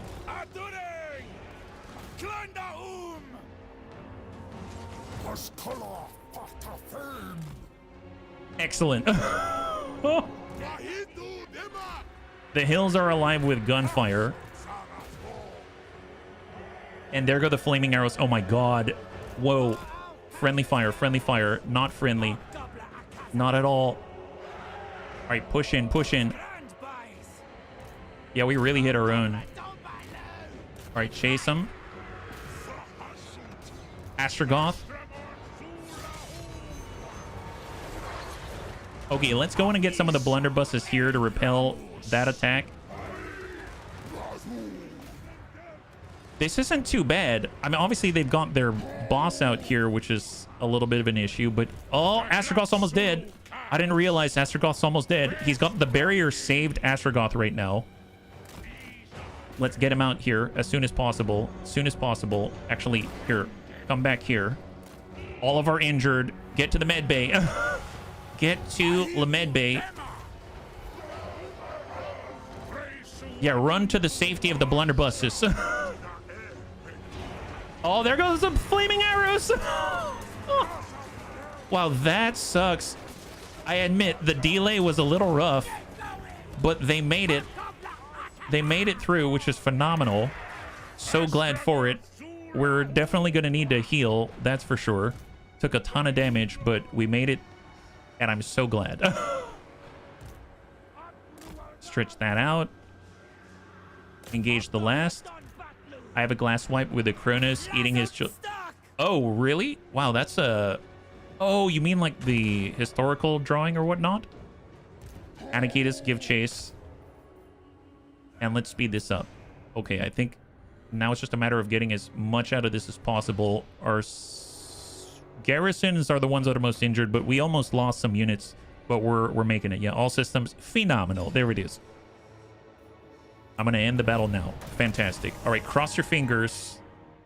We were able to get how many kills? 1,060. So this is the last remnant, as far as I'm aware, of the... Were they the Dripping Fangs or whatever they're called? Now, I am a little worried. Grease's Gold Tooth is relatively untouched, and we've taken significant damage. So if he attacks us right off the bat, we're going to be in real trouble. But I have a feeling that this is at least going to help us with our labor concerns and stuff like that. So hopefully it's going to be in a good spot. Yeah. Hey, thank you so much, Zest. I appreciate it. And for the bunnies that are joining us, I realize we're almost at time. So let's see what we can accomplish in the meantime. We actually got some loot. We have the Crown of Command. Leadership aura size increased by 60%. And we also get the ability to make an ally unbreakable within 100 meters. We can get 668 slaves. I'm going to do that. Wow, that's a ludicrous volume of slaves. That almost doubled our slaves. And Dusty still... Oh, he's coming back for more. So we didn't drive him out entirely, but we can give chase. The Great Orthodoxy has been obliterated. And Uffizi has been detected. Spite Bogroff has perished. And we got the Crown of Command. And we can actually get our first regiment of renown, the Ogla Khan's Wolf Boys. You pays, we slays. That's the theory. Anyway, here's hoping for a linear battle lest the Wolf Boys start on their own side or each other. And we've got new convoy contracts as well. So I should probably take a look at the health. I almost want to wait before we get into another contract with Goblin Crew Green. We can always hire a new bunny, but I feel like... I don't know if Goblin Crew has upkeep. I don't think he has upkeep. Does that mean the convoys have 0 upkeep? That's powerful. In the meantime, let's go ahead and take care of the points and see what we can accomplish before the stream ends. So Astragoth Ironhand, no upkeep. Wow, that's crazy. So just the upfront cost, that's amazing. So we have Inspiring Presence, Cunning, Logistician. We've got Ruthless Discipline for control. We've got Tyrant for more income and labor. Ambush. I don't know. I feel like we need a lot of replenishment these days. We can also get magical reserve so we can cast a little more often. And there's Hellhammer, which is the last spell that we have. You should try to have one constantly going. As soon as one arrives, you can send out a new one. You don't need to wait for it to return. Oh, like alternate? Okay, we'll think about that. I think it's going to cost us $750 to get a new guy. Lore of Hashut is... The power of Hashut manifests as a colossal burning black hammer or bull's head. Needless to say, anyone in its path is going to be flattened and reduced to ash. Let's grab a new spell. For Anakitas Monomaxis, he's now able to move forward and get Foe Seeker. That's going to be great news so that he can chase people down. He's got Christy Marie. Now, I haven't decided. I feel like it'd be a good thing to have an in-your-face with a flash bomb. But at the same time, staying far, far away means less management. And we do have magical attacks and we can sunder armor, which is also very helpful. I'm undecided at the moment, so I'm going to come back to that one. For Uffizi, he has been getting more loot. Sure, let's do it. For Gorder's Backstabber, let's max out all of the Hobgoblin Archers. So now they're going to get 50% extra ammunition and 20% extra missile strength. That's huge. And then I'll come back to Christy Marie because I'm not sure. For our convoys right now, we have 3,000 gold, and there's a new bunny out here, the War Machinist, building and driving the machines of war in Chaos Ruinous name. Armor plus 15 for war machines and plus 10% for war machine units. We start out with a freight train and a Dreadquake mortar. Yes, please. Okay, you are hired, sir. So first things first, we got a new bunny right at the end of the stream. So let's head on over and we're going to spin the wheel. And we now have Convoy Master, Mr. RDRT. What a guy. What a guy. So Mr. RDRT, the Train Master. Excellent. So we've gone to Black Crag. We've gone to the Bay of Blades. If we could also head out to Castle Drakenhof, that'd be awesome. We do have some armaments. I may just send 100 just so we can get this convoy moving like that. And then we're going to go ahead and take... Oh, man. We almost had enough for the Damon Smith. Recruit an additional lord. Successful. We got 1,000 gold out of that. That's awesome, yeah? Hopefully skilled in trainology. He sure seems like he is. Let's take a look at Astragoth Ironhand. He probably needs to stay still for one more turn, but we need to push the tempo on Dusty before he gets away. We have a serious advantage. So I guess it's the last thing that we can do. I would imagine that we're going to be able to hit that guy pretty darn hard. Christy Marie is either long range or short range. Tell you what, I'm just going to get more ammunition right now so that I don't have to think about it. And I'm going to save before we do it because I'm a little bit nervous. And we'll just save right over the autosave for now. And let's push in. So we're a little injured, but it's okay. We're at the edge. We're at the edge. And then Astragoth is going to strike. Or maybe I should strike with Uffizi. Let's strike with Uffizi instead. Decisive victory. Let's go. All right, bunny. So this is the last fight of the night. We're hopefully going to wipe out Dusty, get more laborers. It's got a bunch of Snotling pump wagons, but we've got maxed out in terms of offensive capability from Gorda's Backstabber. Really, really powerful Goblin archers with a whole bunch of staying power because they've got 50% extra ammunition and they got 20% extra missile strength and top of the burning. We also have the Wolf Raiders who are very, very, very effective at skirmishing at long range with fire. So this should be pretty good. And they've actually fully healed, which is even better. So we'll just make sure everyone is off guard mode. We're going to go control 1 for our Overseer, control 2 for Gordas. We've got all of the Hobgoblin archers on 3. We're going to have our Wolf Raiders on 5. And then we have our Bolt Throwers on 6. Let's just square off in the open so we don't have to think about it too much. I'm going to keep them nice and tightly bound together. Maybe we'll keep a little bit of distance here. We'll try to draw them into our fire. We've got all of our archers, and we're going to square off like this. So maybe we'll do something like that. We have Gordas, and we have... Actually, nope. Let's get... I'm going to have Uffizi on the left. We'll have Gordas on the right. And then we will Vanguard deploy the Hobgoblin Wolf Riders. I don't want them to move left, so I'm actually going to pull them from this side right here. Deploy and go. Right now, we have to wait for how long? 1 minute, 57 seconds. That sounds about right. So let's just push it in, and we'll start to poke those squiggies with the Wolf Raiders. Be sure to use your mounted soldiers to full...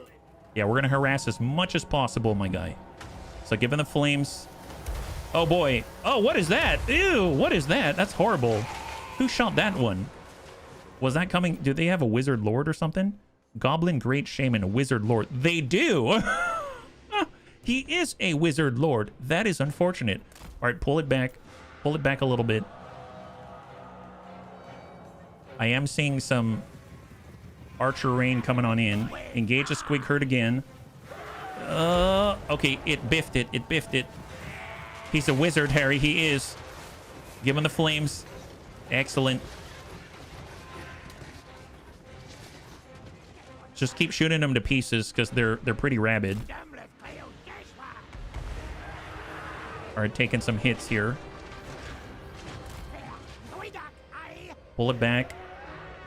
We have 1 minute remaining. 1 minute remaining.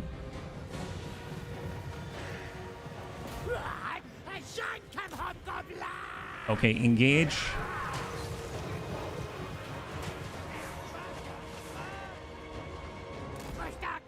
Okay, so our archer should now start to fire.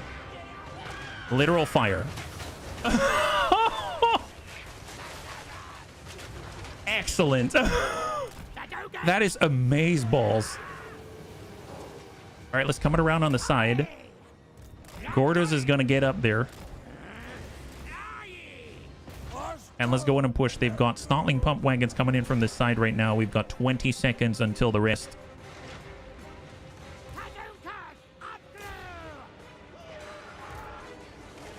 Come on, get him, Gortys. I realize he's got his new wolf mount.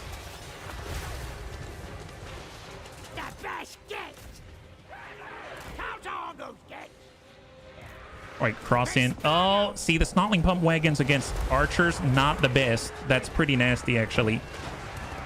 Get involved, Gortys. We're not fast enough against the Wizard Lord. Okay, so now we actually have our people arriving on the field. Beautiful. It's not the best. We basically have range just getting chewed to pieces, but actually we're doing pretty well. The offensive capabilities seem to be outpacing the kind of damage that they're dealing to us, so that's a plus. And I suppose let's square off back here and just keep firing wherever they want to fire. Gortys is on the job, and we'll take the whole team and let's just bring it in. It doesn't matter where, just get in there. Keep engaging the Snotling pump wagons. Flames. So I'm actually thinking, let's get all of the archers and focus on the Wizard Lord. So just focus right on him and see if that does a good thing. Just keep backing it up. So here's the health of the... Wow! Oh my god! Oh my god! There it is! That guy is so screwed. Yes! High five! Oh. Wow, that worked out like a charm. That is terrifying. The Wizard Harry was unable to keep up with the incredible flames of fire magics. Here, attack those guys, and then these guys just square off and just attack whomever. It does not matter. Go for it. Okay, wonderful. Astragoth. Give chase, give chase. You guys start attacking here, and let's go. Okay, so that went out. That went very well. Oh.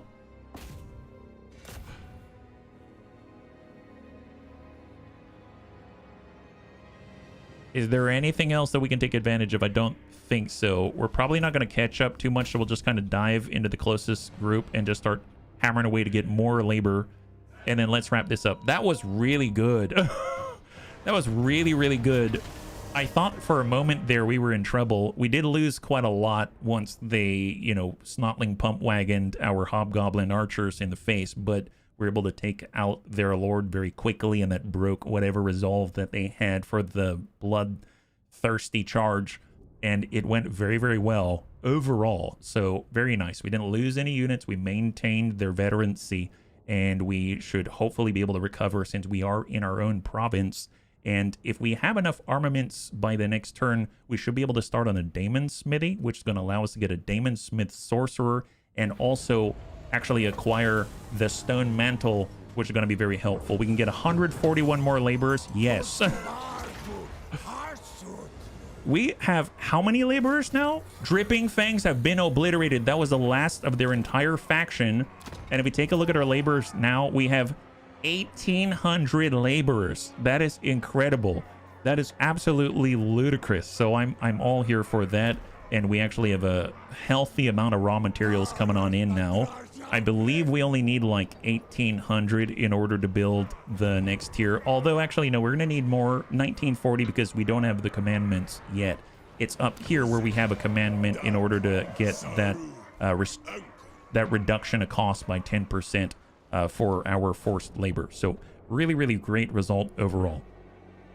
Bunnies, thanks so much for hanging out with me today. We did quite a lot. We're able to fend off attacks from multiple sides, make some friends as Chaos Dwarfs, believe it or not, and also move to the south. Unfortunately, Grease's Gold Tooth got in the way, and he's pretty darn strong.